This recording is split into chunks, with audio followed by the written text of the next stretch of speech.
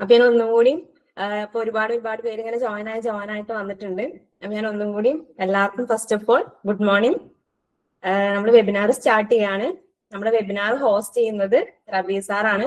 ഒത്തിരി പേർക്ക് സാറിന് വീഡിയോസിലെല്ലാം കണ്ട് പരിചയം കാണും, അറിയാത്തവരും കാണും.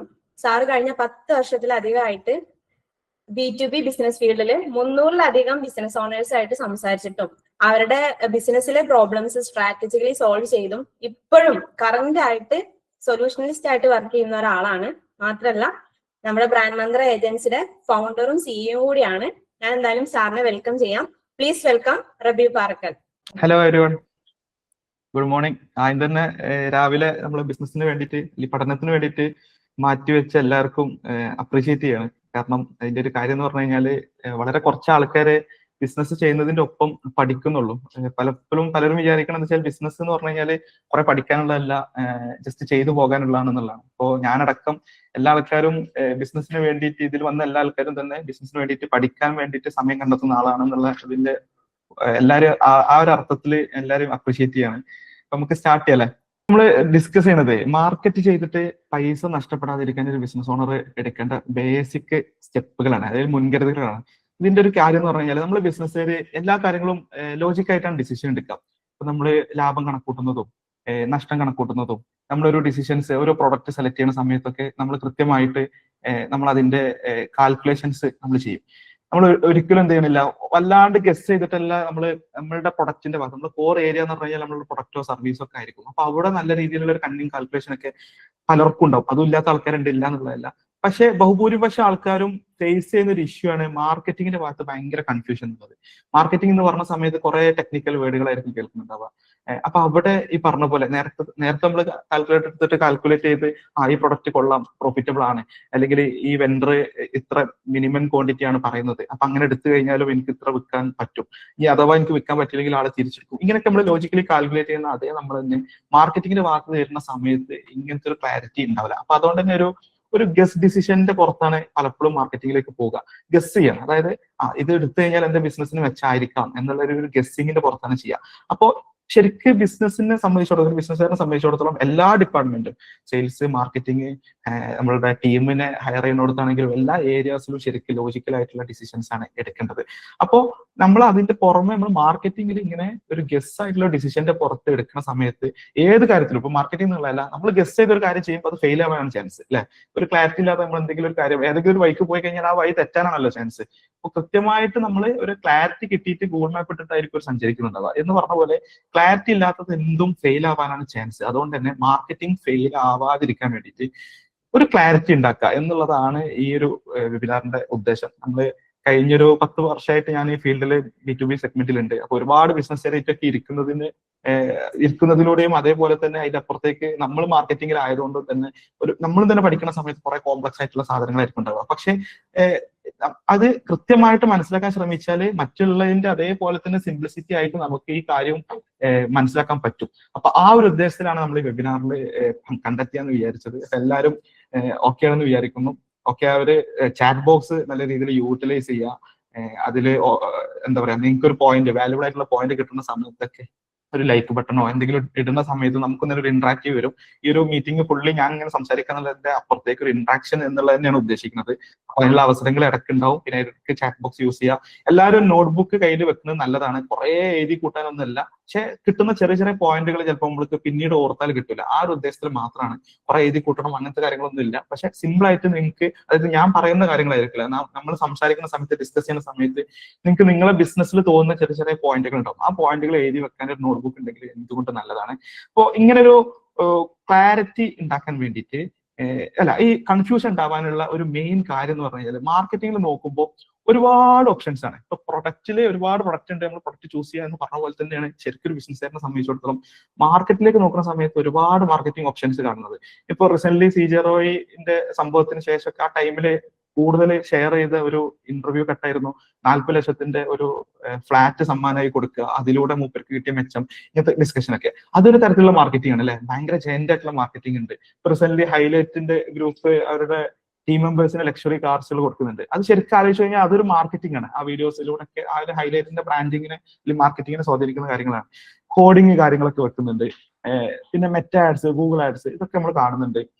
പത്രത്തിൽ പരസ്യങ്ങൾ കാണുന്നുണ്ട്, ടി വിയിൽ പരസ്യങ്ങൾ കാണുന്നുണ്ട്. പക്ഷെ ഇതൊക്കെ എന്താണ്, ഓരോ മാർക്കറ്റിംഗ് ഓപ്ഷൻസ് ആണെങ്കിലും ഇത് എന്റെ ബിസിനസ്സിന് മാച്ച് ആണോ എന്നുള്ള ഒരു കൺഫ്യൂഷൻ ആണ് പലപ്പോഴും ഉണ്ടാവുക. കാരണം ഇതൊക്കെ എന്താണ്, ഒരു ക്ലിയർ കട്ട് അല്ല. ഇപ്പൊ നമ്മൾ മാർക്കറ്റിൽ പ്രൊഡക്റ്റ് കാണുന്ന സമയത്ത് ആ പ്രൊഡക്റ്റിന്റെ വില ഉണ്ടാവും, ഇത്രയാണ് അതിന്റെ കോസ്റ്റ്, ഇത്രക്ക് നിങ്ങൾക്ക് വിൽക്കാം എന്ന് പറഞ്ഞ പോലെ ഈ മാർക്കറ്റിംഗ് ഓപ്ഷൻസിനെ നമുക്ക് അളക്കാൻ പറ്റുന്നില്ല എന്നുള്ളതാണ് പ്രശ്നം. അപ്പൊ ഇവിടെ കൺഫ്യൂസ്ഡ് ആയിട്ട് ഏതെങ്കിലും അപ്പുറത്തുള്ള ആള് ചെയ്യുന്നത് കണ്ടിട്ട് എനിക്കും ചെയ്യാം എന്നുള്ളതാണ് സാഹചര്യം. അപ്പൊ ശരിക്ക് നമ്മൾ പെയ്ഡ് ആയിട്ടുള്ള മാർക്കറ്റിംഗ് എന്ന് പറഞ്ഞു കഴിഞ്ഞാൽ എന്തല്ല, ജസ്റ്റ് പൈസ കൊടുത്ത് ചെയ്യുന്ന കാര്യം മാത്രമല്ല, നമ്മൾ ചെയ്യുന്ന ഒരു ബിസിനസ്സുകാരൻ ചെയ്യുന്ന എല്ലാ ആക്ടിവിറ്റീസും മാർക്കറ്റിംഗ് ആണ്. പക്ഷെ നമ്മൾ ഈ വെബിനാറിൽ ഡിസ്കസ് ചെയ്യുന്നത് വെച്ച് കഴിഞ്ഞാൽ പൈസ മുടക്കിയിട്ട് ചെയ്യുന്ന മാർക്കറ്റിംഗ് ആണ്. പെയ്ഡ് മാർക്കറ്റിംഗിൽ എങ്ങനെ നമുക്ക് ആ ഹെൽത്ത് ഉറപ്പുവരുത്താം എന്നുള്ളത്. അപ്പൊ ഫ്രീ ആയിട്ട് കിട്ടുന്ന മാർക്കറ്റിംഗ് ഓപ്ഷൻസ് എവിടെയും നമ്മൾ യൂട്ടിലൈസ് ചെയ്യണം. നമ്മൾ ഇടുന്ന ഒരു സ്റ്റാറ്റസ് ആയിക്കോട്ടെ, നമ്മൾ ബസ്സിൽ അല്ലെങ്കിൽ ട്രെയിനിൽ പോകുമ്പോൾ അല്ലെങ്കിൽ ഫ്ലൈറ്റിൽ പോകുമ്പോൾ നമ്മൾ ഒപ്പിരിക്കുന്ന ആൾക്കാരുടെ മുമ്പിൽ ആ ടാർഗറ്റ് ഓഡിയൻസ് തോന്നിക്കഴിഞ്ഞാൽ സംസാരിക്കുന്നതായിക്കോട്ടെ, നമ്മളുടെ DP ആയിക്കോട്ടെ, നമ്മളിടുന്ന ഫോട്ടോസ്,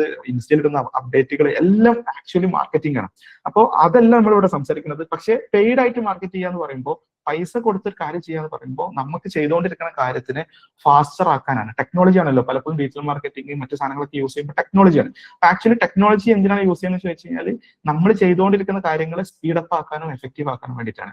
അപ്പോൾ ഈ കാര്യങ്ങളൊക്കെ സംസാരിക്കുന്ന മുന്നേ തന്നെ നമുക്ക് നമ്മളെ മാർക്കറ്റ് ചെയ്യാനുള്ള ഒരു ഐഡിയ, ഒരു കാപ്പബിലിറ്റി നമ്മൾ ഉണ്ടാക്കിക്കൊണ്ടേയിരിക്കണം. ആ കാര്യം ഞാൻ പ്രത്യേകം ഓർമ്മിപ്പിക്കുകയാണ്. അപ്പോൾ ബേസിക് ആയിട്ട് നമ്മൾ പലതരത്തിലുള്ള ബിസിനസ്സുകാരാണ് ഇവിടെ ഉള്ളത്. അപ്പോ ഏത് ബിസിനസ് ഉണ്ടെങ്കിലും ഏത് കാലത്താണെങ്കിലും ബേസിക്സ് ഏകദേശം സെയിം ആയിരിക്കും. മാർക്കറ്റിംഗിലും ആക്ച്വലി ഇത്തരത്തിൽ തന്നെയാണ് സംഭവിക്കുന്നത്, സെയിം ആണ്. പക്ഷെ ആ ബേസിക്സ് അറിയാത്തതുകൊണ്ട് ഒന്ന് മൈക്ക് മ്യൂട്ട് ചെയ്യുന്നത്. ഓക്കെ, അപ്പൊ ആ ബേസിക്സ് അറിയാത്തതുകൊണ്ട് എന്താ പറയാ, ഞാൻ നേരത്തെ പറഞ്ഞ പോലെ ഒരു ഗസ് വർക്കിലാണ് സംഭവിക്കുന്നുണ്ടാവുക. നമ്മൾ ഇതിനെ കുറിച്ച് ആദ്യം പഠിക്കാൻ ശ്രമിക്കണം, എന്താണ് ആക്ച്വലി സംഭവിക്കുന്നത്. അപ്പൊ ഏതൊരു ബിസിനസ്സുകാരനും ഫേസ് ചെയ്യണ മാർക്കറ്റിംഗ് എന്നുള്ളതല്ല, എല്ലായിടത്തും ഉള്ളതാണ്. നമ്മൾ ഡിസിഷൻസ് എടുക്കുന്ന സമയത്ത് ഇമോഷണലി ആയിരിക്കും പല ഡിസിഷൻസ് എടുക്കുന്നുണ്ടാവും. ഒരു മനുഷ്യനെ ആണല്ലോ മനുഷ്യന്മാർക്ക് പല ഇമോഷൻസ് ഉണ്ടാവും. ബിസിനസ്സുകാരന്റെ ഇമോഷൻസ് മാറുന്നത് നമുക്ക് കിട്ടുന്ന പോസിറ്റീവ് ആയിട്ടുള്ള കാര്യങ്ങൾ കൊണ്ടും നമുക്ക് ബിസിനസ്സിൽ എത്രത്തോളം കൺട്രോൾ ഉണ്ട് എന്നുള്ളതിനെ കുറിച്ചാണ്, എന്നതിനെ ബേസ് ചെയ്തിട്ടാണ് പല ഇമോഷൻസ് ഉണ്ടാവുക. നല്ല കൺട്രോൾ, നല്ല പോസിറ്റിവിറ്റി ഉണ്ടാകുന്ന സമയത്ത് നമുക്ക് ഭയങ്കര അഭിമാനമായിരിക്കും ഉണ്ടാവുക. കൺട്രോൾ കുറച്ച് നഷ്ടപ്പെട്ടു എന്നാൽ പോസിറ്റിവിറ്റി കുറച്ച് ഇതിലുണ്ട്, അപ്പൊ ഒരു എക്സൈറ്റ്മെന്റ് ആയിരിക്കും ഉണ്ടാവുക. എന്തൊക്കെ സംഭവിച്ചു, ഗുണങ്ങൾ കിട്ടി, പക്ഷെ ബിസിനസ്സിൽ പ്രത്യേകിച്ച് കൺട്രോൾ ഒന്നും ഇല്ല, അങ്ങനത്തെ ഒരു അവസ്ഥ ഉണ്ടാവും. കൺട്രോളും ഉണ്ട്, അല്ലെങ്കിൽ കൺട്രോൾ നല്ലോണം ഉണ്ട്, പക്ഷെ ഒരു പോസിറ്റീവ് റിസൾട്ടും ഇല്ല. അപ്പൊ നമ്മൾ പ്രഷർ കൂടുന്നുണ്ടാവും. ഇത് രണ്ടും ഇല്ലാത്ത സമയത്ത് നമ്മൾ ഫിയർ ആയിരിക്കും ഉണ്ടാവുക. ഈ 4 ഇമോഷന്റെ പുറത്തെടുക്കുന്ന ഡിസിഷൻസും എന്താണ്, ഒരു ഗസ് വർക്കാണ്. ഇമോഷൻസിന്റെ പുറത്തല്ല നമ്മൾ ഡിസിഷൻസ് എടുക്കേണ്ടത് എന്നുള്ളതാണ്. നമ്മൾ കരുതും നമ്മൾ ഭയങ്കര സെറ്റപ്പായി നിൽക്കുന്ന സമയത്ത് നമുക്ക് എന്താ പറയാ, നമുക്കൊരു ബ്രാഞ്ചും കൂടെ ഇടാം എന്നൊക്കെ കരുതും. കാരണം എക്സിസ്റ്റിംഗ് ബ്രാഞ്ചിലൊക്കെ നല്ല പ്രോഫിറ്റ് ഉണ്ട് എന്നൊക്കെയുള്ള ലെവലില് ഭയങ്കര അഭിപ്രായം കിട്ടും, എന്നാലും ഒരു ബ്രാഞ്ച് ഇടാം എന്നുള്ള ഒരു, ഞാൻ പറഞ്ഞത് ആ ഒരു ഇമോഷൻ ആയിരിക്കും ഉണ്ടാവുക നമ്മളൊരു ബ്രാഞ്ച് ഇടുന്ന സമയത്ത്. ഞാൻ പറഞ്ഞത് അത് മാത്രം കൊണ്ട് ഒരു ഡിസിഷൻ എടുക്കണം എന്ന് വിചാരിക്കുക. ഒരു ഡിസിഷന്റെ സ്റ്റാർട്ടിങ് പോയിന്റ് ആ ഒരു ഇമോഷൻ മാത്രമാണെന്നുണ്ടെങ്കിൽ ആ ഇമോഷന് അല്ലെങ്കിൽ ആ ഡിസിഷന് ഒരു നെഗറ്റീവ് ഔട്ട്കം ആവാനാണ് കൂടുതൽ ചാൻസ്. പോസിറ്റീവ് ആവാനും ചാൻസ് ഉണ്ട്, പക്ഷെ നമ്മൾ ഗസ് വർക്കാണ് എന്നുള്ളത് മനസ്സിലാക്കുക. കാരണം ഇമോഷൻസ് ഒരിക്കലും എന്തല്ല, റിയൽ അല്ല. നമുക്കൊരു പേടി തോന്നുന്നുണ്ടെങ്കിൽ അത് കൃത്യമായിട്ട് പേടിക്കേണ്ട ഒരു സംഗതി ആവണമെന്നില്ല. നമ്മൾ ഭയങ്കര അഭിമാനം തോന്നുന്നുണ്ടെങ്കിൽ അത് ശരിക്കും അങ്ങനെ ആവണം എന്നില്ല. ഇമോഷന് എന്തല്ല, നമ്മൾ എടുക്കുന്ന ഡിസിഷന് അല്ലെങ്കിൽ ആ അഭിമാനം കൊള്ളുന്നത് അഭിമാനം തന്നെ ആയിരിക്കും, പക്ഷെ ആ അഭിമാനം കൊണ്ട് എടുക്കേണ്ട ഡിസിഷൻ ആയിരിക്കില്ല നമ്മൾ എടുക്കുന്നുണ്ടാവുക. അപ്പൊ ഡിസിഷൻസ് പലപ്പോഴും ഇമോഷന് പുറത്തെടുക്കുമ്പോൾ അത് നമ്മൾ ഹാർഡായിട്ട് ഏൺ ചെയ്തിട്ടുള്ള പ്രോഫിറ്റിന്റെ പുറത്താണ് നമ്മളത് എടുക്കുന്നത് എന്നുള്ളത് മനസ്സിലാക്കുക. കാരണം നമ്മളിപ്പോ ഒരു 3 വർഷമൊക്കെ നല്ല രീതിയിൽ ബിസിനസ് ചെയ്ത് ഉണ്ടാക്കിയ ഒരു പ്രോഫിറ്റ് ആയിരിക്കുമല്ലോ ആ സമയത്തുള്ള ഒരു ക്യാപിറ്റൽ ആയിട്ട് കിടക്കുന്നുണ്ടാവുക. ആ ഫണ്ട് മൊത്തത്തിൽ ചോർന്നു പോകാൻ നമ്മളിങ്ങനെ ഇമോഷന്റെ പുറത്ത് മാത്രം ഡിസിഷൻ എടുക്കുമ്പോൾ ചാൻസ് നല്ലോണം ഉണ്ട്. നമുക്ക് വേണ്ടെന്ന് വെച്ചാൽ നമ്മൾ എടുക്കുന്ന ഓരോ ഡിസിഷൻസിനും ഇമോഷനൊക്കെ മാറ്റി വെച്ചിട്ട് അതിന്റെ ഭാവി എന്തായിരിക്കും എന്നുള്ളത് അറിയാൻ പറ്റുക എന്നുള്ളതാണ്. അപ്പൊ നമുക്ക് ഫസ്റ്റ് ആയിട്ട് ഒരു ബിസിനസ്സുകാരുടെ ഒരു ടൂള് പരിചയപ്പെടുത്തണം. അതായത് ഒരു ക്ലാരിറ്റി ലെൻസ് നമുക്ക് വേണം. നമ്മുടെ കയ്യിൽ ഫസ്റ്റ് ആയിട്ട് ഉണ്ടാവേണ്ട ഒരു ലെൻസ് എന്താണ്, നമ്മൾ ബ്രെയിൻ കൊണ്ട് ഒരു ഡിസിഷൻ എടുക്കണം മുന്നേ ഈ ലെൻസ് വെച്ചിട്ട് നമ്മൾ നോക്കണം. അതായത് ഡാറ്റ ഡ്രിവൺ ആയിട്ട് ആ ഡിസിഷൻസ് നമ്മൾ പരിശോധിക്കണം. ഞാൻ എടുക്കുന്ന ഡിസിഷൻ ശരിക്കും എന്റെ ബിസിനസ്സിന് മാച്ചിങ് ആണോ എന്ന് അല്ലേ എന്നുള്ളത് നോക്കാം. മാർക്കറ്റിലേക്കാണ് നമ്മൾ വരുന്നത്, പക്ഷെ എന്തുകൊണ്ട് അങ്ങനെ എടുക്കുന്നു എന്നുള്ളതിന്റെ ഒരു ഇൻട്രൊഡക്ഷൻ ആയിട്ടാണ് നമ്മൾ സംസാരിക്കുന്നത്. മാർക്കറ്റിംഗിൽ എന്നുള്ളതല്ല, നമ്മൾ എടുക്കുന്ന ഓരോ ഡിസിഷൻസിലും നെറ്റ് പോസിറ്റീവ് ഡിസിഷൻ ആണോ നെറ്റ് നെഗറ്റീവ് ഡിസിഷൻ ആണോ എന്നുള്ളത് നോക്കേണ്ടത്. എന്താണ് നെറ്റ് പോസിറ്റീവ് ഡിസിഷൻ? പല സാധനങ്ങളും നമ്മൾ നോക്കുന്ന സമയത്ത് ഭയങ്കര പോസിറ്റീവ് ആയിരിക്കും. അതായത് അപ്പൊ കാണുന്ന കുറെ പോസിറ്റീവ് ഉണ്ടാവും. ഇപ്പൊ ഒരാൾ വരികയാണ്, മാർക്കറ്റിംഗിൽ തന്നെ ഉദാഹരണം എടുക്കാം, ഒരു മാർക്കറ്റിംഗ് ഓപ്പർച്യൂണിറ്റി ഉണ്ട്, നിങ്ങൾക്ക് മാസം ഇത്ര വീഡിയോ തരും, ഇത്ര വ്യൂസ് ഉണ്ടാവും. അപ്പൊ അത് നല്ല പോസിറ്റീവ് സാധനമാണ്. എന്റെ ബിസിനസിനെ കുറിച്ചുള്ള വീഡിയോസിൽ നല്ല വ്യൂസ് കിട്ടുന്നുണ്ട് എന്നുള്ളത് പോസിറ്റീവാണ്. പക്ഷെ ആ വ്യൂ എത്തുന്നത് ചിലപ്പോൾ നമ്മുടെ ടാർഗറ്റ് ഓഡിയൻസിലായിരിക്കില്ല, അല്ലെങ്കിൽ ആ വ്യൂസ് മാത്രമേ ഉണ്ടാവുള്ളൂ, അതിന് എൻക്വയറീസ് ജനറേറ്റ് ചെയ്യുന്നുണ്ടാവില്ല, അതിലൂടെ സെയിൽസ് എന്ത് ചെയ്യുന്നുണ്ടാവില്ല, ഇൻക്രീസ് ചെയ്യുന്നുണ്ടാവില്ല. എന്നാൽ നമ്മൾ വിചാരിക്കുന്നത് ഇന്നല്ലെങ്കിൽ നാളെ സെയിൽസ് വന്ന് തുടങ്ങും എന്നുള്ളതാണ്. അപ്പൊ നോക്കുന്ന സമയത്ത് ഫസ്റ്റ് കാണുന്ന പോസിറ്റീവ് എന്നുള്ളതിന് അപ്പുറത്തേക്ക് എല്ലാം കഴിഞ്ഞിട്ട് നമ്മൾ ബിസിനസ്സുകാർ ഫുൾ അങ്ങനെയല്ല നോക്കുക. നമുക്ക് ഗ്രോസ് പ്രോഫിറ്റ് അല്ല നമ്മൾ വേണ്ടത്, നമുക്ക് നെറ്റ് പ്രോഫിറ്റാണ് വേണ്ടത്. എല്ലാ ചെലവും കഴിച്ചിട്ട് നമുക്ക് ബാക്കിയാവണം എന്ന് പറഞ്ഞ പോലെ ഡിസിഷനെയും അങ്ങനെ നെറ്റ് പോസിറ്റീവ് ആണ് എന്നുള്ളത് ഉറപ്പുവരുത്തുക എന്നുള്ളതാണ് ഈ ക്ലാരിറ്റി ലെൻസിന്റെ ഉദ്ദേശം. അപ്പൊ നമ്മൾ എടുക്കുന്ന പല ഡിസിഷൻസ് ഉണ്ടാവും. ആ ഡിസിഷൻസിനോട് നമ്മൾ ഇത്തരത്തിൽ ചോദിക്കുക, ഇതിന്റെ എൻഡ് റിസൾട്ട് എന്താണ് എന്നുള്ളത് ചോദിക്കുക. ഒരു നെറ്റ് പ്രോഫിറ്റിലേക്ക് വരുന്നുണ്ടോ എന്നുള്ളത് നമ്മൾ ഉണ്ടാക്കുന്ന ഓരോ കാര്യങ്ങളും എന്ത് ചെയ്യുക, ഈ പറഞ്ഞ ക്ലാരിറ്റി ലെൻസോട് നോക്കുക എന്നുള്ളതാണ് നമ്മൾ ഉദ്ദേശിക്കുന്നത്. അപ്പൊ ഓരോന്നും ഡിഫറെന്റ് ആയിട്ടാണ് ഉണ്ടാവുക. നമ്മൾ ഇവിടെ ഡിസ്കസ് ചെയ്യുന്നത് മാർക്കറ്റിംഗ് കുറിച്ചാണ്. ഇൻട്രൊഡക്ഷൻ എന്നുള്ള ലെവലിൽ നമ്മൾ ബിസിനസ്സിൽ എന്ത് കാര്യം ഉണ്ടെങ്കിലും അതിന് ക്ലാരിറ്റി നമ്മൾ കറക്റ്റ് ആയിട്ട് മനസ്സിലാക്കാൻ ശ്രമിക്കുക, ഇല്ലെങ്കിൽ ക്ലാരിറ്റി ഉണ്ടാക്കുക, അല്ലെങ്കിൽ ക്ലാരിറ്റി ഉള്ള ആൾക്കാരുടെ അടുത്ത് മെമ്പർഷിപ്പ് തരിക. ഇതാണ് ഒരു ബിസിനസ്സുകാർ ആക്ച്വലി ചെയ്യേണ്ടത്. ആ ക്ലാരിറ്റി ഇല്ലാതെ നമ്മൾ എന്ത് ചെയ്യാൻ പാടില്ല, നമ്മുടെ ഒരു ഇമോഷന്റെ പുറത്ത് മാത്രം ഡിസിഷൻ എടുക്കാൻ പാടില്ല. അപ്പൊ ഓരോ ഡിസിഷൻ എടുക്കാൻ നിൽക്കുന്ന സമയത്ത് നമ്മളോടൊന്ന് ചോദിച്ചാൽ മതി, ഈ ഡിസിഷന് ഞാൻ എന്തിന്റെ പുറത്താണ് എടുത്തതെന്ന് ചോദിച്ചാൽ മതി. അതൊരു ഇമോഷണൽ അസംഷന്റെ, ഒരു ഊഹത്തിന്റെ പുറത്താണെന്നുണ്ടെങ്കിൽ അത് ഫെയിൽ ആവാനുള്ള ചാൻസ് വളരെ കൂടുതലാണ്. പക്ഷെ നമുക്ക് കറക്റ്റ് ആയിട്ട് ലോജിക്കൽ ക്ലാരിറ്റി ഉണ്ട് എന്നുണ്ടെങ്കിൽ അതായിട്ട് മുന്നോട്ട് പോകാം എന്നുള്ളതാണ്. അപ്പൊ മാർക്കറ്റിംഗിലേക്ക് വരുന്ന സമയത്ത് ഇത്തരത്തിൽ നമുക്ക് മനസ്സിലാക്കാൻ ഒരുപാട് കോംപ്ലക്സ് ആയിട്ടുള്ള കോൺസെപ്റ്റുകൾ നമ്മൾ കേൾക്കും. മാർക്കറ്റിംഗിൽ കുറെ customer acquisition cost, life time value, ഇങ്ങനെ കുറെ ടെക്നിക്കൽ ടേംസുകൾ കൊണ്ട് നിറഞ്ഞുകൊണ്ട് തന്നെ ഇത് ആർക്കും എന്തായാലും ആ ക്ലാരിറ്റി പലപ്പോഴും കിട്ടുന്നില്ല. കേൾക്കുന്നുണ്ട്, കേട്ടിട്ടുണ്ട്, പക്ഷെ ഇത് സ്വന്തം ബിസിനസ്സിൽ എങ്ങനെ അപ്ലൈ എന്നുള്ളത് പലപ്പോഴും സ്റ്റക്കാണ്. അപ്പൊ ഞാൻ ഈ വെബിനാർ കൊണ്ട് നമ്മൾ ഉദ്ദേശിക്കുന്നത് വെച്ചാൽ അത് ഏറ്റവും സിമ്പിൾ ആയിട്ട് എക്സ്പ്ലെയിൻ ചെയ്യുക എന്നുള്ളതാണ് അതിന്റെ ഒരു കോഡ്. ഞാൻ ഉറപ്പ് തരണം എന്ന് വെച്ചാൽ ഈ വെബിനാർ കംപ്ലീറ്റ് ചെയ്തതിന് ശേഷം നിങ്ങൾക്ക് മാർക്കറ്റ് ചെയ്ത് ലോങ് ടേമിൽ ഒരു ക്യാഷ് ഒരുപാട് നഷ്ടപ്പെടുന്ന ഒരവസ്ഥ ഇല്ലാണ്ടാക്കാം എന്നുള്ളതാണ് എൻ്റെ ഒരു ഉറപ്പ്. കാരണം ഈ മാർക്കറ്റിംഗിലൂടെ, ഈ വെബിനാറിലൂടെ നമ്മൾ പഠിക്കണം എന്താ വെച്ചാൽ ഓരോ മാർക്കറ്റിംഗ് ഓപ്പർച്യൂണിറ്റിനെയും അല്ലെങ്കിൽ ഓരോ മാർക്കറ്റിംഗ് ഐഡിയയെയും കൃത്യമായിട്ട് അളന്നിട്ട് അത് നെറ്റ് പോസിറ്റീവ് ആണോ നെറ്റ് നെഗറ്റീവ് ആണോ എന്നുള്ളത് മനസ്സിലാക്കുക എന്നുള്ളതാണ്. നമ്മൾ ഇതിനെ 7 പാർട്ടായിട്ടാണ്, 7 മുൻകരുതലുകളായിട്ടാണ് നമ്മൾ ഇത്, പ്രിക്കോഷൻസ് ആണ് നമ്മൾ എടുക്കുന്ന ഓരോ സ്റ്റെപ്പുകളും. എന്താണ് നമ്മൾ ബിസിനസ്സിൽ എന്ത് സ്റ്റെപ്പ് എടുക്കുന്നത് അതൊക്കെ ഒരു മുൻകരുതലുകളാണ്. എന്തിന്, നഷ്ടത്തിലേക്ക് പോവാതെ ലാഭത്തിലേക്ക് മാത്രം പോകാൻ വേണ്ടിയിട്ട്. അപ്പൊ ഈ 7 എണ്ണത്തിൽ ഫസ്റ്റത്തെ 2 എണ്ണം എന്ന് പറഞ്ഞു കഴിഞ്ഞാൽ നമ്മളുടെ ബിസിനസിനെ കുറിച്ചുള്ള ബേസിക് ആയിട്ടുള്ള കുറച്ച് കാര്യങ്ങൾ നമ്മൾ ഉറപ്പുവരുത്തുക എന്നുള്ളത്. ബേസിക്സ് സ്ട്രോങ് ആക്കേണ്ടതുണ്ട്. ബാക്കി 5 എണ്ണം എന്ന് പറഞ്ഞാൽ നേരത്തെ പറഞ്ഞ പോലെ കൃത്യമായിട്ടുള്ള കാൽക്കുലേഷൻ ആണ്. കാൽക്കുലേഷനിലേക്ക് വേണ്ടിയിട്ടുള്ള എന്തൊക്കെ കാര്യങ്ങൾ എന്നുള്ളതാണ് ഡിസ്കസ് ചെയ്യുന്നുണ്ടാവുക.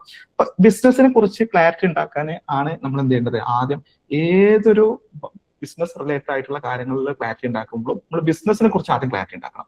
കാരണം വെച്ചാൽ ഇവിടെ നമ്മുടെ നാട്ടില് ബിസിനസ് ചെയ്യുന്ന പല ആൾക്കാരും നമ്മൾ കൃത്യമായിട്ട് അവരോട് സംസാരിച്ചു പോയി കഴിഞ്ഞാൽ അവർ ചെയ്യുന്നത് ബിസിനസ് അല്ല എന്ന് മനസ്സിലാവും. അപ്പൊ ബിസിനസ് എന്താണ് എന്നുള്ളത് കൃത്യമായിട്ട് നമ്മൾ എന്ത് ചെയ്യണം, ഉറപ്പുവരുത്തുക എന്നുള്ളതാണ് ഒരു മാർക്കറ്റിലേക്ക് പോകുന്ന സമയത്ത് നമ്മൾ നോക്കേണ്ടത്. അത് ഈ പറഞ്ഞു കഴിയുന്ന സമയത്ത് എന്തുകൊണ്ടാണെന്നുള്ളത് എനിക്ക് മനസ്സിലാവുന്നുണ്ടാവും.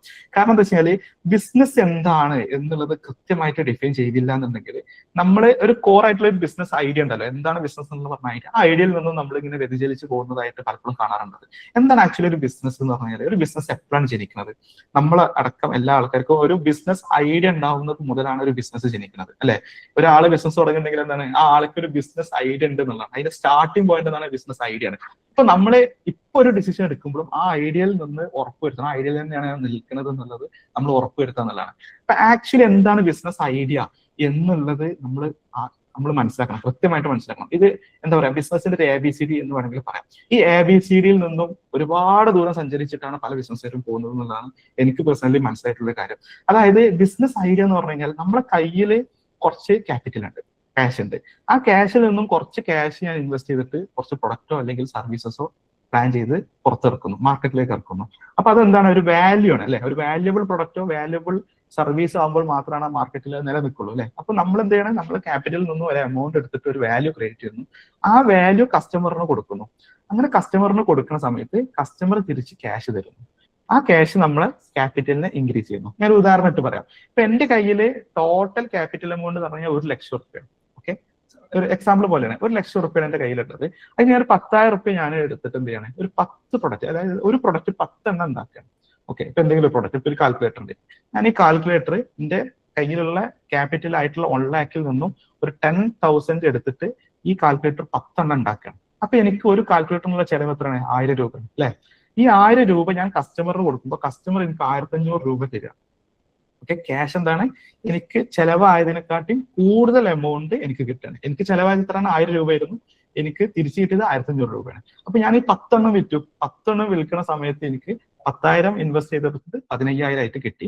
അങ്ങനെ എന്റെ 1 lakh 5% ആയിട്ട് മാറി. ഇതാണ് ബേസിക് ഐഡിയ. ഒരു ബിസിനസ് ഐഡിയ എന്ന് വെച്ച് കഴിഞ്ഞാൽ നിങ്ങൾ ഏത് ബിസിനസ് ചെയ്യുന്നെങ്കിലും ബിസിനസിന്റെ ഉള്ളിൽ കിടക്കുന്നുണ്ടാവുന്ന ഒരു ബേസിക് കാൽക്കുലേഷൻ ഇതായിരിക്കും ഉണ്ടാവുക. അപ്പൊ ഈ ഐഡിയ നമ്മളെ ബിസിനസ്സിൽ എങ്ങനെയാണെന്നുള്ളത് എപ്പോഴും ഓരോ ദിവസവും ശരിക്ക് ബിസിനസ്സിനെ കുറിച്ചൊക്കെ പറയും. രാവിലെ എണീറ്റിട്ട് മെഡിറ്റേറ്റ് ചെയ്യുക എന്നൊക്കെ പറയും. അപ്പൊ ഇതിന്റെ പർപ്പസ് എന്താ വെച്ച് കഴിഞ്ഞാൽ നമ്മൾ ആ ബേസിക്സിലേക്ക് ഇറങ്ങി ചെല്ലാൻ വേണ്ടിയിട്ടാണ്. നമ്മളിങ്ങനെ എയറിലായിരിക്കും ഉണ്ടാവുക. നമുക്ക് കുറെ അപ്രീസിയേഷൻ കിട്ടുന്നു, നമ്മൾ ബിസിനസ് വലുതാവുന്നു, അടുത്ത ബ്രാഞ്ച് ഇടുന്നു, നമ്മളിങ്ങനെ എയറിൽ പൊങ്ങിക്കൊണ്ടിരിക്കുന്ന സമയത്ത് അതിനെ ഒന്ന് പിടിച്ച് എർത്തിലേക്ക് തന്നെ ഇറക്കാനുള്ള ഒരു കാര്യമാണ് രാവിലത്തെ ആ ഒരു പീസ്ഫുൾ ആയിട്ടുള്ള ടൈം എന്ന് പറഞ്ഞാൽ. അപ്പൊ ആ സന്ദർഭങ്ങളിൽ നമ്മൾ ചിന്തിക്കേണ്ട ഒരു കാര്യമാണ്, ഇതാണ് ഞാൻ എന്റെ തുടക്കം ഇതായിരുന്നു, ഈ തുടക്കത്തിൽ നിന്ന് ഞാൻ മാറിപ്പോകുന്നില്ല എന്നുള്ളത്. അപ്പൊ ഇത്രയും സിമ്പിൾ ആയിട്ട് നമ്മളുടെ ബിസിനസ് ഐഡിയനെ ഇപ്പൊ മാറുന്ന ഒരു അവസ്ഥ വരുന്നുണ്ട്. അതാണ് നമ്മൾ ഡിസ്കസ് ചെയ്ത് പോകുന്നത്. നമ്മളെല്ലാവരും ബിസിനസ് ഇതിലിപ്പോ അത്യാവശ്യം സ്കെയിലിംഗ് സ്റ്റേജിലൊക്കെ എത്തി നിൽക്കുന്ന ആൾക്കാർക്ക് കൂടുതൽ ചിലപ്പോൾ റിലേറ്റ് ചെയ്യാൻ പറ്റുന്നുണ്ടാവും. അതായത് നമ്മൾ തുടങ്ങുന്ന സമയത്ത് ഭയങ്കര ഹാപ്പി ആയിരിക്കും. നമ്മളൊരു ബിസിനസ് തുടങ്ങുന്ന ഒരു മോട്ടിവേഷനും, നമുക്ക് കൂടുതൽ പൈസയും, നമ്മൾ ഫാമിലിന്റെ കൂടെ സ്പെൻഡ് ചെയ്യാൻ കുറെ സമയവും, രാത്രി പീസ്ഫുൾ ആയിട്ടുള്ള ഉറക്കും, അങ്ങനത്തെ ഒരു കാലഘട്ടം ബിസിനസ് സ്റ്റാർട്ട് ചെയ്ത് കുറച്ചൊന്നും സെറ്റ് ആയ സമയത്ത് നമുക്ക് എല്ലാവർക്കും ഉണ്ടാവും. ഇവിടെ ആക്ച്വലി നോക്കിക്കഴിഞ്ഞാൽ ഈ പറഞ്ഞ ബിസിനസ് ഐഡിയ സ്ട്രോങ് ആയതുകൊണ്ടാണ് നമുക്ക് കൂടുതൽ പൈസ നമുക്ക് വരുന്നുണ്ടാവുക. പക്ഷെ ഒരു പോയിന്റ് എത്തി നമ്മൾ ഇതിനെ സ്കെയിൽ ചെയ്യാൻ ശ്രമിക്കുന്ന സമയത്ത്, അതായത് ഇനീഷ്യലിയൊക്കെ ബിസിനസ് ഓണർ ആയിരിക്കും ഇറങ്ങി പണിയെടുക്കുന്നുണ്ടാവുക, പിന്നെ ആൾക്കാരൊക്കെ ഹയർ ചെയ്ത് മാർക്കറ്റിംഗ് ഡിപ്പാർട്ട്മെന്റ് കൊണ്ടുവന്ന് അതിനുശേഷം നോക്കുന്ന സമയത്ത് ഇതൊക്കെ തിരിഞ്ഞ് ആദ്യം കിട്ടിയ ലാഭമൊന്നും കിട്ടാതെ, എന്താ പറയാ, ആദ്യത്തെ അത്ര സമാധാനം കിട്ടാതെ, ഫാമിലിന്റെ കൂടെ ഒന്നും ഒരു ലൈഫ് ബാലൻസും ഇല്ലാതെ, രാത്രി പോലും നമ്മൾ എന്താ പറയാ കണക്കില് കുടുങ്ങിക്കിടക്കുന്ന ഒരു അവസ്ഥ പല ബിസിനസ്സുകാർക്കുണ്ട്. ഇതിൽ ചില ആൾക്കാർക്ക് റിലേറ്റ് ചെയ്യാൻ പറ്റുന്നുണ്ടാവും. അങ്ങനെ ഒരു 4-5 വർഷമൊക്കെ ബിസിനസ് ചെയ്ത ആൾക്കാർക്ക് ഇത് റിലേറ്റ് ചെയ്യാൻ പറ്റുന്നുണ്ടാവും. അപ്പൊ ഇതിന്റെയൊക്കെ കാരണം ആക്ച്വലി എന്താ വെച്ച് കഴിഞ്ഞാൽ നമ്മൾ ഓരോ ഡിസിഷൻസ് എടുക്കുന്നതിലൂടെ നമ്മളുടെ ആ ബേസിക് ആയിട്ടുള്ള ബിസിനസ് ഐഡിയ എന്ന് പറഞ്ഞതിൽ എന്ത് ചെയ്യാണ്, അത് തെറ്റാണ്. ആക്ച്വലി ആ കോസ്റ്റ് ഓഫ് വാല്യൂ, നമ്മൾ പ്രൊഡക്റ്റിന്റെ കോസ്റ്റ് ഉണ്ടാക്കും. ഇപ്പൊ നേരത്തെ പറഞ്ഞ ഉദാഹരണം തന്നെ എടുക്കാം. എനിക്ക് അതേ 1000 റുപ്യാണ് ഇത് ഉണ്ടാക്കാൻ ചെലവ്. പക്ഷെ ഞാൻ എന്ത് ചെയ്യുന്നുണ്ട്, എന്റെ ക്യാപിറ്റലിൽ നിന്നും ഒരു 10,000 റുപ്യ വേറെ കാര്യത്തിന്, ഇപ്പൊ മാർക്കറ്റിംഗിലേക്ക് വേണ്ടി കുറെ ഫണ്ട് ചെലവഴിക്കുന്നുണ്ട്, വേറെ കുറച്ച് ടീമിനെ ഞാൻ ഹയർ ചെയ്ത് അങ്ങനെ ചെലവഴിക്കുന്നുണ്ട്. അപ്പോഴും ഞാൻ എന്താ ചെയ്യുന്നത്, ഈ 10 കാൽക്കുലേറ്റർ ഉണ്ടാക്കുന്നത്. അപ്പൊ എന്റെ കാൽക്കുലേഷനിൽ എന്താണ്, 10,000 റുപ്യക്ക് ഞാൻ കാൽക്കുലേറ്റർ ഉണ്ടാക്കി, അപ്പൊ എനിക്ക് 1000 റുപ്യാണ്, ഞാൻ 1500 റുപ്യക്ക് വിൽക്കുന്നു, എനിക്ക് 500 റുപ്യ ലാഭമാണെന്നുള്ളതാണ്. പക്ഷെ കറക്റ്റ് നമ്മൾ കണക്ക് കൂട്ടുന്ന സമയത്ത് ഈ 10 കാൽക്കുലേറ്റർ ഉണ്ടാക്കാൻ എനിക്ക് 30,000 റുപ്യ ചെലവ് വന്നിട്ടുണ്ട്. അതായത് എന്റെ 1 lakh ക്യാപിറ്റലിൽ നിന്നും 30,000 മൊത്തത്തിൽ ചെലവാക്കിയിട്ടാണ് എനിക്ക് 10 കാൽക്കുലേറ്റർ എനിക്ക് ഉണ്ടാക്കാൻ പറ്റിയിട്ടുള്ളത്. അപ്പൊ അങ്ങനെ കൂട്ടി നോക്കുന്ന സമയത്ത് ഈ കാൽക്കുലേറ്ററിന്റെ കോസ്റ്റ് ഓഫ് പ്രൊഡക്റ്റ് 10,000 ആണെങ്കിലും കോസ്റ്റ് ഓഫ് വാല്യൂ, അത് വാല്യുബിൾ ആയിട്ടുള്ള പ്രൊഡക്റ്റ് ആക്കാൻ ഞാൻ എന്റെ ബിസിനസ്സിൽ നിന്ന് എടുത്ത് ചെലവാക്കുന്നത് 3,000 റുപ്യാണ്. ആ 3,000 റുപ്യന്റെ സാധനമായിരിക്കും ഞാൻ 1,500 റുപ്യക്ക് വെക്കുന്നുണ്ടാവുക. അങ്ങനെ എനിക്ക് ഓരോ കച്ചവടം നടക്കുമ്പോൾ 1,500 റുപ്യ നഷ്ടമാണ്. അതായത് 3,000 റുപ്യ മുടക്കി ഞാൻ ഈ 10 കാൽക്കുലേറ്ററും വെക്കുമ്പോൾ എനിക്ക് 15,000 റുപ്യാണ് കിട്ടുന്നത്. അപ്പോൾ എന്ത് ചെയ്യാണ്, എന്റെ ക്യാപിറ്റൽ എമൗണ്ട് 1,00,000 നിന്നും 85,000 ആയിട്ട് ചുരുങ്ങി പോകുകയാണ്. ഇത് പലപ്പോഴും ഞാനിപ്പോ ഈ കാൽക്കുലേറ്ററിന്റെ എക്സാമ്പിൾ ഒക്കെ കിട്ടുമ്പോൾ അത് വളരെ സിമ്പിൾ ആയിട്ട് തോന്നും. പക്ഷെ ഇതെങ്ങനെ ആയിരിക്കില്ല, മൾട്ടിപ്പിൾ പ്രൊഡക്റ്റ് ഉണ്ടാവും, മൾട്ടിപ്പിൾ ആക്ടിവിറ്റീസ് നടക്കുന്നുണ്ടാവും. അപ്പൊ നമ്മളൊരിക്കലും ഞാനിപ്പോ ഈ പറഞ്ഞ പോലെ സിമ്പിൾ ആയിരിക്കില്ല. പക്ഷെ കൃത്യമായിട്ട് ഇരുന്ന് ആലോചിച്ച് നോക്കി കഴിഞ്ഞാൽ പലപ്പോഴും സംഭവിച്ചിട്ടുണ്ടാവുക, ഇങ്ങനെ ആ ഒരു പ്രൊഡക്റ്റ് ഉണ്ടാക്കാൻ നമുക്ക് ഒരുപാട് ചെലവുകൾ വരുന്നു. അതിലൂടെ നമ്മളെ കോസ്റ്റ് ഓഫ് വാല്യൂല് സാരമായിട്ടുള്ള ലീക്കേജ് ഉണ്ട് എന്നുള്ളത് മനസ്സിലാവും. ലീക്കേജ് ഉണ്ടാവുക എന്നുള്ളത് ഒരിക്കലും തെറ്റല്ല. ഒരു ബിസിനസ് ബിൽഡ് ചെയ്യാൻ എന്തായാലും ഇങ്ങനെ തന്നെയാണ്. ഒരിക്കലും എന്തല്ല എല്ലാ കാലത്തും ഒരു ലീക്കും ഇല്ലാത്തൊരു ബിസിനസ് ഡെവലപ്പ് ചെയ്യുക എന്നുള്ളത് ഒരു സ്വപ്നത്തിൽ മാത്രം നടക്കുന്ന കാര്യമാണ്. പക്ഷെ റിയൽ ഗെയിം കിടക്കണമെന്ന് വെച്ച് കഴിഞ്ഞാൽ ഈ ലീക്ക് ഉണ്ടാവുന്നത് തൊട്ട് തന്നെ ഒരു ഫിക്സ് ചെയ്യുന്ന ഒരാളായിട്ട് ബിസിനസ്സുകാരൻ മാറുന്നതാണ്. ലീക്ക് എന്തായാലും ഉണ്ടാവും, പക്ഷെ നമ്മളുടെ റോൾ അത് ഫിക്സ് ചെയ്ത് എടുക്കുക എന്നുള്ളതാണ്. ഈ ലീക്കിനെ നമ്മൾ എങ്ങനെ കാണുന്നത് വെച്ച് കഴിഞ്ഞാൽ ആ തുടക്കത്തിലുള്ള ബിസിനസ് ഐഡിയക്ക് വന്ന ഒരു ലീക്കായിട്ടാണ് ഇതിനെ കാണുന്നത്. ക്ലിയർ അല്ലേ? അതായത് നമ്മൾ തുടങ്ങിയത് എന്താണ്, നമുക്കൊരു ഐഡിയ ഉണ്ടായി, ആ ഐഡിയ ഡെവലപ്പ് ചെയ്ത് ഇങ്ങനെ കവർ ചെയ്ത് പോയി നമ്മൾ ആകെ ടെൻഷനായി, നമ്മളാകെ ബേജാറായി കിടക്കണം. അപ്പൊ അവിടെ എന്താണ് സംഭവം, ആക്ച്വലി അവിടെ ലീക്ക് വന്നാണ്. ആ ലീക്ക് എന്താണ്, ബിസിനസ് ഐഡിയക്കിൽ വരുന്ന ലീക്കാണ്. അപ്പൊ അത് നമ്മൾ ഇഗ്നോർ ചെയ്ത് പോകുക എന്ന് പറഞ്ഞു കഴിഞ്ഞാൽ നമ്മൾ ആ ബിസിനസ് ഐഡിയനെ എന്താ പറയാ വേണ്ട റെസ്പെക്ട് കൊടുക്കാതിരിക്കുന്നതാണ്. ചിലപ്പോൾ ലോസിലേക്ക് ആയിരിക്കില്ല. അതായത് പൊട്ടൻഷ്യൽ ആയിട്ടുള്ള നമുക്ക് കിട്ടാൻ എന്താ പറയാ നമുക്ക് ഡിസർവ് ചെയ്യുന്ന ഒരു പ്രോഫിറ്റ് കിട്ടാത്ത അവസ്ഥയും ഈ ലീക്ക് തന്നെയാണ്.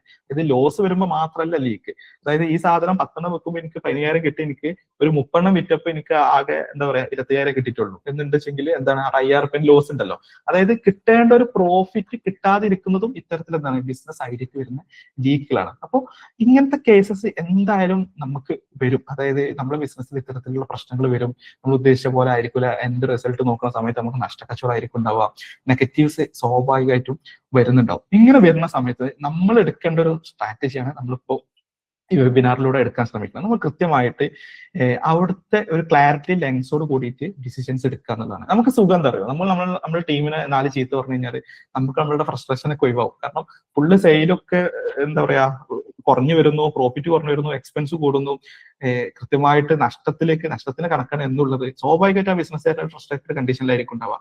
അങ്ങനെ നിൽക്കുന്ന സമയത്ത് നമുക്ക് ഈസിയർ ആയിട്ടുള്ള മെത്തേഡാണ് എല്ലാത്തിനും ബ്ലെയിം ചെയ്യാം. തന്നെത്താനെ ബ്ലെയിം ചെയ്യാം, ടീമിനെ ബ്ലെയിം ചെയ്യാം, സിസ്റ്റത്തിനെ ബ്ലെയിം ചെയ്യാം, പ്രൊഡക്റ്റിനെ ബ്ലെയിം ചെയ്യാം, 2 ദിവസം ഫോൺ എടുക്കാതെ വീട്ടിൽ കിടന്നുറങ്ങാം, ഇതൊക്കെ നമുക്ക് പറ്റും. പക്ഷെ ഒരു എന്താ പറയാ ഒരു പോസിറ്റീവ് ആയിട്ടുള്ള ഒരു അപ്രോച്ച് എന്ന് പറഞ്ഞാൽ ഒരു ബിൽഡർ മൈൻഡ് സെറ്റ് ഉണ്ടാക്കിയെടുക്കുക എന്നുള്ളതാണ്. നമുക്ക് എന്താണ് ആ ഇഷ്യൂ വന്നത് എന്നുള്ളത് കൃത്യമായിട്ട് ക്ലാരിറ്റി ഉണ്ടാക്കിയിട്ട് അവിടെ സ്ട്രാറ്റജി ഉണ്ടാക്കി ആ സ്ട്രാറ്റജിയിൽ നിന്നും ഡിസിഷൻ എടുക്കുന്ന ലെവലിലേക്ക് നമ്മൾ എന്ത് ചെയ്യണം, ആദ്യം നമ്മൾ പ്രിപ്പയർ ആവണം. അതായത് മാർക്കറ്റിംഗ് മുന്നിൽ വരുന്ന സമയത്ത് ആ മാർക്കറ്റിംഗ് ഹെൽത്തിയർ ആണോ അല്ലെങ്കിൽ എക്സിസ്റ്റിംഗ് മാർക്കറ്റിംഗ് ഹെൽത്തിയർ ആണോ എന്നൊക്കെ നോക്കുന്ന മുന്നേ നമ്മൾ എത്രത്തോളം ക്ലാരിറ്റിയിലുണ്ട്. ബിസിനസ്സിന് വേണ്ടിയിട്ടാണല്ലോ മാർക്കറ്റിംഗ്. ബിസിനസ് ഐഡിയ ഇപ്പോൾ അങ്ങനെ തന്നെ ഉണ്ടോ, അതല്ലാതെ പ്രശ്നം ഉണ്ടോ എന്നുള്ളത് നോക്കിയിട്ട് ഉണ്ടെങ്കിൽ അത് ഫിക്സ് ചെയ്യുന്നതിനായിരിക്കണം ഫസ്റ്റ് ഇമ്പോർട്ടൻസ് കൊടുക്കേണ്ടത്. ഇല്ലാഞ്ഞാൽ എന്താ സംഭവിക്കുക വെച്ച് കഴിഞ്ഞാൽ ഈ ലീക്കുള്ള ഈ മെഷീനിലേക്ക് കൂടുതൽ വെള്ളം ഒഴിക്കുന്ന പരിപാടിയാണ് നമ്മൾ മാർക്കറ്റിലേക്ക് പോകുമ്പോൾ ഉണ്ടാവുക. ഒരു കാര്യമില്ലല്ലോ, നഷ്ടം ഉണ്ടാക്കുന്ന ഒരു മെഷീനെ കൂടുതൽ എണ്ണ കൊടുത്തിട്ട് വളർത്തേണ്ട ഒരു ആവശ്യം നമുക്കില്ല. അപ്പൊ ആദ്യം ഇത് എന്ത് ചെയ്യണം, അത് ഫിക്സ് ചെയ്തിട്ട് മാത്രമാണ് നമ്മൾ എന്ത് ചെയ്യുന്നത് മാർക്കറ്റിംഗിലേക്ക് പോകേണ്ടത്. പലരും ചിന്തിക്കുന്നത് വെച്ച് കഴിഞ്ഞാൽ മാർക്കറ്റിംഗ് പോയി കഴിഞ്ഞാൽ ഇതൊക്കെ ഫിക്സ് ആവുന്നതാണ്. ഇത് ഫിക്സ് ആക്കണമെങ്കിൽ നമ്മൾ ഇരുന്നിട്ട് തന്നെ ഫിക്സ് ആക്കണം. മാർക്കറ്റിംഗ് അതിലേക്ക് കൂടുതൽ ആൾക്കാരെ വരുത്താനുള്ള കാര്യങ്ങളാണെന്നുള്ളത് ഫസ്റ്റ് ഓഫ് ഓൾ മനസ്സിലാക്കുക. ഇനി നമ്മൾ ഡീറ്റെയിൽ ആയിട്ട് മാർക്കറ്റിംഗിലേക്ക് ലെൻസ് വെച്ചിട്ട് പഠിക്കാൻ ശ്രമിക്കണം. അതായത് പല മാർക്കറ്റിംഗ് സ്ട്രാറ്റജീസ് ഒക്കെ ഓരോ കാലഘട്ടത്തിൽ വന്നിട്ടുണ്ടെങ്കിലും മാർക്കറ്റിംഗിന്റെ ബേസിക്സ് എന്ന് പറഞ്ഞു കഴിഞ്ഞാൽ പണ്ട് തൊട്ടേ ഉള്ളതാണ്. അതായത് ഡിജിറ്റൽ ആയിട്ടുള്ള സംഗതിയല്ല. പലപ്പോഴും മാർക്കറ്റിംഗിനെ ഡിജിറ്റൽ മാർക്കറ്റിംഗ് ആയിട്ട് തന്നെയാണ് കാണും. നേരത്തെ നമ്മൾ പരിചയപ്പെടാന്നൊക്കെ പറഞ്ഞു, മാർക്കറ്റിംഗ് അതിന്റെ അപ്പുറത്തേക്കുള്ളൊരു സംഭവമാണ് ശരിക്കും പറഞ്ഞു കഴിഞ്ഞാൽ. അതായത് ബാർട്ടർ സംവിധാനം മുതൽ തന്നെ ഈ മാർക്കറ്റിംഗ് ഉണ്ട്. അപ്പോ ഡിജിറ്റൽ മാർക്കറ്റിംഗിന്റെ ഈ കാലഘട്ടത്തിൽ പലപ്പോഴും എന്താ വെച്ച് കഴിഞ്ഞാൽ മാർക്കറ്റിംഗ് എന്ന് പറയുമ്പോൾ ആ ഡിജിറ്റൽ മാർക്കറ്റിംഗ് എന്നുള്ള ആംഗിളിൽ നോക്കിയിട്ട് അത് നമുക്ക് പറ്റിയ പണിയല്ല, അത് ആരൊക്കെ ഉണ്ടെങ്കിലും പ്ലാൻ ചെയ്താലേ പറ്റുള്ളൂ എന്നുള്ളൊരു പോയിന്റിലേക്ക് ആള് എത്തും. ആക്ച്വലി നമ്മൾ നോക്കേണ്ടത് നേരത്തെ പറഞ്ഞ പോലെ നമ്മൾ ഡിജിറ്റലൈസേഷൻ എന്ന് പറയുമ്പോൾ അതെന്താണ്, നമ്മളിപ്പോ ചെയ്തുകൊണ്ടിരിക്കുന്ന കാര്യത്തിന് സ്പീഡ് ആക്കാനുള്ളതാണ്, കോംപ്ലിക്കേറ്റ് ആക്കാനുള്ളതല്ല. ഒരു ഡിജിറ്റൽ മാർക്കറ്റിംഗ് നമുക്ക് കോംപ്ലിക്കേറ്റ് ആയിട്ട് തോന്നുന്നുണ്ടെങ്കിൽ എന്തോ ഒരു പ്രശ്നമുണ്ട്. കാരണം നമ്മൾ ചെയ്യുന്ന മാർക്കറ്റിംഗിനെ സ്പീഡപ്പ് ആക്കാനും സിമ്പിൾ ആക്കാനാണ് ശരിക്ക് ഡിജിറ്റൽ മാർക്കറ്റിംഗ് എന്നുള്ള സാധനം. ഡിജിറ്റലൈസേഷൻ ആക്ച്വലി എന്താണ് സ്പീഡ് ആക്കാൻ വേണ്ടിയിട്ടാണ്. പക്ഷെ ഇത് കോംപ്ലിക്കേറ്റ് ആവണതിന്റെ കാരണം എന്ന് പറഞ്ഞു കഴിഞ്ഞാൽ മാർക്കറ്റിംഗിൽ എന്താണ് ആക്ച്വലി സംഭവിക്കുന്നത് നമുക്ക് അറിയില്ല. അതറിയാതെ പിന്നെ അതിനെ സ്പീഡ് ആക്കാനുള്ള പണിക്ക് പോയിട്ട് കാര്യമില്ലല്ലോ.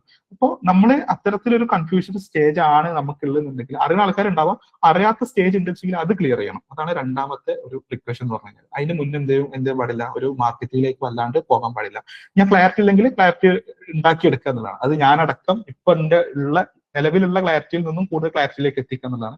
ഓരോ ആൾക്കാരും നിലവിലുള്ള ക്ലാരിറ്റിയിൽ കൂടുതൽ ക്ലാരിറ്റിയിലേക്ക് എത്തിക്കുക എന്നുള്ളതാണ് മാർക്കറ്റിംഗ് ചെയ്യാനുള്ളത്. ഫസ്റ്റ് മാർക്കറ്റിംഗിനെ നമ്മൾ സിമ്പിൾ ആയിട്ട് ഡിഫൈൻ ചെയ്യണമെങ്കിൽ 2 കാര്യങ്ങളുള്ളത്. അതായത് നമുക്കൊക്കെ കുറെ പൊട്ടൻഷ്യൽ കസ്റ്റമേഴ്സ് ഉണ്ടാവും. ഇപ്പൊ ഇതില് നിഹാദ് പറഞ്ഞു ഡെന്റൽ സ്മൈൽ എഞ്ചിനീയറിംഗ് എന്നുള്ള തരത്തിലുള്ള ഒരു കാര്യമാണ് നിഹാദ് പറഞ്ഞത്. അനീഷ പറഞ്ഞു പെർഫ്യൂം ആണ്. അനസിൻ്റെത് ടാക്സ് അതേപോലെ തന്നെ അക്കാഡമി ആണെന്ന് പറഞ്ഞു. നൗഷിദിന്റെ ആ ഒരു വെബ്സൈറ്റ് ക്രിയേറ്റർ ആണ്. ഇതിന്റെ ഒക്കെ പൊട്ടൻഷ്യൽ കസ്റ്റമർ ഡിഫറെന്റ് ആണ് അല്ലെ. പൊട്ടൻഷ്യൽ കസ്റ്റമേഴ്സ് ഓരോ ബിസിനസ്സിനും എന്തുണ്ട്, ഒരു പൊട്ടൻഷ്യൽ കസ്റ്റമറിന്റെ ഒരു ഏരിയ ഉണ്ടാവും. ഇപ്പോ എന്താ പറയാ നിഹാദിന്റെ പൊട്ടൻഷ്യൽ കസ്റ്റമറിൽ കുറച്ച് ആൾക്കാർ എന്തുണ്ടാവും, അനസിലുണ്ടാവും. അങ്ങനെയൊക്കെ ഓവർലാപ്പ് ചെയ്യുന്നുണ്ടെങ്കിലും ഓരോ ബിസിനസ്സിന് കൃത്യമായിട്ട് പൊട്ടൻഷ്യൽ കസ്റ്റമേഴ്സ് ഉണ്ട്. ഈ കസ്റ്റമേഴ്സിന് ഡിഫറെന്റ് പല സ്റ്റേജസ് ഉണ്ട്. ഇപ്പൊ നിലവിൽ ഇപ്പൊ ഇതിൽ നോക്കുക, നിഹാദ് ആലോചിച്ച് നോക്കുക, നിഹാദിന്റെ ടോട്ടൽ പൊട്ടൻഷ്യൽ കസ്റ്റമേഴ്സിൽ വളരെ കുറച്ച് പെർസെന്റേജ് ആൾക്കാർക്ക് ഇപ്പൊ നിഹാദിന്റെ ബിസിനസിനെ കുറിച്ച് അറിയുന്നുണ്ടാവുള്ളൂ അല്ലെ. ആ അറിയുന്ന ആൾക്കാരുടെ ഇതും കുറച്ച് ആൾക്കാരെ ഇൻട്രസ്റ്റഡ് ആയി ഉണ്ടാവുക, അതിലും കുറച്ച് ആൾക്കാരുടെ അടുത്ത ലെവലിലേക്ക് പോയിട്ടുണ്ടാവുള്ളൂ. അപ്പൊ ടോട്ടൽ പൊട്ടൻഷ്യൽ കസ്റ്റമേഴ്സോടെ പുറത്തുണ്ട്. ഓക്കെ, അതിന് നമ്മളുടെ ബിസിനസ്സിലുള്ള പല സ്റ്റേജിലൂടെ കൊണ്ടുപോകുക എന്നുള്ളതാണ് മാർക്കറ്റിംഗ്. ഇങ്ങനെ കൊണ്ടുപോകാന് നമ്മൾ എടുക്കുന്ന ടൂളാണ് അതോറിറ്റി ബിൽഡിംഗ്. ഈ 2 കാര്യങ്ങളെ ശരിക്ക് മാർക്കറ്റിംഗിലുള്ളൂ. അതോറിറ്റി ബിൽഡ് ചെയ്യുക, അതായത് അതോറിറ്റിനെ പറ്റി നമ്മൾ ഡീറ്റെയിൽസ് സംസാരിക്കാം. ഒരാളുടെ മുന്നിൽ ഉണ്ടാവുന്ന നിലയും വിലയാണ് അതോറിറ്റി. നമ്മൾ അതോറിറ്റി പൊസിഷനിങ് എന്ന് പറയുമ്പോൾ ഇപ്പോൾ ഓരോ നമ്മളെ ലൈഫിനെ എടുത്ത് നോക്കാം. എന്റെ വീട്ടിലുള്ള വില അല്ല എന്റെ നാട്ടിലുണ്ടാവുക. ഓഫീസിൽ എത്തുമ്പോൾ കുറച്ചുകൂടെ വില കൂടുന്നുണ്ടാവും, വീട്ടിൽ എത്ര വില ഉണ്ടാവില്ല, അങ്ങനെയൊക്കെ ആയിരിക്കും പലപ്പോഴും ഉണ്ടാവുക. അല്ലെങ്കിൽ പുറത്തല്ല വില ഉണ്ടാവും, വീട്ടിൽ വില ഉണ്ടാവില്ല, വീട്ടിലല്ല വില ഉണ്ടാവും, പുറത്ത് വില ഉണ്ടാവില്ല. അപ്പോൾ നമ്മളെ ബിസിനസ് ഇതേപോലെയാണ്, പല സ്ഥലത്തും പല നിലവിലാണ്, പല ആൾക്കാരുടെ മുമ്പിൽ പല നിലവിലാണ്. അപ്പൊ നമ്മളെ ബിസിനസ്സിൽ ഈ പൊട്ടൻഷ്യൽ കസ്റ്റമേഴ്സിന് മുമ്പിൽ നമ്മളെ കുറിച്ചൊരു നിലയും വില ഉണ്ടാക്കിക്കൊണ്ട് ബിസിനസിന്റെ പല സ്റ്റേജിലൂടെ കസ്റ്റമേഴ്സിനെ ഇങ്ങനെ കൊണ്ടുപോകുക എന്നുള്ള ഒരു പ്രോസസ്സാണ് ആക്ച്വലി മാർക്കറ്റിംഗ്. അപ്പൊ നമ്മൾ ഡിജിറ്റൽ മാർക്കറ്റിംഗ് ചെയ്യുന്നുണ്ടെങ്കിൽ നമ്മൾ ഈ ക്ലാരിറ്റി ഉണ്ടെന്നുണ്ടെങ്കിൽ അത് ഈ ഡിജിറ്റൽ മാർക്കറ്റിംഗ് ഓപ്പർച്യൂണിറ്റിയോടെ ഇത് എങ്ങനെയാണ് നടക്കുന്നത് എന്നുള്ളത് നമുക്ക് അങ്ങോട്ട് ചോദിക്കാൻ പറ്റും. ഇതെന്താ പ്രശ്നം വെച്ചാൽ നമുക്കൊരു ക്ലാരിറ്റി ഇല്ലാത്തതുകൊണ്ട് ചോദ്യങ്ങളൊന്നും ഉണ്ടാവില്ല. അവിടെ പറയുന്ന ആൾക്കാർ കേട്ടിട്ട് എന്നാ പിന്നെ സ്പെൻഡ് ചെയ്യാന്നുള്ള ലെവലിൽ ഒരു ഗസ്റ്റിംഗിന് മുകളിൽ സ്പെൻഡ് ചെയ്യും. അപ്പൊ കൃത്യമായിട്ട് ഈ 2 പോയിന്റ് നമ്മൾ ഇപ്പോൾ ഡിസ്കസ് ചെയ്യുന്നത് മാർക്കറ്റിംഗിൽ. കുറെ കാര്യങ്ങളൊന്നും ഡിസ്കസ് ചെയ്യുന്നില്ല. ഈ 2 പോയിന്റ്, ഈ 2 അളവുകോലുകളാണ്. ഈ അളവുകോല് വെച്ചിട്ട് നിങ്ങൾക്ക് എന്ത് ചെയ്യാം, ഓരോ കസ്റ്റമറെ അളക്കാം. അത് നമുക്ക് എന്താണെന്നുള്ളത് നോക്കാം. ഫസ്റ്റ് നമുക്ക് സ്റ്റേജസ് നോക്കാം. എന്തൊക്കെ സ്റ്റേജസ് ആണ് ആക്ച്വലി ഒരു മാർക്കറ്റിംഗിൽ ഉള്ളത് നോക്കാം. അതായത് ഈ മാർക്കറ്റിംഗിന് നമ്മൾ പഠിക്കുന്ന സമയത്ത് നമ്മൾ ആസ് എ പേഴ്സൺ നമ്മൾ എടുക്കുക എന്നുള്ളതാണ് ഏറ്റവും സിമ്പിൾ ആയിട്ടുള്ള, നമുക്ക് മനസ്സിലാക്കാൻ ഈസിയർ ആയിട്ടുള്ള ഒരു മെത്തേഡ്. പേഴ്സണലി നമ്മൾ നോക്കി വെക്കാം. പിന്നെ അറിയുന്ന ഒരുപാട് പേരുകളുണ്ടാവും, അറിയാത്തവരായിരിക്കും കൂടുതലുണ്ടാവുക, അറിയാവുന്ന ഒരുപാട് പേരുണ്ടാവും. അപ്പൊ 1000 പേരെ ഇന്നെ അറിയാന്ന് വിചാരിക്കുക. അപ്പൊ നിങ്ങൾ ഓരോരുത്തരും 1000 പേർക്ക് അറിയാന്ന് വിചാരിക്കുക. 1000 ആയിരിക്കില്ല, ചിലപ്പോൾ 10,000 20,000 ആളുണ്ടാവും. പക്ഷെ നമ്മൾക്ക് കണക്ക് കൂട്ടാൻ വേണ്ടിയിട്ട് 1000 പേരാണ് എന്നെ അറിയണമെന്ന് വിചാരിക്കുക. ഈ അറിയുന്ന ആൾക്കാർ എല്ലാവർക്കും എന്നെ ഇഷ്ടപ്പെടണമെന്നില്ല, അല്ലെങ്കിൽ ഇഷ്ടപ്പെടാൻ മാത്രം അറിയണം എന്നില്ല. അത് പിന്നെയും ചെറിയൊരു ഗ്രൂപ്പ് ആയിരിക്കും ഉണ്ടാവുക. ഒരു 800 പേർക്കൊക്കെ ആയിരിക്കും ഇന്നെ ഇഷ്ടപ്പെടുന്ന ലെവലിലേക്ക് എത്തുന്നുണ്ടാവുക. അപ്പോൾ മാർക്കറ്റിംഗിലൊക്കെ അങ്ങനെ തന്നെയാണ്. നമ്മൾ അറിയുന്ന എല്ലാവർക്കും നമ്മളെ ഇഷ്ടപ്പെട്ടിട്ടൊന്നുണ്ടാവില്ല, കണ്ടിട്ടുണ്ടാവും, പക്ഷെ സ്കിപ്പ് അടിച്ച് പോയിട്ടുണ്ടാവും. പക്ഷെ അവരെന്താണ് നമ്മളെ ബിസിനസിനെ പറ്റി അറിഞ്ഞിട്ടുണ്ടാവും. പക്ഷെ ഇൻട്രസ്റ്റ് ആയിട്ടുള്ള ചെറിയ ഗ്രൂപ്പ് ഉണ്ടാവും. ആ ഇൻട്രസ്റ്റ് ആയ എല്ലാ ആൾക്കാരും, പിന്നെ ഇഷ്ടപ്പെടുന്ന എല്ലാ ആൾക്കാരും എന്നോട് സംസാരിച്ചിട്ട് ഉണ്ടാവണം എന്നൊന്നുമില്ല. വേറൊരാൾ പറഞ്ഞു കേട്ടിട്ടോ അല്ലെങ്കിൽ എന്റെ ഇൻസ്റ്റാ വീഡിയോ കണ്ടിട്ടോ ഒക്കെ ആയിരിക്കും ഇന്നെ ഇഷ്ടപ്പെടുന്ന ലെവലിലേക്ക് ഉണ്ടാവുക. അപ്പൊ അങ്ങനെ സംസാരിച്ചൊരു അടുത്ത ഗ്രൂപ്പ് ഉണ്ടാവും, നമ്മളോടൊക്കെ സംസാരിച്ചിട്ടുള്ള ഒരു കൺസിഡർ ചെയ്തിട്ടുള്ള ഒരു ഗ്രൂപ്പ് ഉണ്ടാവും. അത് ചെറിയ ഗ്രൂപ്പ് ആയിരിക്കും. അപ്പൊ 1500 ആണെന്ന് വിചാരിക്കാം. ഈ സംസാരിച്ച എല്ലാവരും എൻ്റെ അടുത്ത് പർച്ചേസ് ചെയ്തിട്ടുണ്ടാവില്ല, അല്ലെങ്കിൽ ഇപ്പൊ പേഴ്സണലി പറയുകയാണെങ്കിൽ നമ്മൾ കൂടെ ഒന്ന് ചായ അടിക്കാൻ പോണ ലെവലിലേക്ക് ഒരു ഫ്രണ്ട്ഷിപ്പ് ഉണ്ടായിട്ടുണ്ടാവില്ല. അങ്ങനെ ഉണ്ടാവുന്നത് അടുത്ത ലെവലിലേക്ക് ഒരു ആക്ഷൻ എന്നുള്ള സ്റ്റേജ് എടുക്കാം. അതിലും കുറച്ച് ആൾക്കാരെ നമ്മളെ പറ്റി 4 പൊക്കി നല്ലത് പറയാം. മോശം പറഞ്ഞ ഇഷ്ടംപോലെ ആൾക്കാരുണ്ടാവും, നമ്മൾ നോക്കണ്ട. പക്ഷെ നല്ലത് പറയുന്ന ആൾക്കാർ വീണ്ടും കുറവായിരിക്കും. അതാണ് ലോയൽ ആയിട്ടുള്ള ആൾക്കാർ. ഏതൊരു ബിസിനസ്സിലും ആക്ച്വലി ഇതാണ് സംഭവിക്കുന്നത്. നമുക്ക് ഓരോന്നും എടുത്തിട്ട് നമുക്ക് നോക്കാം. ഒരു ഫിസിക്കൽ സ്റ്റോറാണ് നോക്കുക, ഒരു ബൊട്ടീക്ക്. ഇപ്പൊ ഇതിൽ പറഞ്ഞു ഡെന്റൽ ക്ലിനിക് ആണെങ്കിലും പെർഫ്യൂമിന്റെ ആണ് പറഞ്ഞത്. ഓക്കെ, ഡെന്റൽ ക്ലിനിക് ആണെങ്കിൽ അതും ഡിജിറ്റലി കുറെ എന്തുണ്ട്, അവയർനെസ് സ്റ്റേജ് ഉണ്ട്. അതേപോലെ ഫിസിക്കലി അതിന് മുന്നിൽ കൂടെ പോകുന്നത്. അപ്പൊ അക്കാഡമി പറഞ്ഞു, കാലിക്കറ്റ് അനസിന്റെ അക്കാഡമിന്റെ ഫ്രണ്ടിലൂടെ പോകുന്ന വണ്ടികളൊക്കെ അത് ആ ബോർഡ് കണ്ടിട്ടൊക്കെ എന്താണ്, അതൊക്കെ എന്താണ് അവയർ ആയിട്ടുള്ള ആൾക്കാരാണ്. പക്ഷെ കാലിക്കറ്റ് ടൗണിൽ ഇതുവരെ അറിയാത്ത കുറെ ആൾക്കാരുണ്ടാവും. പൊട്ടൻഷ്യൽ ആയിട്ടുള്ള ആ കോഴ്സ് എടുക്കാൻ താല്പര്യമുള്ള ആൾക്കാർ, ഇത് അറിയാത്ത ആൾക്കാരുണ്ടാവും. അപ്പൊ അതിലൂടെ സഞ്ചരിച്ചിട്ട് സൈഡിൽ നോക്കി ബോർഡ് കണ്ട ആൾക്കാരൊക്കെ എന്താണ് ഈ അവയർഡ് ആയിട്ടുള്ള ആൾക്കാരാണ്. അല്ലെങ്കിൽ ഇൻസ്റ്റയിലെ പേജ് കണ്ടിട്ട് കണ്ട ആൾക്കാരൊക്കെ അവയർഡ് ആയിട്ടുള്ള ആൾക്കാരാണ്. ആഡ് കണ്ടിട്ട് ആൾക്കാരൊക്കെ അവയർനെസ്സിലുള്ള ആൾക്കാരാണ്. അതിൽ കുറച്ച് ആൾക്കാരെ എന്ത് ചെയ്തിട്ടുണ്ടാവുള്ളൂ, ശരിക്കത് ഇരുന്ന് വായിച്ചിട്ടുണ്ടാവുള്ളൂ ഫുള്ള് ഡീറ്റെയിൽ ആയിട്ട്. ഇപ്പൊ അനസിന്റെ അക്കാഡമിന്റെ ലോഗോ മാത്രം നോക്കിയ കുറെ ആൾക്കാരുണ്ട്. അതൊക്കെ അവയർനെസ് എന്ന് പറയാം, ബേസിക് ആയിട്ടുള്ള ഒരു ഐഡിയ എന്ന് വേണമെങ്കിൽ പറയാം. അതിൽ ഡീറ്റെയിൽഡ് ആയിട്ട് അതിന്റെ കാര്യങ്ങളൊക്കെ നോക്കി വേറെ ആരുടെങ്കിലും അവിടെ ഒരു അക്കാഡമി ഉണ്ടല്ലേ എന്നൊക്കെ തമ്മിൽ സംസാരിക്കുന്ന ഒരു ലെവലിലേക്ക് എത്തുമ്പോഴാണ് അതൊരു ഇൻട്രസ്റ്റ് എന്നുള്ള ലെവൽ. അവർക്ക് എന്താണ് ഇൻട്രസ്റ്റ് ഉണ്ട്, സ്പെഷ്യലി ഇൻട്രസ്റ്റ് ഉണ്ട്. ടാർഗറ്റ് ഓഡിയൻസ് ആണെങ്കിലും നമ്മളുടെ ബ്രാൻഡിനോട് ഇൻട്രസ്റ്റ് തോന്നിയിട്ടുണ്ട്, അല്ലെങ്കിൽ ഈ പറഞ്ഞ ഫിസിക്കൽ സ്റ്റോറിനോട് ഇൻട്രസ്റ്റ് തോന്നിയിട്ടുണ്ടെന്ന് പറയും. നമുക്ക് ബൊട്ടീക്കിന്റെ ഉദാഹരണം എടുക്കാം. അപ്പൊ ഒരു നാഷണൽ ഹൈവേയിൽ ഒരു ബൊട്ടീക്ക് ഉണ്ട്. അപ്പൊ ബൊട്ടീക്കിന്റെ ഫ്രണ്ടിലൂടെ കുറെ വണ്ടികൾ പോകുന്നുണ്ട്. അതിൽ കുറെ പൊട്ടൻഷ്യൽ കസ്റ്റമേഴ്സ് ഉണ്ട്. ഓക്കെ, ആ ബൊട്ടീക്കിൽ നിന്ന് ഒരു ഡ്രസ്സ് എടുക്കുന്ന ഇഷ്ടം പോലെ ആൾക്കാരെ കൂടെ പോകുന്നുണ്ട്. പക്ഷെ അതിൽ കുറച്ച് ആൾക്കാർ എന്ത് ചെയ്യുന്നുള്ളൂ, ആ ബൊട്ടീക്ക് ശ്രദ്ധിക്കുന്നുള്ളൂ. ആ ശ്രദ്ധിച്ച ആൾക്കാരൊക്കെ അവയർനെസ് ഗ്രൂപ്പ് എന്ന് പറയാം വേണമെങ്കിൽ. സപ്പോസ് ആ ശ്രദ്ധിച്ച എല്ലാവരും അത് നല്ല രീതിയിൽ അത് നിർത്തി നോക്കിയിട്ടൊന്നും ഉണ്ടാവില്ല. അങ്ങനെ നിർത്തി നോക്കിയ ആൾക്കാർ ഇൻട്രസ്റ്റ് എന്ന് പറയാം. അതിൽ കുറച്ച് ആൾക്കാരെ സൈഡ് ആക്കിയിട്ട് അതിൽ കയറി നോക്കിയിട്ടുള്ളൂ, അവരെ നമുക്ക് കൺസിഡറേഷൻ ഗ്രൂപ്പ് എന്ന് പറയാം. അങ്ങനെ കയറിയ ഒരുപാട് പേരുണ്ടാവും വിസിറ്റ് ചെയ്ത്. അതിൽ കുറച്ച് ആൾക്കാരെ അവരുടെ അടുത്ത് നിന്ന് ഡ്രസ്സുകൾ പർച്ചേസ് ചെയ്തിട്ടുണ്ടാവുള്ളൂ. ആ ഒരു ഗ്രൂപ്പിന് നമുക്ക് ആക്ഷൻ എന്ന് പറയാം. അങ്ങനെ വാങ്ങിപ്പോയ ആൾക്കാരിൽ കുറച്ച് ആൾക്കാരെ വീണ്ടും വരുന്നുണ്ടാവുള്ളൂ, അല്ലെങ്കിൽ വേറെ ആളെ പറഞ്ഞയക്കുന്നുണ്ടാവുള്ളൂ. അതാണ് ലോയൽ. ഇ കൊമേഴ്സ് സ്റ്റോറിൽ അങ്ങനെ തന്നെയാണ്. നമ്മൾ ആഡ് കണ്ട ഇഷ്ടം പോലെ ആൾക്കാരുണ്ടാവും. നമ്മൾ ഡിജിറ്റൽ മാർക്കറ്റ് മെറ്റ ആഡ്സ് ഒക്കെ ചെയ്യുമ്പോൾ ഇത്ര ഇംപ്രഷൻ ഉണ്ടെന്നൊക്കെ പറഞ്ഞാൽ അത് അവയർനെസ് ആണ്. ഇത്ര ആൾക്കാർ കണ്ടു. അതിൽ കുറച്ച് ആൾക്കാരെ എന്ത് ചെയ്യുള്ളൂ, വെബ്സൈറ്റിലേക്ക് കയറുള്ളൂ. അതെന്താണ്, ഒരു ഇൻട്രസ്റ്റ് സ്റ്റേജ് ആണ്. ഇൻട്രസ്റ്റ് തോന്നിയിട്ടാണ് വെബ്സൈറ്റിലേക്ക് കയറുന്നത്. അങ്ങനെ ഒരു add to cart full scroll ചെയ്ത് ആഡ് ടു കാർട്ട് വരെ എത്തിയ ആൾക്കാരെ നമുക്ക് വേണമെങ്കിൽ കൺസിഡറേഷൻ എന്ന് വിളിക്കാം. പർച്ചേസ് ചെയ്ത ആൾക്കാരെ ആക്ഷൻ ഗ്രൂപ്പ് എന്ന് വിളിക്കാം. പർച്ചേസ് ചെയ്ത് വീണ്ടും പർച്ചേസ് ചെയ്ത ആൾക്കാരെ അല്ലെങ്കിൽ വീണ്ടും നമ്മളെ കൂപ്പണൊക്കെ യൂസ് ചെയ്ത ആൾക്കാരെ എന്തായിരിക്കും ലോയൽ ആയിട്ടുള്ള കസ്റ്റമേഴ്സ് വിളിക്കുക. അപ്പൊ ബിസിനസ്സിൽ ഈ സ്റ്റേജസ് ആണെന്നുള്ളതാണ് ഫസ്റ്റ് നമ്മൾ മനസ്സിലാക്കേണ്ടത്. അതായത് കസ്റ്റമർ സഞ്ചരിച്ചുകൊണ്ടിരിക്കുന്ന ഒരു സ്റ്റേജ് ഉണ്ട്. ഈ സ്റ്റേജ് നമുക്ക് ഇങ്ങനെ പല രീതിയിൽ വിഷ്വലൈസ് ചെയ്യാം. ഞാൻ നേരത്തെ പറഞ്ഞു ബിസിനസ്സുകാർ ഇരുന്നിട്ട് മെഡിറ്റേറ്റ് ചെയ്യുന്ന പോലെ ഒരു ക്ലാരിറ്റി ഉണ്ടാക്കണം എന്ന് പറയുമ്പോൾ ഇതിന് ആ രൂപത്തിൽ നിങ്ങളായിട്ടുള്ള രീതിയിൽ വിഷ്വലൈസ് ചെയ്യുന്നത് ഏറ്റവും നല്ലതാണ്. ഇമാജിനേഷൻ നമുക്ക് ഭയങ്കര ഇമ്പോർട്ടന്റ് ആണ് കാര്യത്തിൽ ക്ലാരിറ്റി കിട്ടാൻ. ഞാൻ പേഴ്സണലി ആലോചിക്കുന്നത് എന്താ വെച്ചാൽ 5 സ്റ്റോപ്പുള്ള ഒരു റോഡായിട്ടാണ് കാണുന്നത്. അപ്പൊ സ്റ്റോപ്പ് തുടങ്ങുന്ന മുന്നേ വലിയ ഒരു അങ്ങാടി ഉണ്ട്. അങ്ങാടിയിൽ നിന്ന് കുറച്ച് ആൾക്കാരെ ഈ റോഡിലേക്ക് കയറുന്നുള്ളൂ. അപ്പൊ ഫസ്റ്റ് സ്റ്റോപ്പാണ് അവയർനെസ് എന്ന് പറഞ്ഞിട്ടൊരു സ്റ്റോപ്പ് ഉണ്ട്. അടുത്ത സ്റ്റോപ്പ് ഇൻട്രസ്റ്റ്, അടുത്ത സ്റ്റോപ്പ് കൺസിഡറേഷൻ, അടുത്ത സ്റ്റോപ്പ് ആക്ഷൻ, അടുത്ത സ്റ്റോപ്പ് ലോയൽ. അപ്പൊ ഈ സ്റ്റോപ്പിലൊക്കെ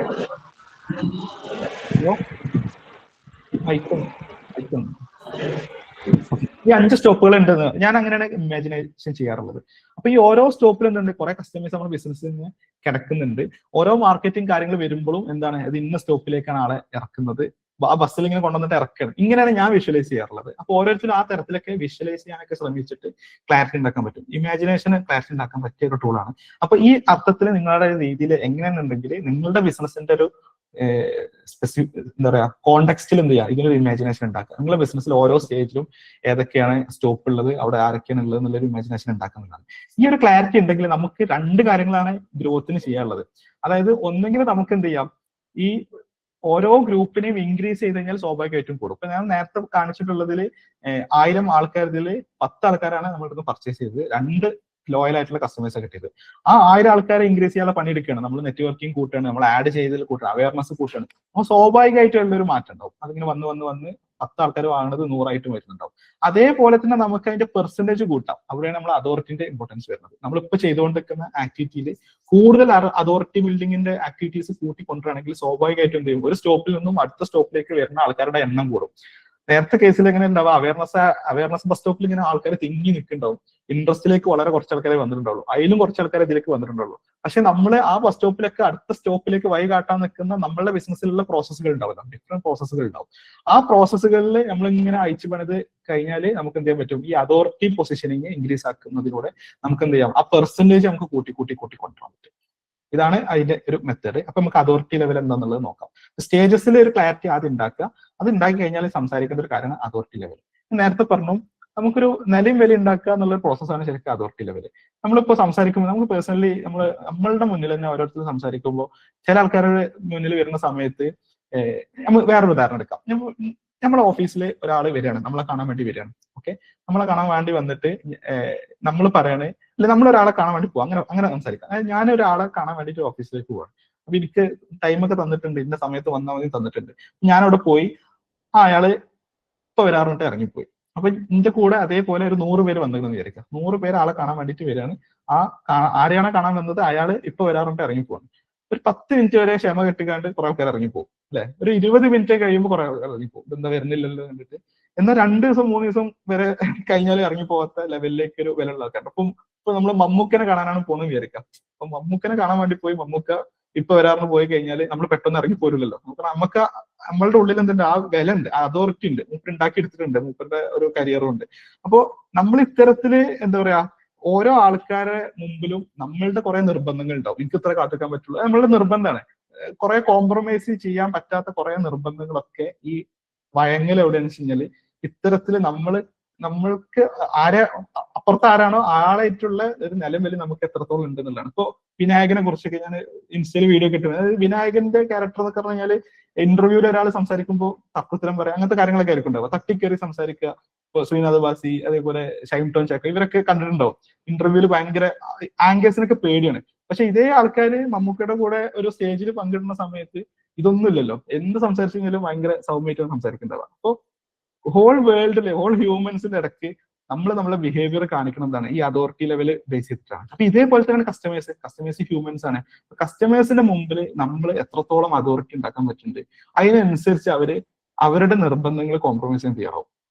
പ്രൈസിന്റെ കേസിലാണെങ്കിലും ഈ പറഞ്ഞ പോലെ എന്തെങ്കിലും ഇഷ്യൂസ് വരുന്നുണ്ടെങ്കിൽ അതിനോടുള്ള അവരുടെ ആറ്റിറ്റ്യൂഡ് ആണെങ്കിലും, നമുക്ക് മിസ്റ്റേക്ക് വരാം, നമ്മുടെ ബിസിനസ്സിൽ പല മിസ്റ്റേക്കും വരാം. അപ്പൊ മിസ്റ്റേക്സിന് പുറത്ത് അവർ കാണിക്കുന്ന ആറ്റിറ്റ്യൂഡുകളാണെങ്കിലും എല്ലാ ലെവലിലും അടുത്ത സ്റ്റേജിലേക്ക് നമ്മൾ കൊണ്ടുപോകാൻ വേണ്ടിയിട്ട് ഈ അതോറിറ്റി അവിടെ കാരണമാവേണ്ടതാണ്. ഈ അതോറിറ്റി ഒരിക്കലും ഉണ്ടാവുന്നതല്ല, ഉണ്ടാക്കുന്നതാണ്. ഒരാൾക്ക് നല്ല നിലവില ഉണ്ടെങ്കിൽ അത് ഒരിക്കലും താൻ ഉണ്ടായതല്ല, അത് ഉണ്ടാക്കുന്നത് തന്നെയാണ്. ഒരിക്കലും താൻ ഉണ്ടാവില്ല. അപ്പോൾ നമ്മളെ ബിസിനസ്സിലെ കസ്റ്റമേഴ്സിന് മുമ്പിൽ ഒരു അതോറിറ്റി ഉണ്ടാക്കണം എന്നുണ്ടെങ്കിൽ നമുക്ക് ഇത്തരത്തിൽ ഉണ്ടാക്കാം. അപ്പോൾ നമ്മൾ ആദ്യം ഒരു ടൂൾ പറഞ്ഞു, ലെൻസ് എന്ന് പറഞ്ഞല്ലോ, അതേപോലെ ഒരു പുതിയ ടൂള് മനസ്സിലാക്കുക. അതായത് ഈ അതോറിറ്റി നമുക്ക് എന്ത് ചെയ്യാം, ഓരോ കസ്റ്റമറിന്റെ തലന്റെ മുകളിൽ നമ്മൾ തിരികളായിട്ട് കൺസിഡർ ചെയ്യാമെന്ന് വിചാരിക്കുകയാണെങ്കിൽ ഈ ടൂൾ നമുക്കൊരു തീപ്പെട്ടിയായിട്ട് കൺസിഡർ ചെയ്യാം. അതായത് നമ്മുടെ മുമ്പിലുള്ള കസ്റ്റമേഴ്സിന്റെ തലന്റെ ഉള്ളിലൊക്കെ ഓരോ തിരി കൊളുത്തി വിടാൻ പറ്റുകയാണ്. അപ്പോൾ ഒരു 100 കസ്റ്റമർ ഉണ്ടെങ്കിൽ ചില കസ്റ്റമേഴ്സിന്റെ തലയിൽ കുറെ തിരി ഉണ്ടാവും, ചില കസ്റ്റമേഴ്സിന് ഒറ്റ തിരി ഉണ്ടാവുള്ളൂ. ഇങ്ങനെ ആയിരിക്കും ഉണ്ടാവുക. അതോറിറ്റി നമ്മൾ ബിൽഡ് ചെയ്ത് എടുത്തിട്ടുണ്ടാവും. അപ്പൊ നമ്മുടെ ബിസിനസ് ഇതൊക്കെ സിസ്റ്റം ആവണം. ഇതൊക്കെ നമ്മൾ മാത്രം ചെയ്ത പോലെ നമ്മുടെ ടീമൊക്കെ ചെയ്യുന്ന രീതിയിലേക്ക് നമുക്കൊരു സിസ്റ്റം ഉണ്ടാക്കി വരുന്ന കസ്റ്റമേഴ്സിന് മുമ്പിൽ എങ്ങനെ അതോറിറ്റി ബിൽഡ് ചെയ്യാം എന്നുള്ളതിന് കൃത്യമായിട്ടൊരു പ്ലാൻ ഉണ്ടാക്കണം. പലതരത്തിൽ നമുക്ക് ഉണ്ടാക്കാം. ഇപ്പൊ നമ്മൾ ഇൻഡസ്ട്രിയിൽ 10 വർഷമായിട്ട് നിൽക്കുന്നുണ്ടെന്നുണ്ടെങ്കിൽ അതൊരു അതോറിറ്റി ബിൽഡിംഗ് തീപ്പെട്ടിക്കൊള്ളിയാണ് അല്ലെ. ആ ഒരു കാര്യം നമ്മൾ എവിടെയും പറയാതെയാണ് നമ്മളെ നമ്മുടെ സെയിൽസ് ടീമും മറ്റു ടീമും ഒക്കെ കസ്റ്റമേഴ്സിനോട് സംസാരിക്കുന്നുണ്ടെങ്കിൽ നമുക്ക് ആ സ്കോപ്പ് അവിടെ മിസ് ഔട്ട് ആവുകയാണ്. അപ്പൊ നമ്മുടെ ബിസിനസ്സിൽ നിലവിൽ ഉണ്ടാക്കാൻ പറ്റുന്ന ഓരോ തീപ്പെട്ടികളും നമ്മുടെ ബിസിനസിന്റെ അകത്ത്, നമ്മുടെ ജേണിന്റെ അകത്തുണ്ട്. ഇത് തപ്പിപ്പിടിച്ചൊരു കൂട്ടിലാക്കി നമ്മുടെ സെയിൽസ് ടീമിന് ഏൽപ്പിക്കുക എന്നുള്ളൊരു പണി നമ്മൾ എടുക്കണം. ഓക്കെ, അപ്പൊ അതോറിറ്റി ബിൽഡിംഗ് അവിടെ ശക്തമായിട്ട് നടന്നാലേ മാർക്കറ്റിൽ എന്തുണ്ടാവുള്ളൂ, കാര്യങ്ങൾ നടക്കുന്നുണ്ടാവുള്ളൂ. അപ്പൊ ഓരോ കസ്റ്റമറും മുന്നിൽ വരുമ്പോൾ നമുക്ക് കാണാൻ പറ്റണം ഈ കസ്റ്റമറിന്റെ തലയിൽ ഒറ്റ തിരിയുള്ളൂ, ഇനി എന്റെ അടുത്ത ലക്ഷ്യം 3 തിരി കൊളുത്തുക എന്നുള്ളത് നമുക്ക് മനസ്സിലാക്കാൻ പറ്റണം.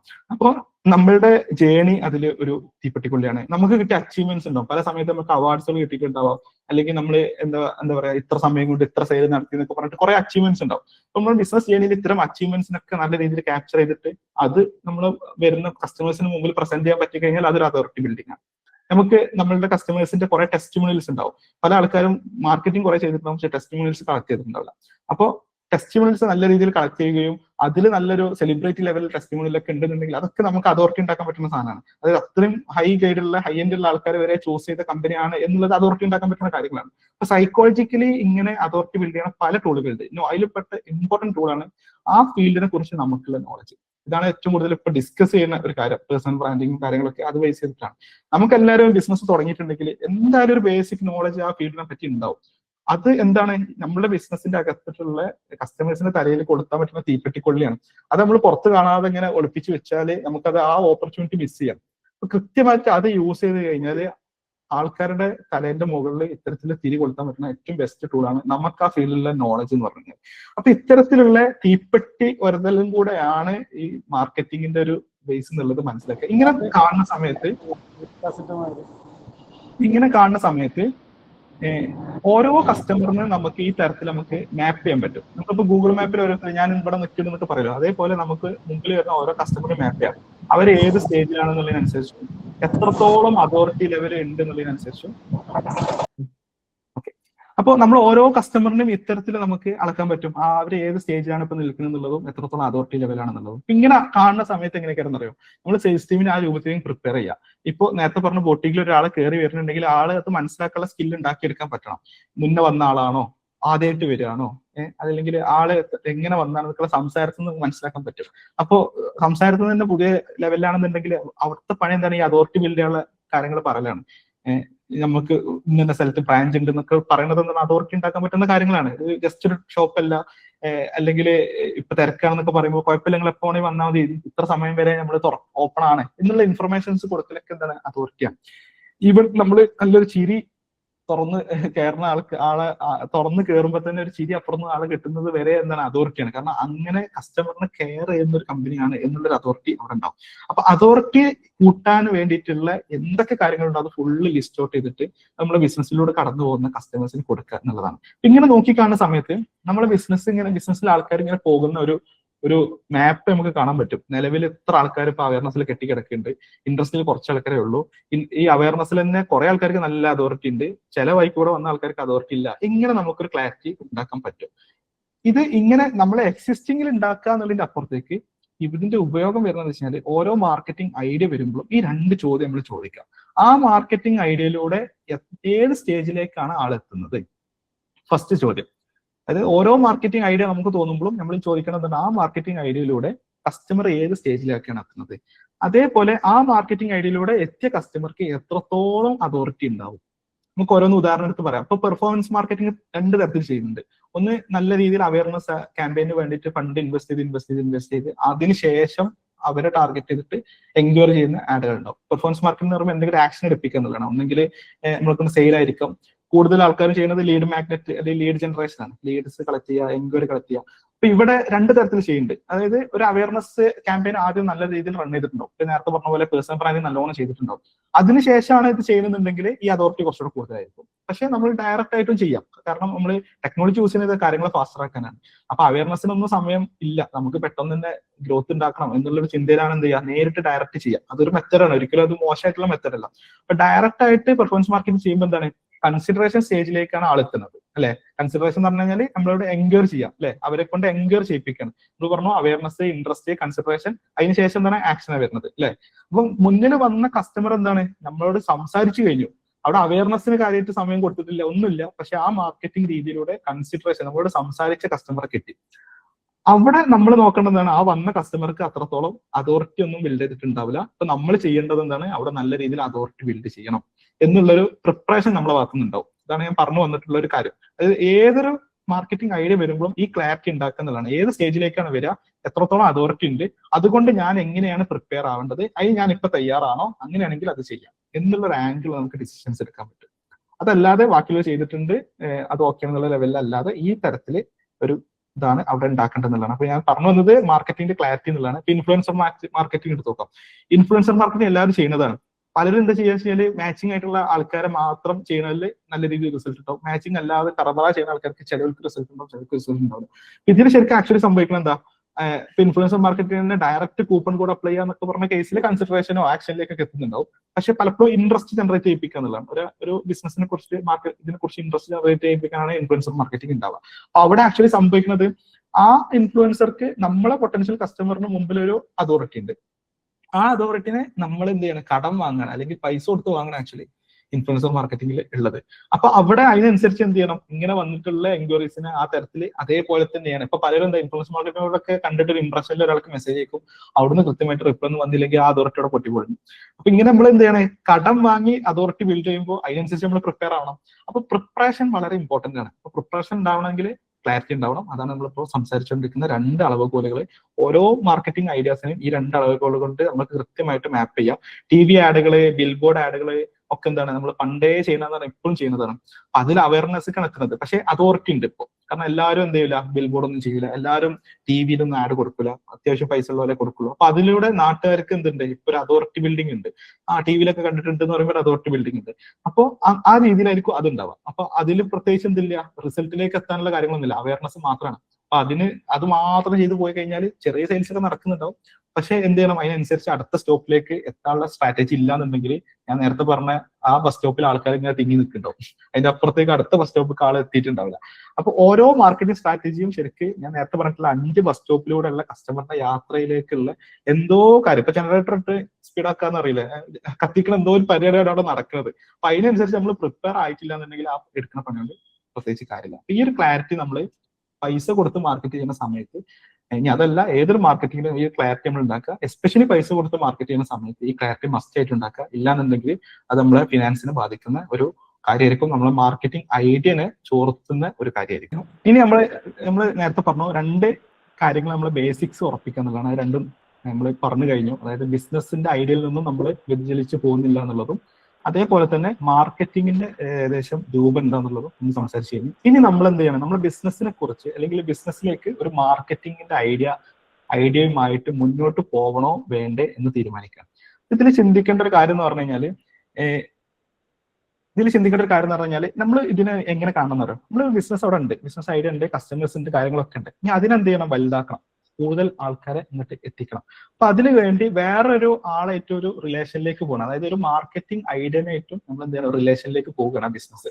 ആ ആംഗിൾ ഇതിനെ കാണുന്നതാണ് ഫസ്റ്റ് ചെയ്യാനുള്ളത്. നമ്മളിപ്പോ നമുക്ക് വേണ്ടിയിട്ട് പെണ്ണ് അന്വേഷിക്കുക, അല്ലെങ്കിൽ നമ്മളെ ഒരു ഗേളാണെങ്കിൽ ആണിനെ അന്വേഷിക്കുക, ഒരു കല്യാണ അന്വേഷണമൊക്കെ നടക്കുന്ന സമയത്ത് നമ്മൾ ഫസ്റ്റ് എന്താ ചെയ്യുക, നമ്മളുടെ ആവശ്യങ്ങൾ എന്താണ്, നമ്മളെ പറ്റിയൊരു ക്ലാരിറ്റി ഉണ്ടാക്കുന്ന പറയും. നമ്മളെ പറ്റിയുള്ള ഒരു ധാരണ ആദ്യം വ്യക്തമാക്കിയിട്ട് എന്ത് ചെയ്യുള്ളൂ, അന്വേഷണത്തിലേക്ക് പോകുള്ളൂ അല്ലെ. എന്ന് പറഞ്ഞ പോലെ ബിസിനസ്സിൽ മാർക്കറ്റിംഗ് ഐഡിയ ഏത് വേണമെന്ന് ചിന്തിക്കുമ്പോൾ ബിസിനസ്സിനെ കുറച്ച് ഐഡിയാസുകൾ നമ്മൾ ഉണ്ടാക്കണം. അതായത് ബിസിനസ് ഓവറോൾ ഉള്ള കാര്യങ്ങളൊക്കെ നമ്മൾ സംസാരിച്ചു കഴിഞ്ഞു. നമ്മുടെ ബിസിനസ്സിൽ ഇന്ന കാര്യങ്ങൾ എന്താണ് എന്നുള്ളതിനെ കുറിച്ച് നമ്മൾ എന്ത് ചെയ്യണം, ഐഡിയ വേണം.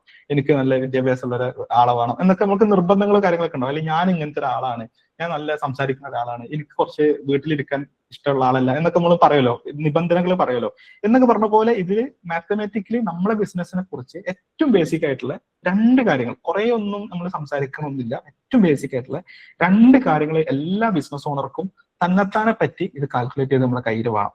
ഏത് ഉറക്കത്തിൽ ചോദിച്ചു കഴിഞ്ഞാൽ നമുക്ക് പറയാൻ പറ്റുന്ന അളവിലേക്ക് നമുക്ക് ആ ക്ലാരിറ്റി ഉണ്ടാവണം എന്നുള്ളതാണ്. അതാണ് ഇനി 3ാമത്തെയും 4ാമത്തെയും പ്രിക്കോഷൻസ് ആയിട്ട് പറയുന്നത്. ഈ 2 കാര്യങ്ങൾ ഉണ്ടെങ്കിൽ നമുക്ക് കൃത്യമായിട്ട് എന്ത് ചെയ്യാം, നമ്മളെ ബിസിനസിനെ കുറിച്ച് ഒരു ക്ലാരിറ്റി ഉണ്ടാക്കാം. അതിനുശേഷം മുന്നിൽ വരുന്ന എന്താ പറയാ മാർക്കറ്റിംഗ് സ്ട്രാറ്റജിനെ അളക്കാം. ഇതിൽ മനസ്സിലാക്കേണ്ടത് വെച്ച് കഴിഞ്ഞാൽ മാർക്കറ്റിംഗ് എന്ന് പറയുമ്പോൾ നമ്മൾ ഇൻട്രൊഡക്ഷനിൽ പറഞ്ഞു, നമ്മൾ നേരിട്ട് ബിസിനസ് ചെയ്യുന്ന സമയത്ത് ഇന്ന പ്രൊഡക്റ്റിന് എത്ര ആവും, 100 രൂപയുടെ പ്രൊഡക്റ്റ്, ഓക്കെ എനിക്കത് 150 വെക്കാം, അപ്പൊ എനിക്ക് 50% 50 രൂപ പ്രോഫിറ്റ് കിട്ടും. ഇങ്ങനെ കാൽക്കുലേറ്റ് ചെയ്യണ പോലെ തന്നെ ഈ കസ്റ്റമറിനെ അല്ലെങ്കിൽ മാർക്കറ്റിങ്ങിനെ നമുക്ക് കാൽക്കുലേറ്റ് ചെയ്യാം. ഇത് ഒറ്റ ചിന്തയാണ് നമ്മൾ മനസ്സിലാക്കേണ്ടത്. അതായത് മാർക്കറ്റിംഗിൽ ആക്ച്വലി നമ്മൾ എന്താണ്, കസ്റ്റമർ ആണ് പ്രൊഡക്റ്റ്, കസ്റ്റമറിനെ വാങ്ങുന്ന ഒരു പ്രോസസ്സാണ് മാർക്കറ്റിംഗ്. നമ്മൾ മാർക്കറ്റിംഗ് ചെയ്യുന്നുണ്ടെങ്കിൽ അതെന്താണ്, മാർക്കറ്റിംഗ് ഫണ്ട് ഇൻവെസ്റ്റ് ചെയ്യുന്നുണ്ടെങ്കിൽ അവിടെ നമ്മൾ ആ പൈസ കൊടുത്ത് വാങ്ങുന്നത് കസ്റ്റമറിനാണ്. കസ്റ്റമറിനെ പ്രൊഡക്റ്റ് ആയിട്ട് കാണണം. ഓക്കെ, നമ്മൾ ഏത് സാധനവും ഒരു പ്രൊഡക്റ്റ് നമ്മൾ വാങ്ങുന്നുണ്ടെങ്കിൽ, നമ്മളെ ബിസിനസ് ഒരു പ്രൊഡക്റ്റ് വാങ്ങുന്നുണ്ടെങ്കിൽ എന്താണ്, അത് എത്രയും വെക്കാന്നുള്ള നോട്ടത്തിന് ശേഷം മാത്രമേ അത് വാങ്ങുള്ളൂ. ഒരാളടുത്ത് പറയണേ ഈ പറഞ്ഞ സാധനം ഞാൻ 100 രൂപയ്ക്ക് തരാം എന്ന് പറയുമ്പോൾ നമ്മളെന്ത് നോക്കുക, അത് എത്ര രൂപയ്ക്ക് വിൽക്കാം, അത് 50 രൂപയ്ക്ക് വിൽക്കാൻ പറ്റുള്ളൂ എന്ന് പറയുമ്പോൾ നമ്മൾ എന്താ പറയും, വേണ്ടട്ടോ എന്ന് പറയും. നമുക്കത് 200 രൂപയ്ക്ക് വിൽക്കാന്ന് പറയുമ്പോൾ ഇത്ര എണ്ണം വേണം എന്ന് പറയും. ഇങ്ങനെയാണല്ലോ നമ്മൾ ഡിസിഷൻ എടുക്കുക. എന്ന് പറഞ്ഞ പോലെ മാർക്കറ്റിംഗിൽ ആക്ച്വലി കസ്റ്റമർ ആണ് പ്രൊഡക്റ്റ്. അപ്പൊ എന്ത് വേണം, കസ്റ്റമർ നമ്മളെ ബിസിനസ്സിൽ എത്ര രൂപേന്റെ മുതലുണ്ട് എന്ന് അറിയണം. അതിനെ അളക്കാനുള്ള ഫസ്റ്റ് സാധനമാണ് ആക്ച്വലി ആവറേജ് ബിസിനസ് പ്രോഫിറ്റ് എന്നുള്ളത്, ആവറേജ് ബിൽ പ്രോഫിറ്റ് എന്നുള്ളത്. നമ്മുടെ ബിസിനസ്സിൽ ഓരോ ബില്ലടിക്കുമ്പോഴും, ഓരോ ഇൻവോയ്സ് ജനറേറ്റ് ചെയ്യുന്ന സമയത്തും ഓരോ സെയിൽ വാല്യൂ ആയിരിക്കും നടക്കുന്നുണ്ടാവും. ഒബ്വിയസ്ലി എല്ലാ ബില്ലും ഒരേപോലെ ആയിരിക്കും ഉണ്ടാവില്ല. ഓരോ ബിസിനസ്സിനനുസരിച്ച് എണ്ണത്തിൽ കൂടുതലുണ്ടാവും, അതിന്റെ ഓർഡർ വാല്യൂവിൽ കൂടുതലുണ്ടാവും, ഈ കാര്യങ്ങളൊക്കെ ഉണ്ടാവും. പക്ഷെ നമ്മൾ അറിയേണ്ട ഒരു പോയിന്റ് എന്ന് വെച്ചാൽ നമ്മളുടെ ബിസിനസ്സിൽ ഓരോ ബില്ലടിക്കുന്ന സമയത്തും എത്ര പ്രോഫിറ്റ് എനിക്ക് കിട്ടുന്നുണ്ട് ആവറേജ് എന്നുള്ളൊരു ക്ലാരിറ്റി നമുക്ക് ഉണ്ടാക്കണം. അതായത് നമ്മുടെ ബിസിനസിനെ കുറിച്ച് മനസ്സിലാക്കാനാണ്. നമ്മുടെ ബിസിനസ്സിൽ ഒരു കസ്റ്റമറിന്റെ വില അറിയാൻ വേണ്ടിയിട്ട് ഫസ്റ്റ് നമ്മൾ അറിയേണ്ടത് നമ്മുടെ ബിസിനസിന്റെ അകത്ത് എത്ര പ്രോഫിറ്റ് ഓരോ ബില്ലടിക്കുമ്പോഴും കിട്ടുന്നുണ്ട് എന്നുള്ളതാണ്. സിമ്പിൾ ഇത്രയേ ഉള്ളൂ. ഇത് കൃത്യമായിട്ട് മനസ്സിലാക്കാം. ഇൻ ആവറേജ് നമ്മളെ ബിസിനസ്സിൽ ഓരോ ബില്ലടിക്കുമ്പോഴും, നമ്മൾ ബില്ലടിക്കുന്ന സൗണ്ട് കേൾക്കുമല്ലോ, നമ്മളിപ്പോ സൂപ്പർ മാർക്കറ്റ് ആണ് നിങ്ങൾ സൗണ്ട് കേൾക്കും. ആ സൗണ്ട് നമ്മളിങ്ങനെ നമ്മുടെ ഓണർ എന്നുള്ള ലെവലിൽ ബിസിനസിനകത്തേക്ക് ചെല്ലുന്ന സമയത്ത് ഈ സൗണ്ട് കേൾക്കുമ്പോൾ നമുക്ക് ഈ നമ്പർ ഓർമ്മ വരണം. എന്റെ ബിസിനസ്സിൽ നിലവിൽ ഇപ്പോൾ ഒരു ബില്ലടിക്കുന്ന സമയത്ത് ഇത്രയാണ് പ്രോഫിറ്റ് വരുന്നത്. ആ സംഭവം എന്ത് സാധനം അളന്നു കഴിഞ്ഞാൽ നമുക്ക് കൂട്ടാൻ പറ്റുള്ളൂ എന്ന് പറയും. ആ പ്രോഫിറ്റിനെ കൂട്ടണം എന്നുണ്ടെങ്കിൽ നമുക്ക് എന്ത് ചെയ്യണം, ആദ്യം അറിഞ്ഞിരിക്കണം. നിലവിൽ എന്റെ ബിസിനസ്സിൽ ഓരോ ബില്ലടിക്കുന്ന സമയത്തും ഇത്രയാണ് പ്രോഫിറ്റ് എന്നുള്ളൊരു ക്ലാരിറ്റി ഉണ്ടാക്കണം. അതായത് ഇത് സിമ്പിൾ കാൽക്കുലേഷൻ. നമ്മൾ ആവറേജ് കാൽക്കുലേറ്റ് ചെയ്യണം. എന്താ, ടോട്ടൽ പ്രോഫിറ്റിന് എത്ര ബില്ലുകൊണ്ട് ആണ് ആ പ്രോഫിറ്റ് ഉണ്ടായത് നോക്കുക, അതിനെ ഹരിക്കുക. ഇതാണ് ബേസിക് കാൽക്കുലേഷൻ. കാൽക്കുലേഷൻ ചെയ്യുന്നത് ഓരോ ബിസിനസ്സിലും ഡിഫറെന്റ് ആണെങ്കിലും ഇതിന്റെ ബേസിക്സ് ഇതാണ്. അതായത് നമുക്കൊരു മാസം എടുക്കാം, ഒരു മാസം കാൽക്കുലേഷൻ കണ്ടീഷൻ ആണെന്ന് നോക്കാം. ഒരു മാസത്തിൽ ഞാൻ ഇത്ര പ്രോഫിറ്റ് ആണ് ജനറേറ്റ് ചെയ്തത്. നമുക്ക് അറിയണ്ടാവല്ലോ, നമ്മൾ കാൽക്കുലേറ്റ് ചെയ്യുന്ന സമയത്ത് നമുക്ക് അറിയണ്ടാവും ഇത്ര പ്രോഫിറ്റ് ആണ് ഉണ്ടാക്കിയത്. എത്ര ബില്ലാണ് നമുക്ക് ജനറേറ്റ് ചെയ്തിട്ടുള്ളത് ആ മാസത്തിന്റെ ഇടയ്ക്ക്. അപ്പൊ ഒരു 100 ബില്ല്, അപ്പോൾ 5000 പ്രോഫിറ്റ്, 100 ബില്ല്, അപ്പൊ നമുക്ക് കിട്ടിയ 50 റുപ്യാണ് ആവറേജ് ഒരു ബില്ലിൽ പ്രോഫിറ്റ്. ഇങ്ങനെ ഇത്രയും സിമ്പിൾ സാധനമാണ്. പക്ഷെ ഞാനിപ്പോ പറഞ്ഞ പോലെ സിമ്പിൾ ആയിരിക്കില്ല കാൽക്കുലേറ്റ് ചെയ്യുക. കാരണം ഇതിന്റെ കാര്യം എന്ന് പറഞ്ഞാൽ നമ്മൾ നേരത്തെ പറഞ്ഞു, പ്രൊഡക്റ്റ് മാർക്കറ്റിൽ നിന്ന് വാങ്ങുന്ന പോലെയല്ല. എന്താ പറയാ, ഇതില് എന്താ പറയാ, പ്രൊഡക്റ്റിന്റെ അളവ് ഓരോ പ്രൊഡക്റ്റിലും ഉള്ള പ്രോഫിറ്റ് കാൽക്കുലേറ്റ് ചെയ്യുന്ന പോലെയല്ല നമ്മളെ ബിസിനസ്സിൽ ആവറേജ് ബിൽ പ്രോഫിറ്റ് കാൽക്കുലേറ്റ് ചെയ്യുമ്പോൾ. അതിനെന്ത് വേണം, നമുക്ക് കൃത്യമായിട്ട് കാൽക്കുലേറ്റ് ചെയ്യാനുള്ള ഒരു മെത്തേഡ്, നമ്മളേതായിട്ടുള്ള ഒരു ഇക്വേഷൻ നമ്മൾ ഉണ്ടാക്കിയെടുക്കണം. ചില ബിസിനസ്സിലൊക്കെ എങ്ങനെ ഉണ്ടാവുക വെച്ച് കഴിഞ്ഞാൽ എക്സ്പെൻസ് ബില്ലിനനുസരിച്ചായിരിക്കും ഉണ്ടാവുക. അതായത് സർവീസ് സെഗ്മെന്റിലൊക്കെ ഒരു ഉദാഹരണം പോലെ പറയാം. ഞാൻ അതിൽ മാത്രമൊന്നുമല്ല, പല ബിസിനസ്സിലും അങ്ങനെ ഉണ്ടാവും. ഒരു സലൂൺ എടുക്കണം വിചാരിക്കാം. ഒരു സലൂണിലൊക്കെ എങ്ങനെ വെച്ച് കഴിഞ്ഞാൽ ഇപ്പോൾ ഹെയർ കട്ട് ഉണ്ടാവും, ഫേഷ്യൽ ഉണ്ടാവും, ഹെയർ സ്പ ഉണ്ടാവും, ഹെയർ കളറിംഗ് ഉണ്ടാവും, പല തരത്തിലുള്ള സർവീസസുകളായിരിക്കും ഉണ്ടാവുക. അപ്പൊ ഇതിന്റെ എക്സ്പെൻസുകൾ നോക്കി കഴിഞ്ഞാൽ ആ ബില്ലിനനുസരിച്ച്, അതായത് ആ സർവീസിനനുസരിച്ചായിരിക്കും ഇതിന്റെ എക്സ്പെൻസുകൾ ഉണ്ടാവുക. പ്രൊഡക്റ്റിൽ ഉണ്ടാവും. ഇപ്പൊ ഇ കൊമേഴ്സിൽ ഇതിൽ താഴെ വരുന്നുണ്ട്. ഇ കൊമേഴ്സിൽ അങ്ങനെ പലപ്പോഴും അങ്ങനെ ഉണ്ടാവുക. ആ ഇ കൊമേഴ്സ് പ്രൊഡക്റ്റിന് എന്തുണ്ട്, അതിന്റെ പാക്കിംഗ് കോസ്റ്റ് ഉണ്ട്, അതിന്റെ ഷിപ്പിംഗ് കോസ്റ്റ് ഉണ്ട്. അതായത് ഓരോ പ്രൊഡക്റ്റിനും അല്ലെങ്കിൽ ഓരോ ബില്ലിനനുസരിച്ചൊക്കെ അല്ലെങ്കിൽ ഓരോ പ്രൊഡക്റ്റിനനുസരിച്ച് എന്താ പറയുക കൺസ്യൂമബിൾ കോസ്റ്റ് ഉണ്ടാവും. ഇപ്പൊ സലൂണിൽ സ്റ്റൈലിസ്റ്റിന് പലപ്പോഴും എന്തായിരിക്കും കമ്മീഷൻ ആയിരിക്കും ഉണ്ടാവുക, ടോട്ടൽ സാലറി ആയിരിക്കില്ല പല സ്ഥലത്തും ഉണ്ടാവുക. അപ്പൊ നമ്മളെ ബിസിനസ്സിൽ അങ്ങനത്തെ ഒരു സിനാരിയോ ഉണ്ടെന്നുണ്ടെങ്കിൽ, അതായത് ഓരോ സർവീസിനനുസരിച്ച് സർവീസ് എടുക്കുന്നതിനനുസരിച്ച് നമുക്ക് എക്സ്പെൻസ് വരുന്ന ഒരു കണ്ടീഷൻ ഉണ്ടെന്നുണ്ടെങ്കിൽ നമുക്ക് ആദ്യം എന്ത് ചെയ്യാം, സർവീസിന്റെ ഒരു പ്രോഫിറ്റ് ഷീറ്റ് ഉണ്ടാക്കി വെക്കാം. എല്ലാ ബിസിനസ്സിലും അല്ല പറഞ്ഞത്, ഇങ്ങനത്തെ മാച്ചിങ് ആയിട്ടുള്ള ബിസിനസ്സിൽ എടുക്കാൻ പറ്റുന്ന ഒരു സ്ട്രാറ്റജിയാണ്. എന്റെ ബിസിനസ്സിൽ ഓരോ സർവീസിനും ഇത്രയാണ് എനിക്ക് പ്രോഫിറ്റ് കിട്ടുക. അപ്പൊ ഇതില് ഹെയർ കട്ട് 400 രൂപയുടെ ഒരു ഹെയർ കട്ട് എന്റെ ബിസിനസ്സിൽ നടക്കുന്ന സമയത്ത് ആക്ച്വലി എനിക്ക് കിട്ടുന്ന പ്രോഫിറ്റ് 250 ആണ്. നമ്മൾ അത് കൂട്ടിയില്ലാന്നുണ്ടെങ്കിൽ എന്ത് ചെയ്യുക, ഫസ്റ്റ് വന്നിട്ടുള്ള കോസ്റ്റ് മാത്രം കൂട്ടിയിട്ടായിരിക്കും നമ്മൾ കാൽക്കുലേറ്റ് ചെയ്യുന്നുണ്ടാവുക. അങ്ങനെ നമുക്ക് എന്ത് ചെയ്യാം, പ്രൈസ് അല്ല രീതിയിൽ പ്രൈസ് എന്നുള്ളതാണ് പ്രോഫിറ്റ് ആണ്. 400 രൂപ പ്രോഫിറ്റ് ഉണ്ടെങ്കിൽ ഇതൊക്കെ കഴിച്ചിട്ട് എന്റെ ഏറ്റവും ലാസ്റ്റ് പ്രോഫിറ്റ് ഇത്ര ആയിരിക്കും ഉണ്ടാവുക എന്നുള്ള രീതിയിലൊക്കെ നമുക്ക് കാൽക്കുലേറ്റ് ചെയ്യാൻ പറ്റും. ഇങ്ങനെ കാൽക്കുലേറ്റ് ചെയ്ത് വെച്ച് കഴിഞ്ഞാൽ, അതായത് ഓരോ സർവീസിനും ഇത്രയാണ് പ്രോഫിറ്റ് എന്നുള്ള ഒരു ക്ലാരിറ്റി നമുക്ക് ഉണ്ടെന്നുണ്ടെങ്കിൽ ഈ പറഞ്ഞ ആവറേജ് ബിൽ പ്രോഫിറ്റ് കൂട്ടാൻ നമുക്ക് ഇങ്ങനെ ഒരു കാൽക്കുലേഷനിലേക്ക് എത്താൻ പറ്റും. മാസാവസാനം എത്ര ബില്ല് അടിച്ചു, ആ ബില്ലിലൂടെ എത്ര പ്രോഫിറ്റ് എനിക്ക് കിട്ടി, ടോട്ടൽ പ്രോഫിറ്റ് എത്ര നമ്പർ. ഇപ്പൊ ഇതിൽ 65,200 രൂപയാണ് നമുക്ക് എന്ത് ചെയ്യുക, എല്ലാം കഴിച്ചിട്ട് പ്രോഫിറ്റ് ആയത്. എല്ലാം കഴിച്ച് മീൻസ് അതിൽ റെന്റ് കാര്യങ്ങൾ, അതായത് ഇൻഡയറക്റ്റ് എക്സ്പെൻസുകൾ ഇതിൽ കൂട്ടില്ല. ഓക്കെ, നമ്മൾ ഗ്രോസ് പ്രോഫിറ്റ് കാൽക്കുലേറ്റ് ചെയ്യുന്ന ആ കാൽക്കുലേഷൻ ഇതിൽ എടുക്കേണ്ടത്. ഇൻഡയറക്റ്റ് ആയിട്ടുള്ള റെന്റ് കാര്യങ്ങൾ എക്സ്പെൻസസ് ഇതിൽ കൂട്ടേണ്ട ആവശ്യമില്ല. ഇതിലെന്താണ്, ഇപ്പൊ 63 ബില്ല് അടിച്ചു, അത് 123 ബില്ല് ആകുമ്പോൾ എന്തായിരിക്കും, അതിനനുസരിച്ച് കൂടുന്ന തരത്തിലുള്ള സാധനങ്ങളായിരിക്കും. നമ്മുടെ പ്രൊഡക്റ്റിന്റെ സെയിലിനനുസരിച്ച് കൂടുന്ന എക്സ്പെൻസുകൾ മാത്രമാണ് ഇതിൽ കൂട്ടേണ്ടത്.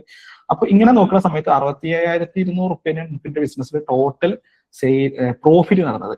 ഇവിടെ പലപ്പോഴും കാൽക്കുലേറ്റ് ചെയ്യാന്ന് വെച്ച് കഴിഞ്ഞാൽ സെയിൽ വാല്യൂ ആണ്, റവന്യൂ ആണ് നോക്കുക. നമ്മൾ ഇവിടെ നോക്കണത് കൃത്യമായിട്ടുള്ള അളവ് കിട്ടണമെന്നുണ്ടെങ്കിൽ നമ്മൾ പ്രോഫിറ്റ് വെച്ചിട്ട് തന്നെ ഇത് നോക്കണം. എന്നിട്ട് ബൈ 63 അടിക്കുമ്പോൾ നമുക്ക് മനസ്സിലാക്കാൻ പറ്റും, ഇപ്പൊ ഈ മാസം അല്ലെങ്കിൽ കഴിഞ്ഞ മാസം എന്റെ ആവറേജ് ബിൽ പ്രോഫിറ്റ് 1066 ആണ്. അതിന് മുമ്പത്തെ മാസം 800 ഉള്ളായിരുന്നു, എനിക്ക് ഇൻക്രീസ് ചെയ്യാൻ പറ്റി. അടുത്ത മാസം എനിക്ക് 1200 ആക്കണം, അതിന് ഞാൻ എന്തൊക്കെ ചെയ്യണം എന്നുള്ള ഒരു പ്ലാൻ നമുക്ക് കൃത്യമായിട്ട് ഇങ്ങനെ ഉണ്ടെങ്കിൽ ഉണ്ടാവും. അപ്പൊ ആവറേജ് ബിൽ പ്രോഫിറ്റ് നമുക്ക് മാറ്റാൻ പറ്റുന്ന ഒരു കാര്യമാണ്, അത് സ്റ്റാറ്റിക് അല്ല. അപ്പൊ അതുകൊണ്ട് തന്നെ എല്ലാ മാസവും നമ്മൾ മാർക്കറ്റിംഗ് ചെയ്യുന്നുണ്ട്, പൈസ എടുത്ത് മാർക്കറ്റിംഗ് ചെയ്യുന്നുണ്ടെങ്കിൽ അതിനനുസരിച്ചുള്ള പ്രിപ്പറേഷൻ അവിടെ കൃത്യമായിട്ട് ഉണ്ട് എന്നുള്ളതിന്റെ അടിസ്ഥാനത്തിൽ ബിസിനസ്സിൽ ഇപ്പൊ നടക്കുന്ന ആവറേജ് ബിൽ പ്രോഫിറ്റ് എത്ര എന്നുള്ളത് നമ്മൾ ഫസ്റ്റ് നോക്കാം. അതായത് നമ്മൾ 100 പേര് എന്താണ് നിലവിൽ ഇപ്പൊ ഒരു ചായക്കടയിൽ വരുന്നുണ്ട് വിചാരിക്കാം. ഈ 100 പേര് ആദ്യം എല്ലാ ആൾക്കാരും, ഒരു എക്സ്ട്രാ ഉദാഹരണം എടുക്കുന്നത്, എല്ലാ ആൾക്കാരും 10 രൂപേന്റെ ചായയാണ് എടുക്കുന്നത്. അപ്പോ അതിൽ പ്രോഫിറ്റ് ഓരോ ചായമ്പലും എനിക്ക് 3 റുപ്യാണ് വിചാരിക്കാം. അപ്പോൾ ആവറേജ് ബിൽ പ്രോഫിറ്റ് എത്രയാണ്, 3 ആയിരിക്കും ഉണ്ടാവുക. എന്നാൽ നേരെ മറിച്ച് ഈ 100 പേരിൽ 50 പേര് ചായക്ക് പുറമെ ഒരു ലോഡഡ് ഫ്രൈസ് കൂടെ എടുത്തു വിചാരിക്കാം, വലിയൊരു എമൗണ്ടിന്റെ ഒരു സാധനം കൂടെ എടുത്തു വിചാരിക്കും. അപ്പൊ അവിടെ എന്താണ്, പ്രോഫിറ്റ് കൂടി, ടോട്ടൽ പ്രോഫിറ്റ് കൂടി, ബൈ 100 തന്നെ ആയിരിക്കും ഉണ്ടാവുക. അപ്പൊ ആവറേജ് പ്രോഫിറ്റ് കൂടി. അപ്പൊ വരുന്ന ആൾക്കാരെ കൊണ്ട് കൂടുതൽ സാധനങ്ങൾ വാങ്ങിപ്പിക്കുക, നമ്മൾ അപ്സെല്ല് കാര്യങ്ങളൊക്കെ അങ്ങനെ ഉണ്ടാവുക. വൺസ് ഒരു ബില്ല് ഒരു പർച്ചേസിന് വേണ്ടി ആൾ വന്ന സമയത്ത് ആളെ കൊണ്ട് നമ്മളെ കയ്യിലുള്ള കൂടുതൽ പ്രൊഡക്റ്റോ സർവീസോ എടുപ്പിക്കുക എന്നുള്ളൊരു പ്രോസസ് ആയിരിക്കും ആവറേജ് ബിൽ പ്രോഫിറ്റ് കൂട്ടാൻ നമ്മൾ എടുക്കുന്നുണ്ടാവുക. അപ്പൊ അതുകൊണ്ട് തന്നെ ബിസിനസിന്റെ ഒരു ഗ്രോത്ത് സ്ട്രാറ്റജി അവിടെ എന്ത് ചെയ്യും, പ്രിപ്പയർ ആയി വരും. നമ്മൾ മാർക്കറ്റിംഗിലേക്കാണ് പോകുന്നുണ്ടെങ്കിലും നേരത്തെ പറഞ്ഞു ബിസിനസ് ഐഡിയനെ സ്ട്രോങ് ആക്കുക എന്നുള്ളതിന്റെ ഭാഗമായിട്ടും മാർക്കറ്റിംഗ് അളക്കാൻ വേണ്ടിയിട്ടും നമ്മൾ എന്ത് ചെയ്യണം, നമ്മളുടെ ബിസിനസ്സിൽ ആവറേജ് ഒരു ബില്ല് അടിക്കുന്ന സമയത്ത് എത്ര പ്രോഫിറ്റ് ഉണ്ട് എന്നുള്ളത് കൃത്യമായിട്ട് നോക്കണം. ഇതെല്ലാ മാസവും നോക്കണം, കാരണം അത് മാറുന്നതാണ്, ഇത് താന്നു പോകാം. ഇപ്പോൾ നമ്മളെ ശ്രദ്ധ വിട്ടു പോകുന്ന സമയത്ത് വരുന്ന ആൾക്കാർ മുന്നേ ഇന്ന സാധനങ്ങളൊക്കെ പർച്ചേസ് ചെയ്തിരുന്നു, പക്ഷെ ഇപ്പൊ ആ ഒരു എഫേർട്ട് ഇടുന്നില്ല. നമ്മൾ നല്ലൊരു സെയിൽസ്മാനൊക്കെ ചിലപ്പോൾ നഷ്ടപ്പെട്ട് കഴിഞ്ഞാൽ ഇവിടെ ഇത് കുറയുന്നുണ്ടാവും, നമ്മളത് അറിയുന്നുണ്ടാവില്ല. അപ്പൊ ഈ ക്ലാരിറ്റി കിട്ടാൻ വേണ്ടിയിട്ട് എല്ലാ മാസത്തിലും ഇത് കാൽക്കുലേറ്റ് ചെയ്ത് നോക്കണം എന്നുള്ളതാണ് ഫസ്റ്റ് നമ്മൾ ചെയ്യേണ്ട ഫസ്റ്റ് പ്രിപ്പറേഷൻ എന്ന് പറഞ്ഞു കഴിഞ്ഞാൽ. അതായത് കാൽക്കുലേഷന്റെ ഭാഗത്തുള്ള ഫസ്റ്റ് പ്രിപ്പറേഷൻ എന്ന് പറഞ്ഞാൽ നമ്മൾ ബിസിനസ്സിലുള്ള ആവറേജ് ബിൽ പ്രോഫിറ്റ് നോക്കുക എന്നുള്ളതാണ്. ഇനി ഈ കേസിൽ തന്നെ ചില കേസിൽ ഇങ്ങനെ ആയിരിക്കുമല്ലോ, അതായത് ഫിക്സ്ഡ് സാലറി ആയിരിക്കും ഉണ്ടാവുക. സാലറി നമ്മൾ ഇൻഡയറക്റ്റ് അല്ലാതെ ഡയറക്റ്റ് ആയിട്ട് തന്നെ കൂട്ടുന്ന കണ്ടീഷൻസ് ഉണ്ടാവും. കാരണം ആ അളവിനനുസരിച്ച് കപ്പാസിറ്റിക്ക് അനുസരിച്ചായിരിക്കും പിന്നെ എന്താ പറയുക നമ്മൾ എക്സ്പെൻസ് വരുന്നുണ്ടാവും. അപ്പൊ സലൂണിന്റെ കേസിൽ തന്നെ സ്റ്റൈലിസ്റ്റിന് ഒരു ഫിക്സ്ഡ് സാലറി ആണ് വിചാരിക്കുക. അപ്പൊ കൺസ്യൂമബിൾ കോസ്റ്റ് ഒക്കെ എന്ത് ചെയ്യുക, ആ രൂപത്തിൽ നമുക്ക് കാൽക്കുലേറ്റ് ചെയ്യാം. ടോട്ടൽ സെയിൽ വാല്യൂ എടുത്തിട്ട് അതിന് 25,000 റുപ്യന്റെ കൺസ്യൂമബിൾ ആയിരുന്നു ഉണ്ടായിരുന്നത്, സാലറി ആയിട്ട് 50,000 പോയി, 63 ബില്ലാണ് അടിച്ചത് എന്നുള്ള രീതിയിൽ നമുക്കൊരു ഇക്വേഷൻ ഉണ്ടാക്കാൻ പറ്റും. അപ്പൊ ഇവിടെ ഞാൻ പറഞ്ഞു എന്താണെന്ന് വെച്ചാൽ നമുക്ക് അറിയേണ്ടത് ഒരു ആവറേജ് ബില്ലിൽ എത്ര പ്രോഫിറ്റ് ഉണ്ട് എന്നുള്ളതാണ്. അത് പല ബിസിനസ്സിലും പല രീതിയിലും കാൽക്കുലേറ്റ് ചെയ്യാം. പിന്നെ കോമൺ ആയിട്ടുള്ള ഒരു കണ്ടീഷനാണ്, എന്റെ ബിസിനസ്സിൽ ഇത്ര പ്രൊഡക്റ്റ് ഉണ്ട് അല്ലെങ്കിൽ ഇത്ര സർവീസ് ഉണ്ട്, പക്ഷെ ഏകദേശം എല്ലാത്തിനും ഏകദേശം ഒരു ആവറേജ് ഇത്ര പ്രോഫിറ്റ് ആണ് ഉണ്ടാവുക. ഇപ്പൊ ലാസ്റ്റ് ഞാൻ ഒരു മീറ്റിംഗ് ഇരുന്ന സമയത്ത് പറഞ്ഞൊരു അതേ ഉദാഹരണം എടുത്തിട്ടാണ്.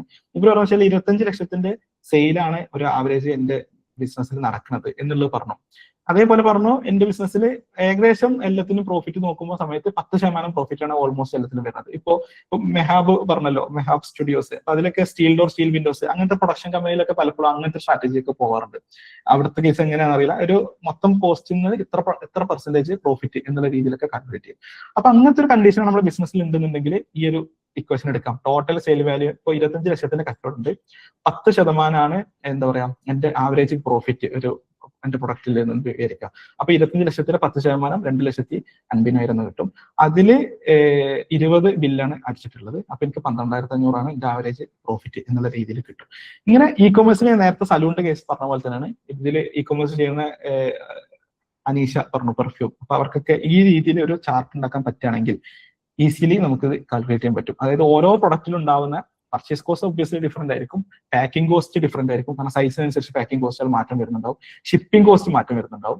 ഇങ്ങനെയൊക്കെ കൂട്ടുമ്പോൾ നമുക്ക് എന്ത് ചെയ്യാം, ഒരു ട്രൂ ആയിട്ടുള്ള ഒരു പ്രോഫിറ്റ് കിട്ടും. ഓരോ പ്രൊഡക്റ്റിലും എനിക്ക് എത്രയാണ് എല്ലാം കഴിച്ച് കിട്ടുക എന്നുള്ളൊരു കണക്ക് നമുക്ക് കിട്ടുന്നുണ്ടാവും. അപ്പൊ ഈ കണക്ക് ഉണ്ടെന്നുണ്ടെങ്കിൽ അത് ബേസ് ചെയ്തിട്ട് ആ മാസം നടന്ന സെയിലിലൂടെ ഉണ്ടായിട്ടുള്ള ടോട്ടൽ പ്രോഫിറ്റുകൾ എടുക്കുക, ആ പ്രോഫിറ്റുകൾ വെച്ചിട്ട് എത്ര ബില്ല് നോക്കുക, അപ്പൊ നമുക്ക് ഒരു ആവറേജ് ബിൽ പ്രോഫിറ്റ് കിട്ടും. ഇതിൽ 1,56,800 റുപ്യാണ്, 148 റുപ്യാണ് ബില്ല്. നമുക്ക് അങ്ങനെ ഈസിയായി കാൽക്കുലേറ്റ് ചെയ്യാൻ പറ്റും. B2B സർവീസ് ചെയ്യുന്ന ആൾക്കാരുണ്ടാവും. അപ്പൊ അതിലൊക്കെ എങ്ങനെ വെച്ചാൽ പ്രൊജക്റ്റുകളാണ് അല്ലെ, പ്രൊജക്റ്റിന് ഒരു ടീമൊക്കെ ആയിരിക്കും ഉണ്ടാവുക. അങ്ങനത്തെ കേസിൽ നമുക്ക് എന്താണ് ആവറേജ് പ്രൊജക്ട്, ആ പ്രൊജക്റ്റിലേക്കായിരിക്കും പുതിയ വർക്ക് എടുക്കുന്നുണ്ടാവുക. ആവറേജ് പ്രൊജക്ട് പ്രോഫിറ്റ് ആയിട്ട് നമുക്ക് എന്ത് ചെയ്യാം, total sale value minus total project ടീമിന്റെ സാലറി മൈനസ് എന്ത് ചെയ്യാം, ഇപ്പൊ സബ്സ്ക്രിപ്ഷൻ ഒക്കെ എടുത്തിട്ടുണ്ടാവും ഓരോ ടൂൾസിന്റെ, അങ്ങനത്തെ ചെലവുകളൊക്കെ കുറച്ചാൽ നമുക്ക് കിട്ടും, നമുക്കൊരു ടോട്ടൽ പ്രോഫിറ്റ് കിട്ടും. ആ ടോട്ടൽ പ്രോഫിറ്റിന് എത്ര പ്രൊജക്റ്റ് ആണ് ആ ടൈമിൽ നമ്മൾ ചെയ്തിട്ടുള്ളത് നോക്കി കഴിഞ്ഞാൽ ആവറേജ് ഒരു പ്രൊജക്റ്റിൽ എത്ര പ്രോഫിറ്റ് ഉണ്ട് എന്നുള്ളത് നമുക്ക് കിട്ടും. ഇങ്ങനെ ഓരോ ബിസിനസ്സിലും, ഞാൻ എല്ലാം എടുത്ത് പറഞ്ഞില്ല, ഓരോ ബിസിനസ്സിനും അതിൻ്റെതായിട്ടുള്ള രീതിയിലേക്ക് നമ്മൾ നോക്കിയിട്ട് എന്ത് ചെയ്യാം, ഒരു ആവറേജ് ബിൽ പ്രോഫിറ്റ് കാൽക്കുലേറ്റ് ചെയ്യാൻ പറ്റും. അത് ഇനീഷ്യലി കുറച്ച് കൺഫ്യൂസിങ് ആയിരിക്കും ഇത് എങ്ങനെ കാൽക്കുലേറ്റ് ചെയ്യുന്നുള്ളത്. പക്ഷെ നമ്മൾ ഇങ്ങനെ കാൽക്കുലേറ്റ് ചെയ്ത് വരുന്ന സമയത്ത് പിന്നീട് അത് ഈസിയർ ആയിട്ട് തന്നെ നമുക്ക് കാൽക്കുലേറ്റ് ചെയ്യാൻ പറ്റും. അതിന് അടുത്ത മാസം എങ്ങനെ കൂട്ടാന്നുള്ള സ്ട്രാറ്റജി കാര്യങ്ങളൊക്കെ നോക്കാൻ പറ്റും. ആരെങ്കിലും ഇതിൽ നിങ്ങളുടെ ഒരു കേസ് സംസാരിക്കാൻ പറ്റുന്നുണ്ടെങ്കിൽ എനിക്ക് ഇപ്പൊ ക്ലാരിറ്റി കിട്ടിയെങ്കിൽ അത് പറയാം. ഇനി അതല്ല എന്റെ കേസിൽ എങ്ങനെയായിരിക്കും കാൽക്കുലേറ്റ് ചെയ്യുക എന്നൊരു കൺഫ്യൂഷൻ തോന്നിയിട്ടുണ്ടെങ്കിൽ ഇപ്പൊ തന്നെ നമുക്ക് ഡിസ്കസ് ചെയ്തിട്ട്. ഹലോ, കേൾക്കാമോ? കേൾക്കാം. എന്റെ പേര് ഗോവിന്ദ് എന്നാണ്. ഞാൻ നേരത്തെ പരിചയപ്പെട്ടിട്ടുണ്ട്. നമ്മളൊരു അക്കാഡമി നടത്തുന്നതാണ് ഫുട്ബോളിന്റെ, ബാംഗ്ലൂരും കേരളത്തിലുമായിട്ട് ബേസ് ചെയ്തിട്ട്. ഓക്കെ, അത് ഇത് പറഞ്ഞപ്പോ എനിക്ക് അതുമായിട്ട് റിലേറ്റ് ചെയ്യാൻ പറ്റിയത് കൊണ്ടാണ് ഞാൻ ചോദിച്ചത്. ഇപ്പൊ ഞാൻ നടത്തുന്നതെന്ന് വെച്ചാൽ സെന്റേഴ്സ് ആയിട്ടാണ് നടത്തുന്നത്. ഓരോ സെന്ററിലും ഡിഫറെന്റ് പ്രൈസസ് ആണ് ഞാൻ മേടിക്കുന്നത്, ഫീസായിട്ട് മേടിക്കുന്നത്. അപ്പം നമുക്കൊരിപ്പം ഒരു എംപ്ലോയി ഉണ്ടെന്നുണ്ടെങ്കിൽ, ഒരു എംപ്ലോയി ഓൾമോസ്റ്റ് 2 to 3 സെന്റേഴ്സിലാണ് പോകുന്നതെന്നുണ്ടെങ്കിൽ അതിന്റെ കോസ്റ്റ് നമ്മൾ കാൽക്കുലേറ്റ് ചെയ്യുമ്പോൾ ഇതിനകത്തില് ഏത് രീതിയിലായിരിക്കും വരുന്നത്? മീൻസ് എംപ്ലോയിക്ക് സാലറി ആയിരുന്നോ അതോ? സാലറിയാണ്, കമ്മീഷൻ ഒന്നും ഇല്ല ഇതില്. കമ്മീഷൻ ഒന്നുമില്ല. എത്രയാണ് സാലറി വരുന്നുണ്ടാവുക? ഒരു 25 സാലറി ആയിട്ട് കൂട്ടിക്കോളും. ഓക്കെ, 25 ആണെന്ന് വിചാരിക്കാം. ആൾക്ക് ആ 25 സാലറിയിൽ എത്ര സെന്ററിൽ പോകാൻ പറ്റുന്നുണ്ടാവും? എത്ര പ്രാവശ്യം? 3 സെന്ററിൽ ഒരു ഫുള്ള് പുള്ളിയാണ് നോക്കുന്നത്. 3 സെന്ററിൽ എന്ത് മാത്രമേ ഉണ്ടോ അതെല്ലാം പുള്ളിയാണ് നോക്കുന്നത്. നിങ്ങൾ ഫീ വാങ്ങുന്നത് മന്ത്ലി അല്ലേ? മന്ത്ലി ഫീ ആണ് വാങ്ങുന്നത്. ഇപ്പൊ മന്ത്ലി ഫീ വാങ്ങുമ്പോൾ തന്നെ ഇപ്പൊ ഒരു സെന്ററിൽ 2,500 ആണെങ്കിൽ വേറൊരു സെന്ററിൽ 3,500 ആണ്.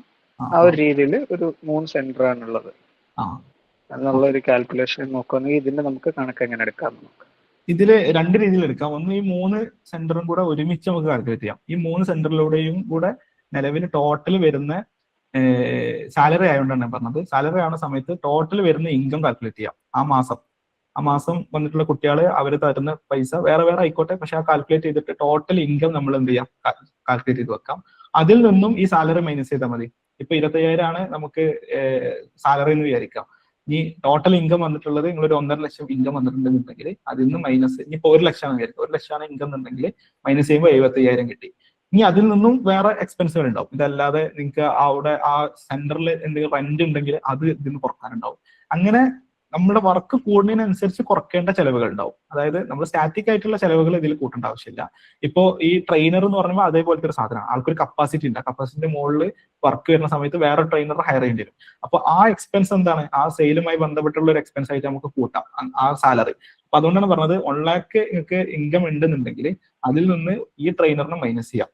അപ്പോൾ 75,000 കിട്ടും. ഇനി അതിൽ നിന്ന് ഈ പറഞ്ഞ പോലെ വേറെ എന്തെങ്കിലും എക്സ്പെൻസ് ഒക്കെ ഉണ്ടെങ്കിൽ ടോട്ടൽ ഒരു എമൗണ്ട് കിട്ടും. ഈ പ്രോഫിറ്റിന് എത്ര കുട്ടികളാണ് അവിടെ ഉള്ളത് എന്നുണ്ടെങ്കിൽ ഇപ്പോൾ ഇങ്ങനെ കാൽക്കുലേറ്റ് ചെയ്ത് വരുന്ന സമയത്ത് 60,000 ആണ് നമുക്ക് പ്രോഫിറ്റ് കിട്ടിയെന്ന് വിചാരിക്കുക. ആ 60,000 വന്നിട്ടുള്ളത് ഒരു 600 കുട്ടികളിൽ നിന്നാണെന്നുണ്ടെങ്കിൽ എന്താണ് നമുക്ക് 100 എന്നുള്ള ഒരു പോയിന്റ് കിട്ടും. 600 അങ്ങനെ ഒരു പ്രോഫിറ്റ് കിട്ടും. അതല്ല 60 ആണെന്നുണ്ടെങ്കിൽ 1000 എന്നുള്ള പ്രോഫിറ്റ് കിട്ടും. ഈ രൂപത്തിൽ കാൽക്കുലേറ്റ് ചെയ്യാം. സാലറി ആവുന്ന സമയത്ത് ശരിക്കും പറഞ്ഞാൽ ഈസിയർ ആണ്. നമുക്ക് ടോട്ടൽ ഇതിന് പറഞ്ഞ പോലെ ആവറേജ് ബിൽ പ്രോഫിറ്റ് കൂട്ടാനും ഈസിയാണ്. കാരണം എന്താ വെച്ചാൽ ഈ ആൾക്കുള്ള കപ്പാസിറ്റിക്ക് അനുസരിച്ച് ഇപ്പൊ നിലവിൽ കുട്ടികൾ ഉണ്ടാവണം എന്നില്ല. സെയിം എക്സ്പെൻസ് അവിടെ സ്റ്റാർട്ട് ചെയ്ത് നിൽക്കണല്ലോ, 25,000 അവിടെ സ്റ്റാർട്ട് ചെയ്ത് നിൽക്കുകയാണ്. ഇപ്പൊ ഈ 3 സെന്ററിലും ഫിൽ ആയിട്ടുണ്ടാവില്ല ചിലപ്പോൾ കുട്ടികൾ. ചില സെന്ററിൽ ഫിൽ ആയിട്ട് ഒരു 75% ഫിൽ ആയിട്ടുണ്ടാവും, ചില സെന്ററിൽ 10% ഫിൽ ആയിട്ടുണ്ടാവുള്ളൂ, ചില സെന്ററിൽ തീരെ ആൾക്കാരുണ്ടാവില്ല. ഇങ്ങനത്തെ കേസിൽ നമ്മൾ എന്ത് ചെയ്യണം, 25,000 കൊടുക്കുന്നുണ്ടാവും. അപ്പൊ അവിടെ ഫില്ലാക്കാൻ ശ്രമിച്ചാൽ തന്നെ ആവറേജ് ബിൽ പ്രോഫിറ്റ് കൂടി വരും.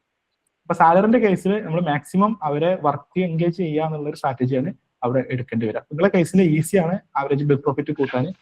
കൂടുതൽ കുട്ടികളെ ചേർക്കാനുള്ള പരിപാടി എടുത്താൽ തന്നെ ആവറേജ് ബിൽ പ്രോഫിറ്റ് ഇങ്ങനെ കൂടി വരുന്നതായിട്ട് കാണാം. അപ്പൊ മാർക്കറ്റിംഗിൽ നമ്മൾ ഫണ്ട് ഇൻവെസ്റ്റ് ചെയ്ത് നമുക്ക് കിട്ടുന്ന റിസൾട്ടിനനുസരിച്ച് എന്ത് ചെയ്യും, നമുക്ക് ഇവിടെ കിട്ടുന്ന മെച്ചം കൂടണോണ്ട് തന്നെ നമുക്ക് കുറച്ചും കൂടെ മാർക്കറ്റിംഗ് സ്പെൻഡ് ചെയ്യാനുള്ള ഓപ്പർച്യൂണിറ്റി കിട്ടും.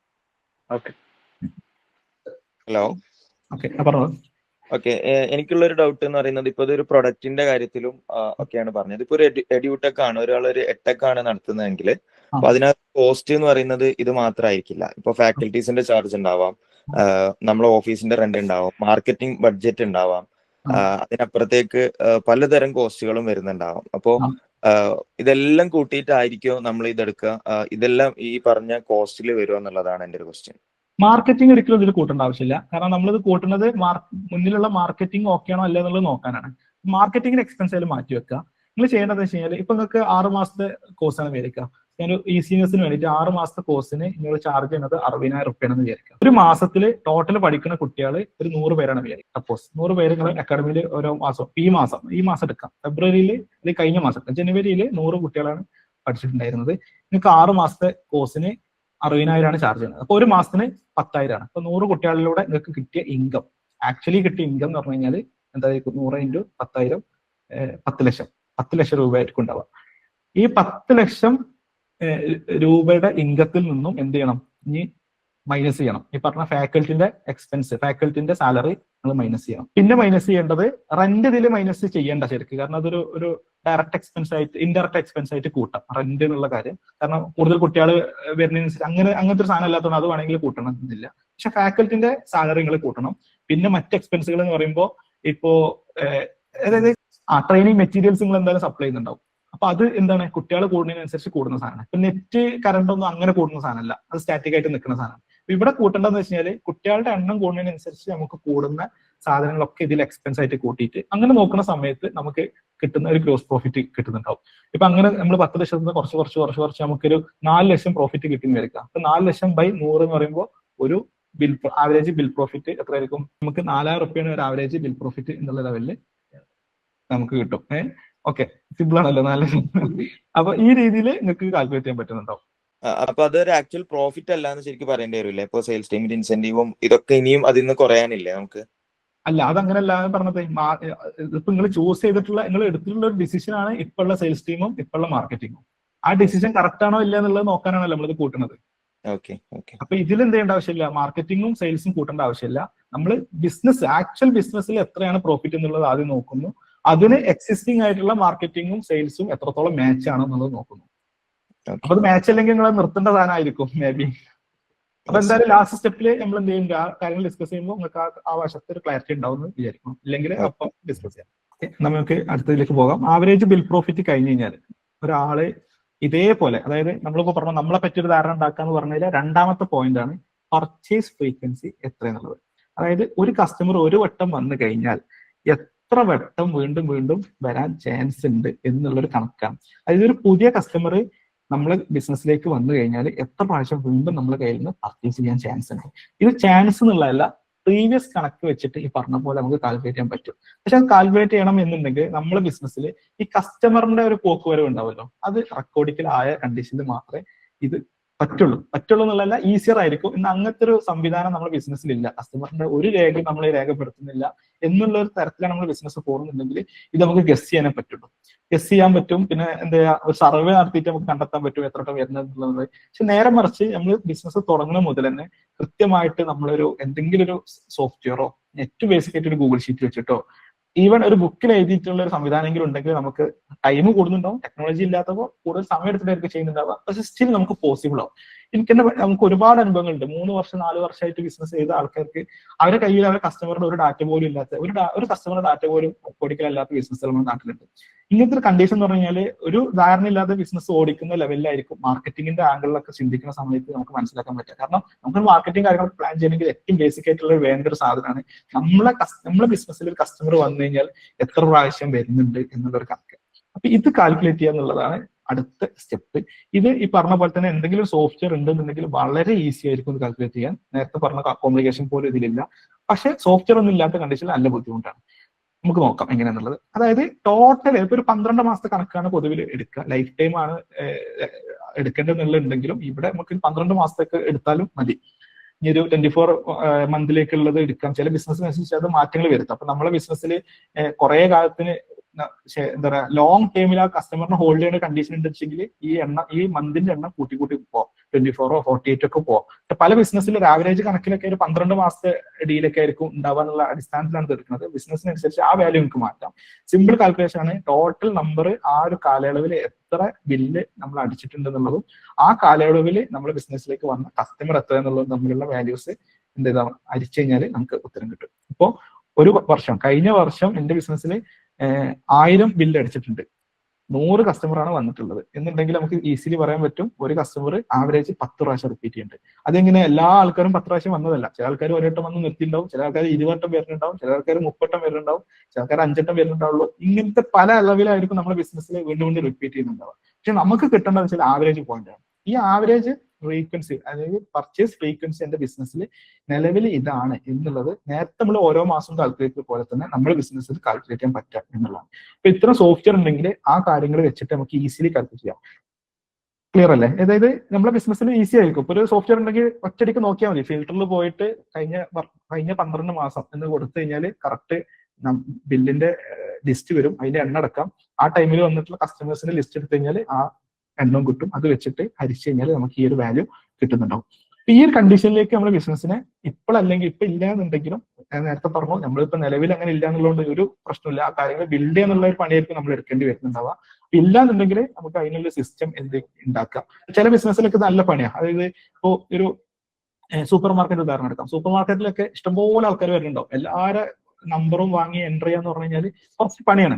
അങ്ങനത്തെ ബിസിനസ്സിലൊക്കെ എന്താ ചെയ്യുക വെച്ച് കഴിഞ്ഞാൽ ഒരു ആവറേജ് എടുക്കുക ചെയ്യാം. ഒരു എന്താ പറയാ ഒരു പ്രിവിലേജ് കാർഡ് കാര്യങ്ങളൊക്കെ വെച്ചിട്ട് ഇപ്പൊ ഒരു 1000 കസ്റ്റമറിൽ ചിലപ്പോൾ ഒരു 100 ആൾക്കാരെ അത് ചൂസ് ചെയ്യുന്നുണ്ടാവുള്ളൂ. സ്റ്റിൽ അവർക്ക് കണക്ക് കിട്ടുമല്ലോ. ഈ 100 ആൾക്കാരിൽ ഇങ്ങനെയാണെങ്കിൽ ഓവറാൾ ഇങ്ങനെ ആയിരിക്കും എന്നുള്ള ലെവലിലൊക്കെ നമുക്ക് കാൽക്കുലേറ്റ് ഉണ്ടാവും. പക്ഷെ ചില ബിസിനസ് വളരെ ഈസിയാണ്. ഇപ്പൊ ഒരു റിക്കറിംഗ് സർവീസ് ഉള്ള ബിസിനസ് ആണ് വിചാരിക്കാം. ഇപ്പൊ നേരത്തെ പറഞ്ഞ അക്കാഡമിക് അങ്ങനെയാണ്. അതായത് ഒരു 6 മാസത്തെ കോഴ്സ് എടുത്തു കഴിഞ്ഞാൽ 6 മാസമായിട്ട് കാൽക്കുലേറ്റ് ചെയ്യാൻ 10,000 വെച്ചിട്ടുള്ള 6 മാസമാണെന്നുള്ള കണക്ക് ഉണ്ടാവും.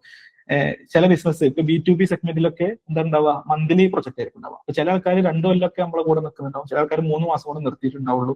നേരത്തെ പറഞ്ഞ അതിലോ സ്പോർട്സ് അക്കാഡമിയിലും അങ്ങനെ തന്നെയാണ്. അതായത് കുട്ടികൾ ചിലപ്പോൾ 2 കൊല്ലമൊക്കെ നമ്മളെ കൂടെ അക്കാഡമി ആയിട്ട് നമ്മളെ കൂടെ തന്നെ നിൽക്കുന്നുണ്ടാവും, പഠിച്ചു നിൽക്കുന്നുണ്ടാവും. ചില ആൾക്കാർ 2-3 മാസം കഴിയുമ്പോൾ നിർത്തി പോകുന്നുണ്ടാവും. അപ്പൊ ഇങ്ങനത്തെ കേസ് ബിസിനസ്സുകൾ ഉണ്ടാവില്ല. അത് റിക്കറിംഗ് ആയിട്ട് മന്ത്ലി ഇങ്ങനെ പുതുക്കി പോകുന്ന ബിസിനസ്സിൽ ഇത് ഭയങ്കര ഈസിയാണ് കാൽക്കുലേറ്റ് ചെയ്യാൻ.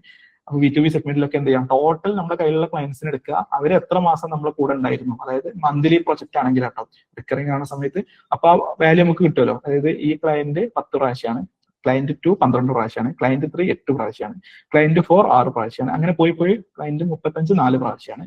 അങ്ങനെ ഇതിന്റെ ഒരു മീൻ വാല്യൂ, അതായത് ആവറേജ് വാല്യൂ കണ്ടു കഴിഞ്ഞാൽ നമുക്ക് ഈ പർച്ചേസ് ഫ്രീക്വൻസി കണ്ടെത്താൻ പറ്റും.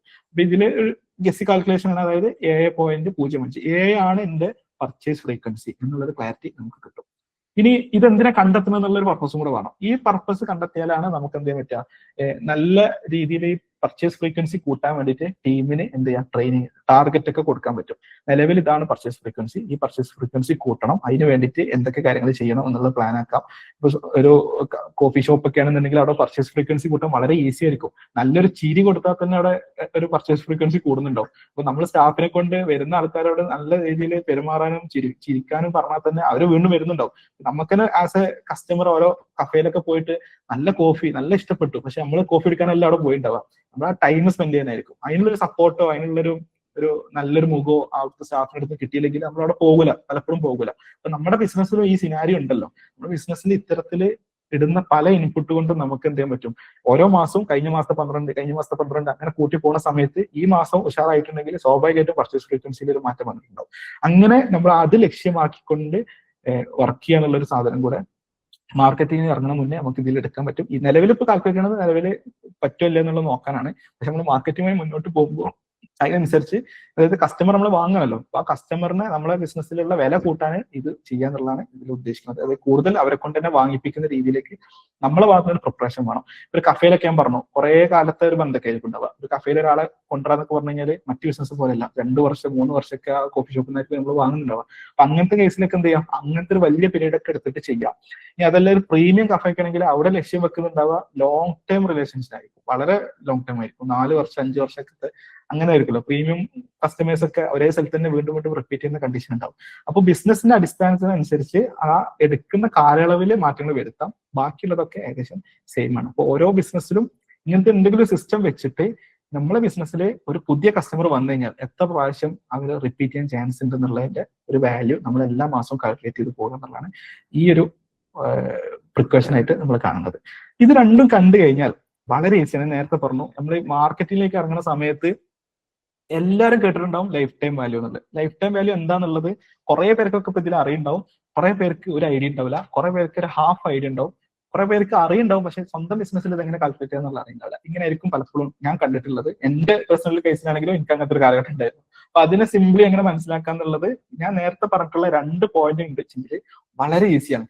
വളരെ ഈസി ആണെന്ന് പറഞ്ഞാൽ നിങ്ങൾക്ക് പിന്നെ പ്രത്യേകിച്ച് ഒന്നും എന്ത് ചെയ്യേണ്ട ആവശ്യമില്ല, കാൽക്കുലേറ്റ് ചെയ്യേണ്ട ആവശ്യമില്ല. മറ്റു 2 സാധനങ്ങൾ കയ്യിലുണ്ടെന്നുണ്ടെങ്കിൽ, അതായത് ഇത് സിംപ്ലി പറഞ്ഞ ഒരു പുതിയ കസ്റ്റമർ വന്നു കഴിഞ്ഞാൽ ലൈഫ് ടൈം വാല്യൂ, നമ്മൾ നേരത്തെ പറഞ്ഞ പർച്ചേസ് ഫ്രീക്വൻസി എത്ര പ്രാവശ്യം വരും എന്നുള്ളത് നമ്മൾ കണ്ടെത്തി, ഒരു ബില്ലടിക്കുമ്പോൾ എത്ര ഒക്കെ കിട്ടും എന്നുള്ളത് കണ്ടെത്തി, അതിനുശേഷം നമ്മൾ നോക്കേണ്ടത് ഒരു പുതിയ കസ്റ്റമർ ബിസിനസ്സിലേക്ക് വരുന്ന സമയത്ത് ടോട്ടല് എന്റെ ബിസിനസ്സിന് എത്ര റുപ്യന്റെ ലാഭമുണ്ട്, എത്ര റുപ്യന്റെ മുതലുണ്ട് എന്നുള്ളതാണ്. അത് ഞാൻ നേരത്തെ പറഞ്ഞു, ഒരു കസ്റ്റമർ നമ്മൾ എന്ത് ചെയ്യണം, മാർക്കറ്റിംഗിൽ പൈസ കൊടുത്ത് വാങ്ങണം. ആ കസ്റ്റമറിന് നമ്മളെ ബിസിനസ്സിൽ എത്ര റുപ്യന്റെ മൂല്യമുണ്ട്, വാല്യൂ ഉണ്ട് എന്നുള്ളതാണ് ഇവിടെ അളക്കുന്നത്. അതായത് ഒരു കസ്റ്റമർ, പുതിയ കസ്റ്റമർ കേട്ടോ, നിലവിൽ വന്നുകൊണ്ടിരിക്കുന്ന കസ്റ്റമർ അല്ല, ഒരു പുതിയ കസ്റ്റമർ ബിസിനസ്സിലേക്ക് എൻ്റർ ചെയ്യുന്ന സമയത്ത് എന്റെ ബിസിനസ്സിന് നിലവിലെ കണക്ക് പ്രകാരം എത്ര റുപ്യന്റെ പ്രോഫിറ്റ് ഉണ്ടാക്കാൻ പറ്റുന്നുണ്ട് എന്നുള്ള കാൽക്കുലേഷൻ ആണ്. അപ്പൊ നേരത്തെ 2 പോയിന്റ് നിങ്ങളെ കയ്യിലുണ്ടെന്നുണ്ടെങ്കിൽ നിങ്ങൾക്ക് ഒരൊറ്റ ത്രികോണം വരക്കാനുള്ള ഒരു ഐഡിയ എന്ത് ചെയ്യുന്നത് കാൽക്കുലേറ്റ് ചെയ്യാം. എല്ലാവർക്കും ഒരു ത്രികോണം വരക്കാൻ പറ്റും എന്നുള്ളത് എല്ലാവർക്കും ഞാൻ വിശ്വസിക്കുന്നു. ജസ്റ്റ് ഒരു ത്രികോണം വരക്കാനുള്ള കഴിവുണ്ടെന്നുണ്ടെങ്കിൽ ഈ പോലെ ഒരു ത്രികോണം വരച്ച് ഞങ്ങൾക്ക് ഉത്തരം കിട്ടും. ഈ ത്രികോണത്തിന്റെ കാര്യം പറഞ്ഞാൽ ഈ ത്രികോണം കൂടെ വരാനുണ്ട്. അപ്പൊ ഇത്തരത്തിൽ നിങ്ങൾ എന്ത് ചെയ്യാം, ബുക്കോ പെന്നോ ഉണ്ട് വെച്ചാൽ ഒരു പ്ലാൻ ഉണ്ടാവുന്ന സമയത്ത് ഇങ്ങനത്തെ ഒരു ത്രികോണം വരച്ചിട്ട് നിലവിൽ കിട്ടിയ 2 വാല്യൂസ് മുകളിലും താഴത്തും, ആവറേജ് ബിൽ പ്രോഫിറ്റ് ഇത്രയാണ്, താഴത്ത് പർച്ചേസ് ഫ്രീക്വൻസി ഇത്രയാണ്, എന്നിട്ട് അത് രണ്ടും ഗുണിച്ചിട്ട് കിട്ടുന്ന വാല്യൂ ആണ് ആക്ച്വലി ലൈഫ് ടൈം വാല്യൂ. ഇത്രയും സിമ്പിൾ ആണ്. ഈ 2 പോയിന്റുകൾ നമുക്ക് ക്ലാരിറ്റി ഉണ്ടെന്നുണ്ടെങ്കിൽ അപ്പൊ കൃത്യമായിട്ട് നമ്മൾ ഇവിടെ അളക്കണം എന്താ, ലൈഫ് ടൈം വാല്യൂ കൊണ്ട് അളക്കണം എന്താ, നമ്മൾ മാർക്കറ്റിംഗ് എന്ന് പറഞ്ഞു കഴിഞ്ഞാൽ കസ്റ്റമറിന് കാശ് കൊടുത്ത് വാങ്ങാന്നുള്ളത് പറഞ്ഞു. ആ കസ്റ്റമർ, അതായത് നമ്മളെ ബിസിനസ്സിൽ ഒരു കസ്റ്റമർ, ഒരു പുതിയ കസ്റ്റമർ എന്ന് പറഞ്ഞാൽ നമ്മളുടെ ബിസിനസ്സിൽ എത്രത്തോളം വാല്യുബിൾ ആണ് എന്നുള്ള കണക്ക് കൂട്ടലാണ് ഈ ലൈഫ് ടൈം വാല്യൂ. അത് ഓരോരുത്തരും ഡിഫറെന്റ് ആയിരിക്കും. നേരത്തെ പറഞ്ഞ നിഹാദിന്റെ LTV ആയിരിക്കില്ല അനീഷക്ക് ഉണ്ടാവുക, അനസിന് ഉണ്ടാവുക, നൗഷിദിന് ഉണ്ടാവുക, എല്ലാ ആൾക്കാർക്കും ഈ പറഞ്ഞ ഡിഫറെന്റ് മൂല്യമായിരിക്കും ഉണ്ടാവുക. അപ്പൊ ആ മൂല്യത്തിനനുസരിച്ചുള്ള മാർക്കറ്റിംഗ് ആയിരിക്കും നമ്മൾ ചൂസ് ചെയ്യേണ്ടി വരിക. ഒരാളുടെ ബിസിനസ് നല്ല മൂല്യമുണ്ട് LTV, അപ്പൊ ആള് യൂസ് ചെയ്യുന്ന വലിയ മാർക്കറ്റിംഗ് പ്ലാൻ ആയിരിക്കും. അത് കണ്ടിട്ട് നമ്മൾക്കിൽ അത് എടുത്തിട്ട് ഇവിടെ മാച്ച് ആവാതെ വരും. അതായത് ഒരു സാധനം പൈസ കൊടുത്ത് വാങ്ങി നമുക്ക് എത്ര രൂപയ്ക്ക് വിൽക്കാൻ പറ്റും എന്നുള്ളത് ചിന്തിക്കുന്ന പോലെ നമ്മുടെ ബിസിനസ്സിൽ ഒരു കസ്റ്റമറിന്റെ വില എത്ര എന്നുള്ളത് അടക്കാനുള്ള കാൽക്കുലേഷൻ ആണ് ഇത്. ഒരു സിമ്പിൾ ഉദാഹരണം എടുക്കാം. ഇപ്പൊ ഒരു ചായക്കടക്കാരന്റെ കേസിൽ ആവറേജ് ബിൽ പ്രോഫിറ്റ് ഒരു 50 റുപ്യാണ് വിചാരിക്കാം. അതായത് ആവറേജ് ബിൽ പ്രോഫിറ്റ് ആൾക്ക് 50 റുപ്യാണ്. ഒരു 10 പ്രാവശ്യമാണ് ആള് റിപ്പീറ്റ് ചെയ്യണത്. ആവറേജ് നിലവിൽ പർച്ചേസ് ഫ്രീക്വൻസി 10 ആണ്. അപ്പൊ 50 × 10 500. ഇത്രയും സിമ്പിൾ ആയിട്ട് നമുക്ക് കാൽക്കുലേറ്റ് ചെയ്യാൻ പറ്റും. നിങ്ങളുടെ ബിസിനസ്സിലൊക്കെ ഈ ആവറേജ് ബിൽ പ്രോഫിറ്റ് കിട്ടിയിട്ടുണ്ടാവും. പർച്ചേസ് ഫ്രീക്വൻസി ഇതേപോലെ കാൽക്കുലേറ്റ് ചെയ്ത് നിങ്ങൾക്ക് കിട്ടുന്നുണ്ടാവും. അത് തമ്മിൽ ഗുണിച്ചാൽ കിട്ടുന്ന ഒരു പൈസ കണക്കാണ്, ഒരു മൂല്യക്കണക്കാണ് LTV. അതായത് നിങ്ങളുടെ ബിസിനസ്സിൽ കസ്റ്റമറിന് എത്ര റുപ്യ വില ഉണ്ട് എന്നുള്ള ചോദ്യത്തിനുള്ള ഉത്തരമാണ് സിംപ്ലി പറയുകയാണെങ്കിൽ ഇത്. ഇത് ഞാൻ നേരത്തെ പറഞ്ഞു, ആവറേജ് ബിൽ പ്രോഫിറ്റ് നമുക്ക് കൂട്ടാൻ പറ്റും, പർച്ചേസ് ഫ്രീക്വൻസി നമുക്ക് കൂട്ടാൻ പറ്റും. ഇത് രണ്ടും കൂട്ടിക്കഴിഞ്ഞാൽ സ്വാഭാവികമായിട്ടും നമ്മളെ ബിസിനസ്സിലെ കസ്റ്റമറിന്റെ മൂല്യം കൂടിക്കൊണ്ടിരിക്കും. ഈ രണ്ട് പണി നമ്മൾ എന്ത് ചെയ്യണം, മാർക്കറ്റിംഗിലേക്ക് പൈസ ഇൻവെസ്റ്റ് ചെയ്യുന്ന ഒപ്പം തന്നെ ഈ രണ്ട് പണി എടുത്തിട്ട്, അതായത് നമ്മൾ സ്വാഭാവികമായിട്ടും ബിസിനസ്സിൽ 10 രൂപയ്ക്ക് ഒരു സാധനം കിട്ടിക്കഴിഞ്ഞാൽ അത് എത്ര വില കൂട്ടി വിൽക്കാൻ പറ്റും എന്നുള്ളതിനല്ല നമ്മൾ ചിന്തിക്കുക, കൂടുതൽ പ്രോഫിറ്റ് ഉണ്ടാക്കണം എന്ന് പറഞ്ഞ പോലെ തന്നെ ബിസിനസ്സിൽ കസ്റ്റമറിനെ കിട്ടിക്കഴിഞ്ഞാൽ അത് എത്ര മൂല്യം ഉള്ള കസ്റ്റമർ ആക്കണം എന്നുള്ളതിന് വേണ്ടിയിട്ട് ഈ രണ്ട് വാല്യൂസ് ആണ് നിങ്ങൾ നോക്കേണ്ടത്. അതാണ് ആക്ച്വലി ലൈഫ് ടൈം വാല്യൂ. ഒരു ഉദാഹരണം എടുത്തിട്ട് തന്നെ നമുക്ക് നോക്കാം. അപ്പൊ 1070 നമ്മൾ നേരത്തെ കാൽക്കുലേറ്റ് ചെയ്ത ഉദാഹരണം തന്നെ വെച്ചിട്ട് 1077 ആണ് എന്റെ ആവറേജ് ബിൽ പ്രോഫിറ്റ്, 8.7 ആണ് പർച്ചേസ് ഫ്രീക്വൻസി. ഈ ഒരു ഉദാഹരണം എടുത്ത് നോക്കാം. ഈ ഉദാഹരണം എടുത്ത് നോക്കുന്ന സമയത്ത് നമുക്ക് 1077 ഇൻറ്റു 8.7 9370 എന്നുള്ളൊരു വാല്യൂ കിട്ടി. അതായത് ഈ ബിസിനസ്സിൽ ആ കസ്റ്റമറിന്റെ വാല്യൂ 9370 രൂപയാണ്. ഓക്കെ, ഇങ്ങനെ ആയിരിക്കും നമ്മൾ കാൽക്കുലേറ്റ് ചെയ്യേണ്ടത്. ഇങ്ങനെ കാൽക്കുലേറ്റ് ചെയ്യുമ്പോൾ നമ്മൾ നേരത്തെ പറഞ്ഞു, ഒരു ബില്ലിന്റെ സൗണ്ട് കേൾക്കുന്ന സമയത്ത് നമുക്ക് ആ ഒരു പൈസ കണക്ക് ഓർമ്മ വരും എന്ന് പറഞ്ഞ പോലെ, ഇങ്ങനെ കാണുന്ന സമയത്ത് നമ്മളെ ബിസിനസ്സിലേക്ക് ഒരു പുതിയ കസ്റ്റമർ കയറി വരികയാണെങ്കിൽ ആളുടെ തലന്റെ മുകളിൽ 9000 ഇങ്ങനെ കിടക്കുന്നത് നമുക്ക് കാണാൻ പറ്റും. അതായത് നമ്മളെ ബിസിനസ്സിൽ പുതിയ കസ്റ്റമർ ഇത്ര റുപ്യന്റെ മൂല്യമുള്ളതാണ്. അപ്പൊ സ്വാഭാവികമായിട്ടും അത്രയും മൂല്യമുള്ളതാകുമ്പോൾ ആ റെസ്പെക്റ്റിലായിരിക്കും നമ്മൾ ചെയ്യുന്നുണ്ടാവുക. ആ മൂല്യം നമ്മൾ ടീമിന് അറിയാന്നുണ്ടെങ്കിൽ ആ ലെവലിലായിരിക്കും അവർ ഡീൽ ചെയ്യുന്നുണ്ടാവുക. ഈ അർത്ഥത്തിൽ നമ്മളെ ബിസിനസ്സിൽ ഒരു കസ്റ്റമറിന്റെ മൂല്യം തിട്ടപ്പെടുത്തിയിട്ട് അതിങ്ങനെ ഓരോരുത്തരുടെ തലന്റെ മുകളിൽ ഇങ്ങനെ കാണാൻ നമുക്ക് പറ്റണം. ഇത്രയും ആയി കഴിഞ്ഞാൽ ഞാൻ നേരത്തെ പറഞ്ഞു നമ്മളെ കുറിച്ചുള്ള ധാരണ നമുക്കായി. ഇനി നമുക്ക് പെണ്ണന്വേഷിക്കാം. ഓക്കെ, ഇതിൽ കുറെ എക്സ്പ്ലെയിൻ ചെയ്യാനില്ല, ഞാൻ നേരത്തെ എക്സ്പ്ലെയിൻ ചെയ്ത് വെച്ചിട്ട് ഗുണിക്കാനുള്ളത് മാത്രമേ ഉള്ളൂ. ഇപ്പൊ ഫൈനലി നമുക്ക് എന്ത് ചെയ്യാം, ഡിസ്കസ് ചെയ്യാം, എന്തെങ്കിലും ഡിസ്കഷൻ ഉണ്ട് ചെയ്ത്. ഓക്കെ, അടുത്തതാണ് കാൽക്കുലേറ്റ് CAC. ഇത് ഈ പറഞ്ഞ പോലെ LTV എന്ന് കേട്ടൊരു സാധനമാണ് CAC, കസ്റ്റമർ അക്വിസിഷൻ കോസ്റ്റ്. ഇതും പലർക്കും കൺഫ്യൂഷൻ ആണ്. മറ്റേ അത്ര കൺഫ്യൂഷൻ ഇല്ലെങ്കിലും ഇപ്പോഴും കൺഫ്യൂഷൻ ആണ്. ഇത് എങ്ങനെ കൂട്ടും, ഇത് എന്താണ് സംഭവം, അറിയാത്ത ആൾക്കാരുണ്ടോ, അറിയണവർക്ക് തന്നെ സ്വന്തം കാര്യത്തിൽ എങ്ങനെ കൂട്ടുന്നുണ്ടാവും. ഇത് ആക്ച്വലി ഞാൻ നേരത്തെ പറഞ്ഞു, പെണ്ണിനെ കുറിച്ച് അന്വേഷിക്കുമ്പോൾ ഒറ്റ ചോദ്യം നമുക്ക് ചോദിക്കാറുള്ളൂ, CAC എത്രയാണുള്ളത്. അതിനപ്പുറത്തേക്ക് ഒന്നും ചോദിക്കാനില്ല. എൻ്റെ ഒക്കെ ചോദ്യം ചോദിക്കാറുള്ളൂ. അതായത് കസ്റ്റമർ നമ്മൾ കാശ് കൊടുത്ത് വാങ്ങാണ്, ആ വാങ്ങാൻ എത്ര റുപ്യ എന്നുള്ളതാണ് ഈ കസ്റ്റമർ അക്വിസിഷൻ കോസ്റ്റ്. ഈ അക്വിസിഷൻ എന്നുള്ള വേർഡ് മാറ്റിയിട്ട് പർച്ചേസ് ആക്കിയാൽ മതി, കസ്റ്റമർ പർച്ചേസ് കോസ്റ്റ്. നമ്മളെപ്പോഴും അങ്ങനെയല്ല നമ്മള് പ്രൊഡക്റ്റ് പറയാം, പ്രൊഡക്റ്റിന്റെ പർച്ചേസ് കോസ്റ്റ് ഇത്രയാണ്, ഇത്ര നമുക്ക് വിൽക്കാൻ പറ്റും, പ്രൈസ് ഇത്രയാണ് എന്ന് പറയും. അപ്പൊ പർച്ചേസ് കോസ്റ്റ് എന്നുള്ള രീതിയിൽ ഇതിനെ കാണുകയാണെങ്കിൽ വളരെ ഈസിയറാണ്. പക്ഷെ ഇതൊരു യൂണിവേഴ്സൽ സ്റ്റാൻഡേർഡ് ആയതുകൊണ്ട് അങ്ങനെ തന്നെ കൊടുക്കുകയാണ് കസ്റ്റമർ അക്വിസിഷൻ കോസ്റ്റ്. അതായത് നമ്മുടെ ബിസിനസ് നമ്മുടെ മുന്നിൽ വന്നിട്ടുള്ള മാർക്കറ്റിംഗ് ഐഡിയക്ക് ഒരു കസ്റ്റമറിനെ തരാൻ എത്ര റുപ്യന്റെ ചെലവുണ്ട് എന്നുള്ളത് നോക്കുക. അപ്പൊ നമുക്കറിയാം എന്റെ ബിസിനസ്സിൽ കസ്റ്റമറിന്റെ വില ഇപ്പൊ ഞാൻ പറയണേ ഒരു 10,000 റുപ്യ ഉണ്ട് എന്നറിയാം. എന്റെ ബിസിനസ്സിൽ കസ്റ്റമറിന്റെ വില 10,000 ഉണ്ട്. പക്ഷെ അപ്പുറത്തുള്ള മാർക്കറ്റിംഗ് സ്ട്രാറ്റജി ഒക്കെ പാടെ നോക്കുന്ന സമയത്ത്, അല്ലെങ്കിൽ നമ്മൾ റൺ ചെയ്ത് കൊടുക്കുന്ന മാർക്കറ്റിംഗിൽ ഒക്കെ പാടെ എക്സ്പെൻസ് ഒക്കെ പാടെ കൂട്ടി വെക്കുന്ന സമയത്ത് 15,000 റുപ്യന്റെ ചെലവ് വരുന്നുണ്ട് ഒരു കസ്റ്റമറിന് എടുക്കാൻ. അപ്പൊ സിംപിൾ നമുക്ക് മനസ്സിലാക്കാൻ നമുക്ക് പറ്റിയതല്ല എന്നുള്ളത്. ഇനി 10,000 തന്നെ ചെലവ് വരുന്നുണ്ട്. അപ്പൊ അത് ഓക്കെ ആണോ?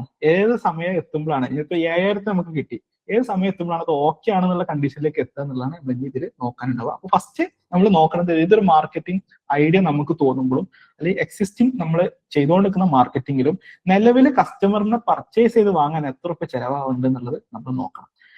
അതായത് ഒരു പുതിയ പെയ്ഡ് കസ്റ്റമറെ കണ്ടെത്താൻ ഇപ്പോൾ എത്ര ചെലവ് വരുന്നുണ്ട് ഈ മാർക്കറ്റിംഗ് സ്ട്രാറ്റജിയിൽ എന്നുള്ളതാണ് നോക്കുന്നത്. ഇത് കാണാൻ നേരത്തെ വരച്ച അതേപോലെ തന്നെ ഒരു ത്രികോണം വരച്ചാൽ മതി. ഇങ്ങനെ തിരിച്ചൊരു ത്രികോണം വരയ്ക്കുക, അതിന് മുകളിൽ ടോട്ടൽ കോസ്റ്റ് അവിടെ എഴുതുക. അതായത് മാർക്കറ്റിംഗ് മാത്രമല്ല, ഇപ്പൊ നേരത്തെ അക്കാഡമിന്റെ മുപ്പര് ചോദിച്ചല്ലോ, സെയിൽസിന്റെ കൊടുക്കുന്ന പൈസ, മാർക്കറ്റിംഗ് ചെലവഴിക്കുന്ന പൈസ, ഇതൊക്കെ ഇവിടെ എഴുതാം. ഇതൊക്കെ എന്താണ് ആ സ്ട്രാറ്റജിന്റെ ഭാഗമായിട്ട് നമുക്ക് ചെലവ് വരുന്ന കോസ്റ്റ് ആണ്. ഇതൊക്കെ അവിടെ ഇതാ, മറ്റോടത്ത് നമ്മൾ എഴുതിയിട്ടില്ലല്ലോ, മറ്റോടത്ത് നമ്മൾ എക്സ്പെൻസ് ചെയ്തിട്ട് എഴുതിയിട്ടില്ല. അതൊക്കെ എന്ത് ചെയ്യാം, ഈ മാർക്കറ്റിംഗിന്റെ ഭാഗത്ത് പെണ്ണിന്റെ കാര്യങ്ങളാണ്, ആണിന്റെ കാര്യങ്ങളല്ല. അങ്ങനെ ജെൻഡർ നോക്കണ്ട, ഞാൻ ഉദാഹരണം പറഞ്ഞുകൊണ്ട് പറയണം. അതായത് അപ്പുറത്ത് കല്യാണം അന്വേഷിക്കുന്നത് അപ്പുറത്ത് നിൽക്കണം, അത് മരുന്നായിക്കോട്ടെ വധുവായിക്കോട്ടെ, അതുമായി ബന്ധപ്പെട്ടുള്ള കാര്യമാണ്. അത് പലപ്പോഴും നമ്മളെ കാര്യമായിട്ട് എടുക്കുകയാണ്. അതിനെ പുറത്ത് തന്നെ നിർത്തിയിട്ട് നമ്മൾ എന്ത് ചെയ്യണം, അനലൈസ് ചെയ്യണം. അപ്പൊ അത്തരം കോസ്റ്റുകൾ മൊത്തം അവിടെ എഴുതിയിട്ട് താഴെ ഇപ്പൊ നിലവിൽ എത്ര കൺവേർഷൻ വരുന്നുണ്ട് എന്നുള്ള കണക്ക് താഴെ എഴുതുക. അപ്പോൾ കിട്ടും എത്രയാണ് CAC എന്നുള്ളത്. ടോട്ടൽ നമുക്ക് വരുന്ന ഇൻവെസ്റ്റ്മെന്റ് എത്ര എന്നുള്ളതും ബൈ അതായത് ഡിവൈഡ് ചെയ്യുക. താഴത്ത് മറ്റോടത്ത് നമ്മൾ ഗുണിക്കണം ചെയ്തത്, ഇവിടെ ഡിവൈഡ് ചെയ്യുന്ന സമയത്ത് ടോട്ടൽ ഇൻവെസ്റ്റ്മെന്റ് എത്ര ബൈ നമ്പർ ഓഫ് കൺവേർഷൻ കൂട്ടുന്ന സമയത്ത് നമുക്ക് കൃത്യമായിട്ട് എത്ര റുപ്യക്കാണ് ആ സ്ട്രാറ്റജിയിൽ കസ്റ്റമറിന് കിട്ടണമെന്ന് കിട്ടും. അതായത് total investment by number of customer conversion. ഇപ്പൊ ഉദാഹരണത്തിന് 35,000 റുപ്യ നമുക്ക് ടോട്ടൽ ചെലവ് വരുന്നത് വിചാരിക്കാം. വെറുതെ ചെലവ് എടുത്താണ് 35,000 റുപ്യാണ് ചെലവ് വരുന്നത്. 13 ആൾക്കാരാണ് ഇപ്പോൾ ആവറേജ് കിട്ടുന്നത്, അല്ലെങ്കിൽ കഴിഞ്ഞ മാസം 13 ആൾക്കാരാണ് കിട്ടിയിട്ടുള്ളത്. അപ്പൊ എനിക്ക് പറയാൻ പറ്റും കഴിഞ്ഞ മാസം എനിക്ക് CAC 692 ആണ്. ഇങ്ങനെ നമുക്ക് എത്ര റുപ്യക്കാണ് കസ്റ്റമറിനെ നമ്മൾ പർച്ചേസ് ചെയ്യണം എന്നുള്ളതിനെ പറ്റി ഒരു ധാരണ ഉണ്ടാക്കുക എന്നുള്ളതാണ് 6ാമത്തെ പ്രിക്കോഷൻ. നമുക്ക് എയിലേക്ക് കിടക്കാണ്. ഇത്രയായി കഴിഞ്ഞാൽ അത് വെച്ചിട്ട് ഓക്കെ ആണോ അല്ലേ എന്നുള്ളത് കണ്ടെത്തുക എന്നുള്ളതാണ്. ഇതിനെ ഈ രീതിയിൽ CAC LTV റേഷ്യോ എന്ന് പറയും. അപ്പൊ ഇത് കേൾക്കുന്ന സമയത്ത് ഒരു കൺഫ്യൂഷൻ ഉണ്ട്, എന്താണ് ഈ CAC LTV റേഷ്യോ? അതിനെ സിമ്പിൾ ആയിട്ട് ഇങ്ങനെ മനസ്സിലാക്കി കഴിഞ്ഞാൽ നിങ്ങൾക്ക് വളരെ ഈസി ആയിട്ട് മനസ്സിലാവും. അതായത് ₹1 നമ്മൾ മാർക്കറ്റിംഗ് സ്ട്രാറ്റജിക്ക് വേണ്ടിയിട്ട് ഇൻവെസ്റ്റ് ചെയ്യുന്ന സമയത്ത് എല്ലാ ഡയറക്റ്റ് ചെലവും കഴിച്ചിട്ട് എത്ര റുപ്യ നമുക്ക് പ്രോഫിറ്റ് കിട്ടും എന്നുള്ളതാണ്. അതായത് എത്ര റുപ്യ സെയിൽ കിട്ടും എന്നുള്ളതല്ല. എത്ര റുപ്യ സെയിൽ കിട്ടും നോക്കി കഴിഞ്ഞാൽ ഇതൊന്നും നടക്കില്ല. എല്ലാ ചെലവും കഴിച്ചിട്ട്, അതായത് നേരത്തെ പറഞ്ഞ എല്ലാ ചെലവും കഴിച്ചിട്ട് എത്ര റുപ്യ പ്രോഫിറ്റ് കിട്ടുന്നുണ്ട്. ₹1 ഇൻവെസ്റ്റ് ചെയ്ത് കഴിഞ്ഞാൽ എനിക്ക് എത്ര റുപ്യ കിട്ടും. സിംപിളി പറഞ്ഞു കഴിഞ്ഞാൽ LTV CAC റേഷ്യോ നോക്കുന്നത് ഇതാണ്. അപ്പൊ LTV CAC റേഷ്യോ എന്നൊക്കെ മാറിയിട്ട് ഈ അർത്ഥത്തിൽ നോക്കുക. ഈ മാർക്കറ്റിംഗ് സ്ട്രാറ്റജിയിൽ ₹1 ഇൻവെസ്റ്റ് ചെയ്ത് കഴിഞ്ഞാൽ എത്ര റുപ്യ കിട്ടും. ഇതാണ് സിംപിളി LTV CAC റേഷ്യോ. ഇത് നോക്കുന്നതിലൂടെ നമ്മൾ നോക്കണം എന്താ വെച്ചാൽ നമ്മുടെ ബിസിനസിന്റെ LTV നമുക്കറിയാം. മുന്നിൽ വന്നിട്ടുള്ള കസ്റ്റമർ അല്ലെ, മുന്നിൽ വന്നിട്ടുള്ള മാർക്കറ്റിംഗിൽ അല്ലെങ്കിൽ സെയിൽസിൽ എത്രയാണ് CAC എന്നുള്ളത് നമുക്കറിയാം. അത് തമ്മിൽ മാച്ച് ചെയ്ത് നോക്കിയിട്ട് എത്ര വരുമ്പോഴാണ് ഇത് നമ്മുടെ നെറ്റ് പോസിറ്റീവ് ആവുക, എത്ര വരുമ്പോഴാണ് നെഗറ്റീവ് ആവുക എന്നുള്ളത് കണ്ടെത്തുക എന്നുള്ളതാണ് ഇത് നമുക്ക് ചെയ്യാനുള്ളത്. അപ്പൊ ഇതിന് സിമ്പിൾ ആയിട്ട് നേരത്തെ വരച്ചിട്ടുള്ള 2 ത്രികോണങ്ങളും ഒരുമിച്ച് വരക്കുക എന്നുള്ളതാണ് ചെയ്യാനുള്ളത്. ആവറേജ് ബിൽ പ്രോഫിറ്റും പർച്ചേസ് ഫ്രീക്വൻസിയും ടോട്ടൽ എക്സ്പെൻസും നമ്പർ ഓഫ് കൺവേർഷനും ഈ രൂപത്തിൽ എഴുതുന്ന സമയത്ത് നമുക്ക് കിട്ടേണ്ടത് എന്താ വെച്ച് കഴിഞ്ഞാൽ ₹1 CAC ഇൻവെസ്റ്റ് ചെയ്യുന്ന സമയത്ത് അറ്റ്ലീസ്റ്റ് ₹3 നമുക്ക് LTV ആയിട്ട് കിട്ടണം. അതായത് LTV CAC റേഷ്യോയിൽ ₹1 നമ്മൾ ഇൻവെസ്റ്റ് ചെയ്യുന്നുണ്ടെങ്കിൽ ഏറ്റവും മിനിമം ₹3 നമുക്ക് കിട്ടണം. അതാണ് ഇതിന്റെ കാര്യം. നമ്മൾ പ്രൊഡക്റ്റ് വാങ്ങുമ്പോൾ അങ്ങനെയല്ലോ. പ്രൊഡക്റ്റ് വാങ്ങുമ്പോൾ ₹100 സാധനം ₹300 വിൽക്കണം എന്നൊന്നുമില്ല. കാരണം എന്താ, അത് ഫുൾ നമുക്ക് ലാഭമായിട്ട് കിട്ടണം. പക്ഷെ ഇവിടെ അങ്ങനെയല്ല. ഇതിൽ നിന്ന് എന്ത് പോവാണ്ട്, മറ്റ് ചെലവുകളൊക്കെ നമുക്ക് പോവാണ്ട്, ഇൻഡയറക്റ്റ് എക്സ്പെൻസ് ഒക്കെ പോവാണ്ട്. അപ്പൊ ഈ കാൽക്കുലേഷനിൽ ₹1 ₹3 കിട്ടണം. ₹1 ഇൻവെസ്റ്റ് ചെയ്യണമെങ്കിൽ ₹3 നമുക്ക് കിട്ടണം. അതായത് ഇരട്ടി കിട്ടണം എന്നാണ് പറയാം. ₹100 ഇൻവെസ്റ്റ് ചെയ്യണമെങ്കിൽ തിരിച്ചെന്ത് ചെയ്യണം, ₹300 മുതലേ നമ്മൾ LTV ആയിട്ട് നമുക്ക് തിരിച്ചു കിട്ടണം. അപ്പൊ ഇരട്ടി കിട്ടണ ഒരു കണ്ടീഷനിൽ മാത്രമേ എന്ത് ചെയ്യാൻ പാടുള്ളൂ, ഇതിനെ സ്കെയിൽ ചെയ്യാൻ പറ്റുമോ എന്നുള്ളത് പറയാൻ പറ്റുക. ഇതാണ് ഇതിന്റെ ബേസിക് കണക്ക്. അപ്പോൾ ഇങ്ങനെ കാൽക്കുലേറ്റ് ചെയ്യുന്ന സമയത്ത് നമുക്ക് ഉദാഹരണം എടുത്ത് കാൽക്കുലേറ്റ് ചെയ്യാം. ഈ 2 കാൽക്കുലേഷനിൽ നിന്ന് 1077 നേരത്തെ കാൽക്കുലേറ്റ് ചെയ്ത സെയിം ആണ്. 1077 8.7 അങ്ങനെ കൂട്ടുമ്പോൾ LTV 9000 അങ്ങനെ കൂട്ടുന്ന സമയത്ത് 9370 ഇങ്ങനെ കിട്ടി. ഇങ്ങനെ കിട്ടിക്കഴിഞ്ഞാൽ നമ്മൾ നോക്കേണ്ടത് വെച്ച് കഴിഞ്ഞാൽ ഈ 9370 3/1 അതായത് 3 വരെ പോകാന്നുള്ളതാണ് പറഞ്ഞത്. അപ്പൊ അതിനെന്ത് ചെയ്യാം, 3 കൊണ്ട് ഗുണിച്ചു കഴിഞ്ഞാൽ എത്ര വരെ നമുക്ക് CAC പോവാം എന്നുള്ള കണക്ക്. ക്ലിയർ ആണോ? ഒന്നും കൂടെ ബാക്ക് അടിച്ചിട്ട് പറയാം. അതായത് 1077 8.7 9370. അപ്പൊ എന്റെ ബിസിനസ്സിൽ, നിങ്ങളുടെ ബിസിനസ്സിലൊക്കെ ഇത് പോയിന്റ് കിട്ടുന്നുണ്ടാവും. അതിനെന്ത് ചെയ്യാം, 3 കൊണ്ട് ഹരിച്ചു കഴിഞ്ഞാൽ ഒരു വാല്യൂ കിട്ടും. അപ്പൊ അതുവരെ നിങ്ങൾക്ക് എന്ത് ചെയ്യാം, CAC-നെ കൊണ്ടുപോവാം ഒരു ഹെൽത്തി പെർഫെക്റ്റ് കണ്ടീഷനിൽ നിന്നാണ് ഇത് മനസ്സിലാക്കേണ്ടത്. അപ്പൊ നേരത്തെ കാൽക്കുലേഷന് ഇങ്ങോട്ട് എടുക്കുക. ₹35,000 സ്പെൻഡ് ചെയ്യുന്നു. നിലവിൽ ഇപ്പൊ 13 കൺവേർഷൻ നടക്കുന്നത്. ഇപ്പൊ നിലവിൽ കസ്റ്റമർ അക്വിസിഷൻ കോസ്റ്റ് 2,692 അതെന്താണ് നേരത്തെ പറഞ്ഞിട്ടുള്ള 3,123 കുറവാണ്. അപ്പൊ നമുക്ക് ഈസിലി നമുക്ക് എന്ത് പറയാം, അത് ഹെൽത്തി ആണെന്നുള്ളത് നമുക്ക് പറയാം. അതായത് സിംപിൾ പറയുമ്പോൾ ഇത്രയും കിട്ടിക്കഴിഞ്ഞാൽ എത്രത്തോളം ഹെൽത്തി ആണെന്നുള്ളത്, അത് ഹെൽത്തി ആണെന്ന് പറഞ്ഞുള്ളൂ. നമുക്ക് കിട്ടേണ്ടതെന്ന് വെച്ചാൽ ₹1 ഇൻവെസ്റ്റ് ചെയ്ത് കഴിഞ്ഞാൽ എത്ര റുപ്യന്റെ ലാഭം ഉണ്ട് എന്നുള്ളത് കിട്ടണം. എത്രത്തോളം ഹെൽത്തി ആണെന്ന് അറിയാൻ വേണ്ടിയിട്ട് എന്ത് ചെയ്യണം, ഇങ്ങനെ ഗുണിക്കാം. അതായത് ഈ 2 വാല്യൂ കിട്ടി, ഈ LTV കിട്ടി, CAC കിട്ടി. അപ്പൊ LTV ബൈ CAC കിട്ടുമ്പോൾ ഇതേപോലത്തെ വാല്യൂ കിട്ടും. അതാണ് നമ്മുടെ ഈ മാർക്കറ്റിംഗ് സ്ട്രാറ്റജിയിൽ, ഈ മാർക്കറ്റിംഗ് ഐഡിയയിൽ ₹1 ഇൻവെസ്റ്റ് ചെയ്യുമ്പോൾ എത്ര റുപ്യ തിരിച്ചു കിട്ടുന്ന വെച്ചാൽ 3.48 കിട്ടും. നമ്മൾ നേരത്തെ പറഞ്ഞ ലിമിറ്റിനെക്കാട്ടും കൂടുതലാണ്. അതുകൊണ്ട് അതൊരു ഹെൽത്തി ഐഡിയ ആണ്, ഹെൽത്തി മാർക്കറ്റിംഗ് ഐഡിയ ആണ്. അപ്പൊ അതും കൊണ്ട് നമുക്ക് മുന്നോട്ട് പോകാം എന്നുള്ളതാണ്. ₹1 കൊടുത്തു കഴിഞ്ഞാൽ ₹348 എന്നുള്ള ലെവലിലാണ് ഇപ്പൊ നിലവിൽ കിടക്കുന്നത്. ഈ റേഷ്യോ ആണ് ആക്ച്വലി CAC LTV റേഷ്യോ. അപ്പൊ ഇത് ഓരോ മാർക്കറ്റിംഗ് സ്ട്രാറ്റജി വരുന്ന സമയത്തും, ഓരോ മാർക്കറ്റിംഗ് ഐഡിയാസ് ചെയ്യുന്ന സമയത്തും, എക്സിസ്റ്റിംഗിൽ നമ്മൾ ചെയ്യുന്ന ഓരോ കാര്യങ്ങളെയും ഈ തരത്തിൽ അളന്നു നോക്കി കഴിഞ്ഞാൽ അത് എൻഡ് ഓഫ് ദി ഡേ ക്യാപിറ്റലിനെ കൂട്ടോ, എൻഡ് ഓഫ് ദി ഡേ ക്യാപിറ്റലിനെ കുറക്കോ എന്നുള്ളത് നമുക്ക് കാണാൻ പറ്റും. നേരത്തെ പറഞ്ഞു, ഇതൊന്നും ഒരു വട്ടം കാൽക്കുലേറ്റ് ചെയ്ത് വെക്കുക എന്നുള്ളതല്ല. എല്ലാ മാസവും ഇതിനെന്ത് ചെയ്യണം, നമ്മൾ ചെക്ക് ചെയ്ത് പോകണം. എന്നാൽ മാത്രമേ നമുക്ക് കൃത്യമുള്ളൂ. മറ്റേത് ഏതൊരു കാലത്ത് ആവറേജ് പ്രോഫിറ്റ് അതായിരുന്നു, ഇപ്പോഴും അതാണെന്ന് വിശ്വസിക്കുന്നു. നമ്മൾ ആ കണക്കും വെച്ചിട്ട് മാർക്കറ്റ് ചെയ്യുന്നു, പക്ഷെ എല്ലാം കഴിയുമ്പോൾ നഷ്ടം. അങ്ങനത്തെ കേസ് വരാം. അപ്പൊ എല്ലാ മാസവും കാൽക്കുലേറ്റ് ചെയ്യുന്നത് എന്തുകൊണ്ടും നല്ലതാണ്. അറ്റ്ലീസ്റ്റ് എല്ലാ മാസം പറ്റുന്നില്ല, ബിസിനസിന്റെ തിരക്ക് കാര്യങ്ങളൊക്കെ ഉള്ളതുകൊണ്ട് പറ്റുന്നില്ലെങ്കിൽ 3 മാസം കൂടുമ്പോഴെങ്കിലും അത് കാൽക്കുലേറ്റ് ചെയ്തിട്ട് ഉറപ്പ് വരുത്തുക എന്നുള്ളത് വളരെ ഇമ്പോർട്ടന്റ് ആണ്. ഇങ്ങനെ വരുന്ന സമയത്ത് പല മാർക്കറ്റിംഗ് ആക്ടിവിറ്റീസിനെ ഇങ്ങനെ ഓരോന്നിനും നമ്മൾ എടുത്തിട്ട് നോക്കുന്ന സമയത്ത് 3 കിട്ടുന്നുണ്ടെങ്കിൽ, 3-ൽ കൂടുതലാണ് നമുക്ക് വരുന്നത് വെച്ചെങ്കിൽ അത് അടിപൊളിയാണ്. അത് സ്കെയിൽ ചെയ്യാനുള്ള ട്രിഗറാണ്. അങ്ങനത്തെ ഒരു സ്ട്രാറ്റജി നമ്മൾ ഇതിലിപ്പോൾ നിലവിൽ നടക്കുന്നുണ്ടെങ്കിൽ അത് കണ്ണും ചിന്ത എന്ത് ചെയ്യാം, കൂട്ടി കൊണ്ടുവരാം. നമുക്ക് കപ്പാസിറ്റി ഉണ്ടെങ്കിൽ കേട്ടോ. നമുക്ക് കപ്പാസിറ്റി ഇല്ലെങ്കിൽ പിന്നെ കൂട്ടിക്കൊണ്ട് കാര്യമില്ല. കപ്പാസിറ്റി നമ്മൾ കൂടുതൽ വർക്ക് വന്നു കഴിഞ്ഞാൽ എടുക്കാനുള്ള കപ്പാസിറ്റി ഉണ്ട്. എക്സിസ്റ്റിംഗ് മാർക്കറ്റ് സ്ട്രാറ്റജിയിൽ ഇതിനെ കൂട്ടുന്ന സമയത്ത് ഉറുപ്പ്യക്ക് 3 റുപ്യക്കാട്ടും കൂടുതൽ ഉണ്ടെങ്കിൽ അത് എന്ത് ചെയ്യാം, റിപ്പീറ്റ് ചെയ്തുകൊണ്ടേ ഇരിക്കാം, വീണ്ടും സ്കെയിൽ ചെയ്തുകൊണ്ടേ ഇരിക്കാം. നേരെ മറിച്ച് 3-ലാണ് കിടക്കണമെന്നുണ്ടെങ്കിൽ അതൊരു പെർഫെക്റ്റ് കണ്ടീഷനിലാണ്. താവാതെ നോക്കുകയാണെന്നുവെച്ചെങ്കിൽ അത് മുന്നോട്ട് കൊണ്ടുപോകാം. ഈ 2-ലാണെന്നുണ്ടെങ്കിൽ അത് ഡേഞ്ചർ സിറ്റുവേഷനിലാണ്. 2-ലാണെന്നുണ്ടെങ്കിൽ ഡേഞ്ചർ സിറ്റുവേഷനിലാണ്. 1-ലാണെങ്കിൽ അത് ആക്ച്വലി ലോസ് ആണ്. ഉറുപ്പ്യ എടുത്തിട്ട് ഉറുപ്പ്യന്റെ കസ്റ്റമറെ കിട്ടിയിട്ട് കാര്യമില്ല, അത് ലോസ് ആണ്. കാരണം അതിന് ഇനിയും എന്ത് ചെയ്യണം, ഇൻഡയറക്റ്റ് എക്സ്പെൻസ് വീണ്ടും പോകാനുണ്ട്. ഈ അർത്ഥത്തിൽ നമുക്ക് എന്ത് ചെയ്യണം, ഒരു ഡിസിഷന് എടുക്കാൻ വേണ്ടിയിട്ട് പറ്റണം. അപ്പോൾ ഈ കേസിൽ നോക്കുന്ന സമയത്ത് എല്ലാ കേസിലും എന്താവണമെന്നില്ല, ഇങ്ങനെ നോക്കണം നിലയിലേക്ക് വരാം. അതായത് നമുക്കൊരു നേരത്തെ പറഞ്ഞ ഇനീഷ്യലി പറഞ്ഞിട്ടുള്ള ഒരു ഉദാഹരണം എടുക്കാം. ഇതൊക്കെ നമ്മൾ ഡിജിറ്റലി മാത്രമല്ല, ഡിജിറ്റൽ അല്ലാത്ത ചെയ്യുന്ന കാര്യങ്ങളൊക്കെ ഇത് കാൽക്കുലേറ്റ് ചെയ്യാൻ പറയാൻ വേണ്ടിയിട്ട് ഒരു ഉദാഹരണം എടുക്കാം. അതായത് C0ന്റെ ആ ഒരു കേസിന് എടുക്കാം. എന്തായാലും നിർഭാഗ്യവശാൽ മൂപ്പർ അങ്ങനത്തെ ഒരു കേസ് വന്ന് നമ്മളെ പോലത്തെ ഒരു ബിസിനസ്സുകാരനാണ്. അപ്പൊ ഞാനിവിടെ ഈ ഒരു ഉദാഹരണത്തിന്റെ കേസിൽ മാത്രമാണ് പറഞ്ഞത്. വിത്ത് ഓൾ റെസ്പെക്ട്, മൂപ്പര് ചെയ്തൊരു കാര്യം എന്ന് പറഞ്ഞാൽ 40 lakh rupees ഫ്ലാറ്റ് ആണ് എന്ത് ഫസ്റ്റ് പ്രൈസ് ആയിട്ട് മൂപ്പര് കൊടുത്തത്. അത് മാർക്കറ്റിംഗ് എക്സ്പെൻസ് ആണ്. ഇതൊരിക്കലും വെറുതെ കൊടുക്കണല്ല. മൂപ്പരൊരു എന്താ പറയാ, എന്നാ കറക്റ്റ് ആയിട്ട് കൊടുക്കണമല്ലോ, അതെന്താണ്, മാർക്കറ്റിംഗ് ആണ്. അപ്പൊ മാർക്കറ്റിംഗ് എക്സ്പെൻസ് ആയിട്ട് 40 lakh എഴുതാണെന്ന് വിചാരിക്കുക. ഞാൻ ഒരു ക്യൂരിയോസിറ്റിക്ക് പുറത്ത് ChatGPT വെച്ചിട്ട് ആ കാലഘട്ടത്തിൽ ദുബായിലാണ് മൂപ്പർക്ക് ഫ്ലാറ്റ് ഉണ്ടായിരുന്നത്. ആ കാലഘട്ടത്തിൽ ഒരു അപ്പാർട്ട്മെന്റ് വിറ്റ് കഴിഞ്ഞാൽ ആവറേജ് എത്ര പ്രോഫിറ്റ് കിട്ടും എന്നുള്ള കാൽക്കുലേറ്റ് ചെയ്തപ്പോൾ കിട്ടിയൊരു വാല്യൂ എന്ന് പറഞ്ഞാൽ 22 ലക്ഷം മുതൽ 41 ലക്ഷം വരെ എന്നുള്ളതാണ്.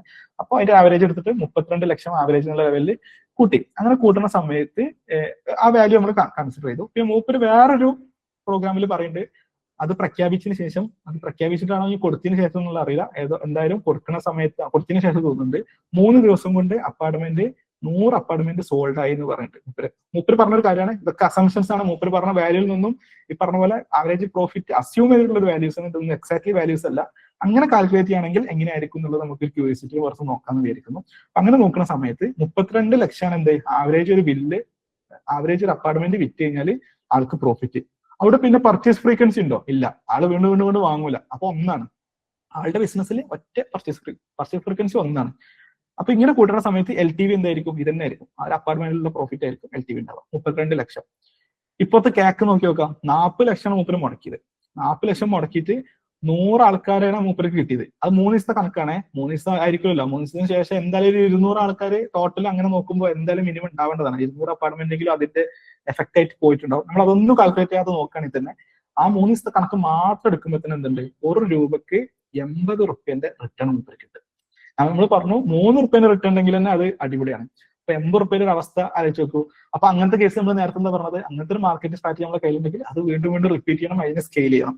അതാണ് മൂപ്പര് ചെയ്തത്. 18 വർഷമായിട്ട് മൂപ്പര് 30-ലധികം റിയാലിറ്റി ഷോസിന് സ്പോൺസർ ചെയ്തിട്ടുണ്ട്.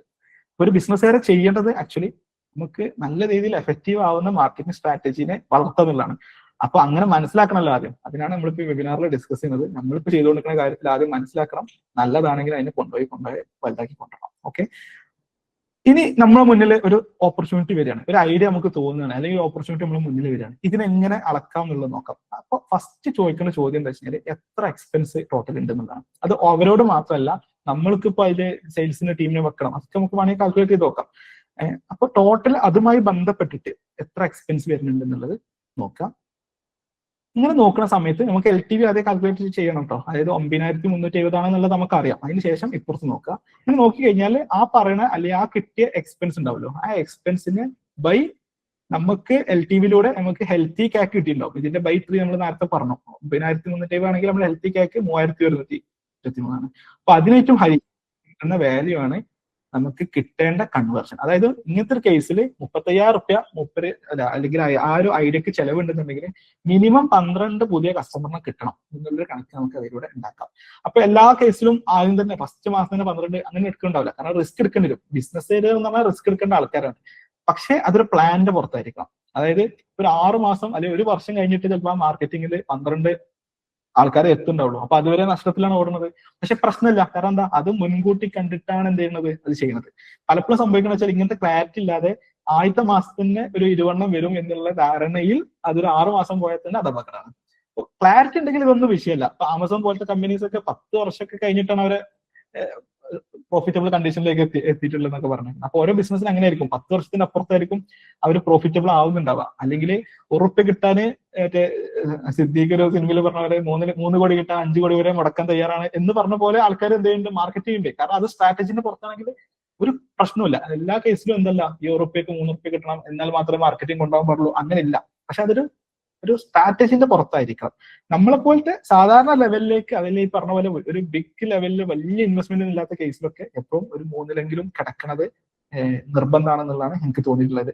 അല്ലെങ്കിൽ അതിനനുസരിച്ചുള്ള ഫണ്ട് നമ്മുടെ ബാക്കപ്പിൽ ഉണ്ടായിരിക്കേണ്ടി വരും. ഇല്ലാച്ചെങ്കിൽ എന്താ പ്രശ്നം എന്ന് മനസ്സിലാവില്ല, എല്ലാം കഴിച്ച് നഷ്ടത്തിലേക്ക് പോകുന്ന ഒരു കണ്ടീഷൻ വരാനുള്ള ചാൻസ് വെരി ഹൈ ആണ്. അപ്പോൾ ഒരു മാർക്കറ്റിംഗ് വരുന്ന സമയത്ത് ഈ ഒരു കാൽക്കുലേഷനിലൂടെ നമ്മൾ എയിം കണ്ടെത്താം. ഈ മാർക്കറ്റിംഗ്, ഈ എക്സ്പെൻസിൽ എനിക്ക് 12 കിട്ടണം, ഈ 12 കിട്ടണം എന്നുള്ളത് ലെവലിലേക്ക് നമുക്ക് എന്ത് ചെയ്യാം, കാൽക്കുലേറ്റ് ചെയ്യാം. അപ്പൊ ഇത്രയും കാര്യങ്ങളാണ് നമ്മൾ ഡിസ്കസ് ചെയ്യാനുള്ളത്. ഇത് ബേസ് ചെയ്തിട്ട് നിങ്ങളുടെ ബിസിനസ്സിൽ ഓരോ മാസവും എൻ്റർ ചെയ്യേണ്ട കാര്യങ്ങൾ വെച്ചിട്ട് ഒരു ഗൂഗിൾ ഷീറ്റ് ഞാൻ തയ്യാറാക്കിയിട്ടുണ്ട്.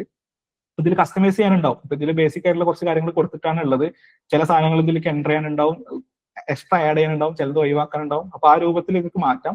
ഇതിൽ നോക്കിക്കഴിഞ്ഞാൽ ഈ വൈറ്റ് കോളത്തിൽ കാണുന്നതൊക്കെ നിങ്ങൾക്ക് എൻ്റർ ചെയ്യാനുള്ളതും ഈ ഗ്രീൻ കോളത്തിൽ കാണുന്നതൊക്കെ ഓൾറെഡി അതിലുള്ളതുമായിരിക്കും. അതായത് ഇതിൽ ആവറേജ് ബിൽ പ്രോഫിറ്റ് എൻ്റർ ചെയ്യുക, അത് ആ മാസത്തെ കാൽക്കുലേഷനിലൂടെ കിട്ടിയതാണ്. അത് എങ്ങനെ കാൽക്കുലേറ്റ് ചെയ്യാന്നുള്ളത് ഓരോന്നിലും ഡിഫറെന്റ് ആയതുകൊണ്ട് അത് ഞാൻ അതിൽ ഉൾപ്പെടുത്തിയിട്ടില്ല. നമുക്ക് കാൽക്കുലേറ്റ് ചെയ്ത് കിട്ടിയ സാധനങ്ങൾ ഇതിൽ എൻ്റർ ചെയ്ത് കഴിഞ്ഞാൽ നമ്മുടെ ബിസിനസ്സിൽ എന്താണ് ആ മാർക്കറ്റിംഗിന്റെ അവസ്ഥ എന്നുള്ളത് കിട്ടും. പർച്ചേസ് ഫ്രീക്വൻസി എത്രയെന്ന് എൻ്റർ ചെയ്യുമ്പോൾ ഓട്ടോമാറ്റിക്കലി എന്ത് ചെയ്യും, LTV ഇവിടെ ജനറേറ്റ് ചെയ്ത് വരും. അതിലൂടെ ഹെൽത്തി കാക്കിന്റെ ലിമിറ്റ് ഇവിടെ എൻ്റർ ചെയ്ത് വരും. പിന്നെ നമുക്ക് എന്ത് ചെയ്യാം, മാർക്കറ്റിംഗ് സർവീസിന്റെ ചാർജ് കൊടുക്കാം, ആഡ് സ്പെൻഡ് എത്ര കൊടുക്കണം നോക്കാം, വേറെ എന്തെങ്കിലും സ്പെൻഡ് ഉണ്ടെങ്കിൽ അത് കൂടെ കൊടുക്കാം. പിന്നെ റിസൾട്ട് ആണ്, ഈ കോളം എന്ന് പറഞ്ഞ റിസൾട്ട് ആണ്, എത്ര ലീഡ് വന്നു, അതിൽ എത്ര ക്വാളിഫൈഡ് ലീഡ് ഉണ്ട്, അങ്ങനെ നോക്കുന്ന സമയത്ത് എത്രത്തോളം ആ മാർക്കറ്റിംഗ് അടിപൊളിയാണെന്നുള്ളത് കിട്ടും. അതായത് 100 ലീഡിൽ 80 ലീഡ് ക്വാളിഫൈഡ് ലീഡ്സ് ആണ്. അപ്പോൾ 80% ക്വാളിഫൈഡ് ലീഡ്സ് ആണ്. അത് കഴിഞ്ഞിട്ട് സ്റ്റാഫിന്റെ സാലറി ഇവിടെ എഴുതാം. കാരണം മാർക്കറ്റിംഗ് കഴിഞ്ഞാൽ പിന്നെ വരുന്നതാണ് സ്റ്റാഫിന്റെ സാലറി.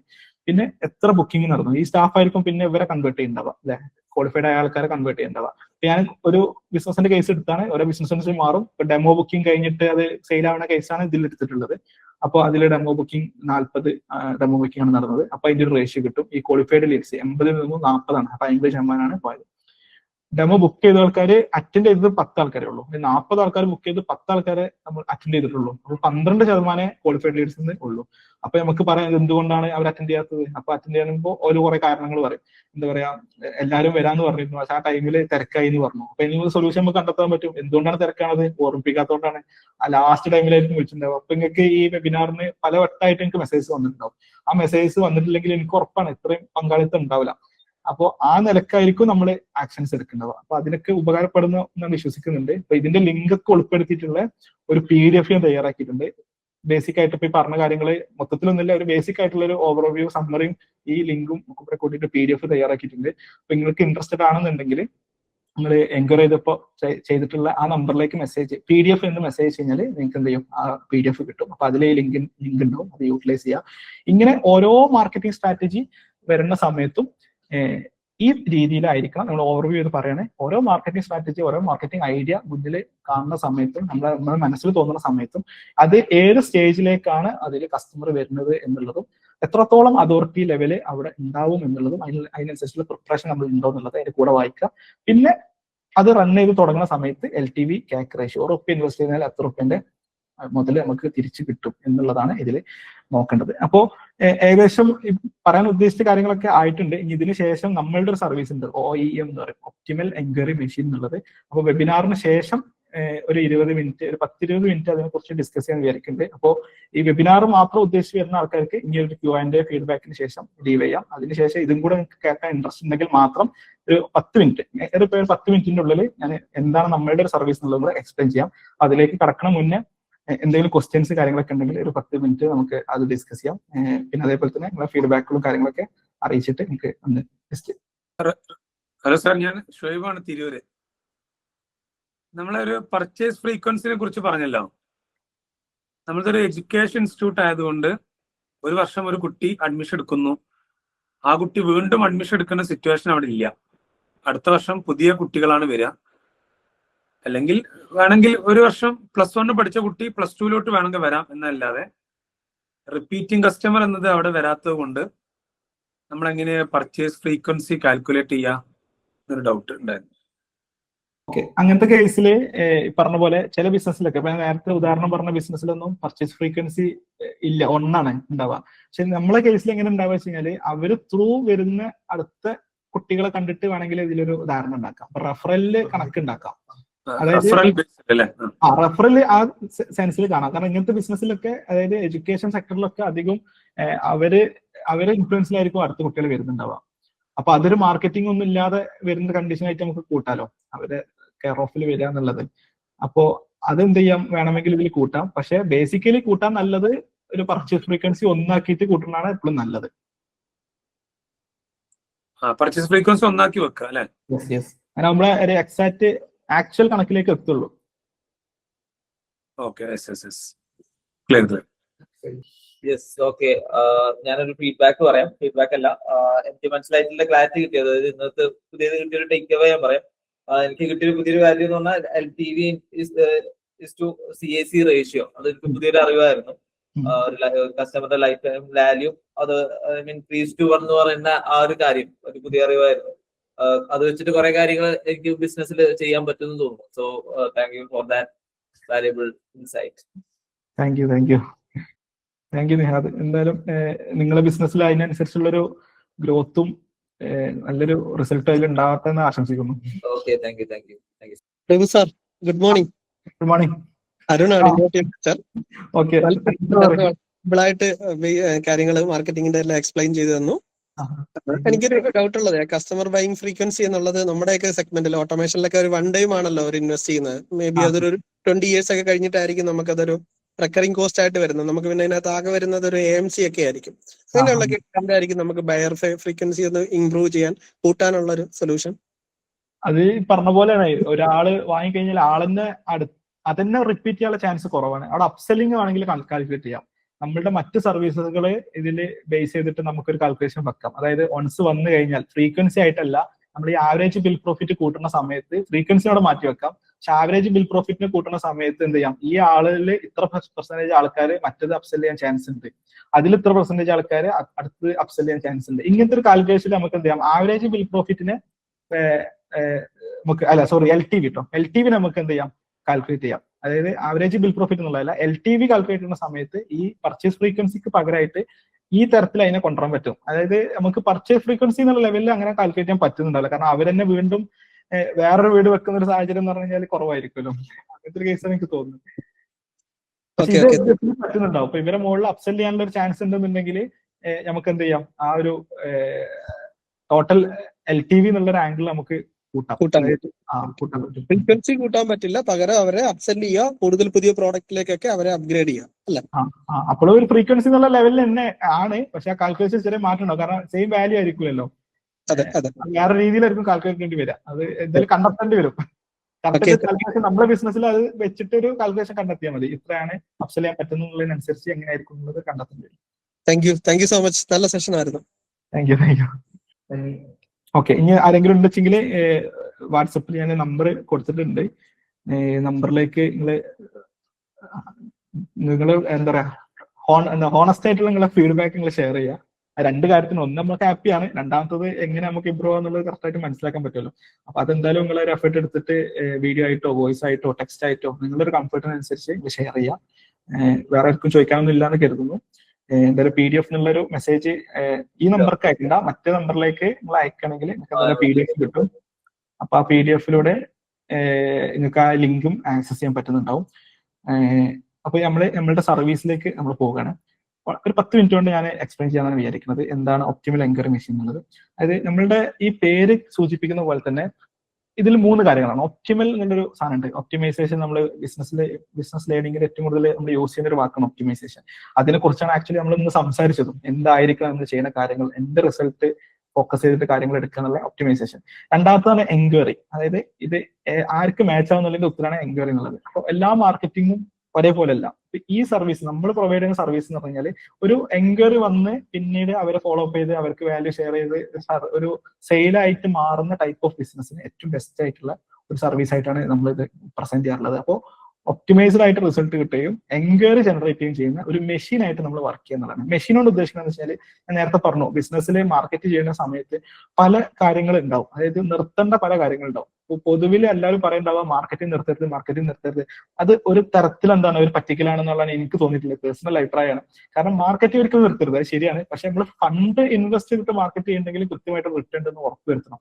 അപ്പൊ അതിൽ തടസ്സം നമുക്ക് വിസിബിളി മനസ്സിലാവാണ്. ഇപ്പൊ നല്ല ക്വാളിഫൈഡ് ലീഡ്സ് ആ മാർക്കറ്റിംഗ് തരുന്നുണ്ട്, പക്ഷെ നമ്മുടെ ടീം അതിന് തീരെ കാപ്പബിൾ അല്ല. അപ്പൊ അത് നിർത്തിയിട്ട് അത് ഫിക്സ് ചെയ്യണം. അപ്പൊ ആ ആംഗിളിലാണ് നമ്മൾ വർക്ക് ചെയ്യുന്നത്. ഏത് സമയത്താണെങ്കിലും ഒരു നോട്ടീസ് പീരീഡ് ഉണ്ടാവും, പക്ഷെ ഒബ്വിയസ്ലി ആ ടൈമിൽ നമുക്ക് നിർത്തി അവിടുത്തെ ആക്ഷൻസ് നമുക്ക് സജസ്റ്റ് ചെയ്യാനുള്ള ആക്ഷൻസ് സജസ്റ്റ് ചെയ്ത് ആ ബിസിനസ്സിന് ഒരിക്കലും നമ്മൾ നിലനിൽക്കുന്നത് കൊണ്ട് ബിസിനസ്സിൽ എന്താ പറയാ ക്യാപിറ്റൽ ചോർന്നു പോകുന്ന ഒരു കണ്ടീഷൻ ഉണ്ടാവരുത് എന്നുള്ളത് നമുക്ക് പറ്റുന്ന രീതിയിൽ നമ്മൾ മാക്സിമം കൺട്രോൾ ചെയ്തിട്ടായിരിക്കും നമ്മൾ മുന്നോട്ട് പോവുക. ഈ 3 പോയിന്റാണ് ആക്ച്വലി നമ്മൾ ചെയ്യുന്നത്. ബേസിക്കലി പറഞ്ഞു കഴിഞ്ഞാൽ മെറ്റ ആഡ്സുകളിലൂടെ ആളുകൾക്ക് നല്ല രീതിയിൽ റിസൾട്ട് കൊടുക്കുക എന്നുള്ളതാണ്. ഇവിടെ നമ്മൾ എന്തുകൊണ്ട് വ്യത്യസ്തരാകുമെന്ന് ചോദിച്ചു കഴിഞ്ഞാൽ മെറ്റയിൽ ആഡ് ചെയ്യുന്ന എല്ലാവർക്കും ഒരേ റിസൾട്ട് അല്ല ഉള്ളത്, പലർക്കും പല റിസൾട്ടുകളാണ് ഉണ്ടാവുക. ഇതിന്റെ മാറ്റം കിടക്കണം എന്താ വെച്ച് കഴിഞ്ഞാൽ എത്രത്തോളം ഇപ്പോൾ ഒരു ടൈം വരെ എങ്ങനെയായിരുന്നു വെച്ചാൽ എത്രത്തോളം അടിപൊളിയായിട്ട് ടെക്നിക്കലി അറിയാം എന്നുള്ളതിന് ബേസ് ചെയ്തിട്ടായിരുന്നു റിസൾട്ട്. ടാർഗറ്റ് ചെയ്യുന്നിടത്തൊക്കെ കറക്റ്റ് ആയിട്ട് ആ സെഗ്മെന്റിലുള്ള ആൾക്കാരെ ടാർഗറ്റ് ചെയ്ത് അങ്ങനെ അത് ബേസ് ചെയ്തിട്ടായിരുന്നു റിസൾട്ട്. അത് ബേസ് ചെയ്തിട്ട് മാത്രം എന്നുള്ളതല്ല, ഒരു മെയിൻ റിസൾട്ടിനെ സ്വാധീനിക്കുന്ന ഒരു കാര്യം ടെക്നിക്കൽ നോളജ് ആയിരുന്നു മെറ്റയിലുള്ള.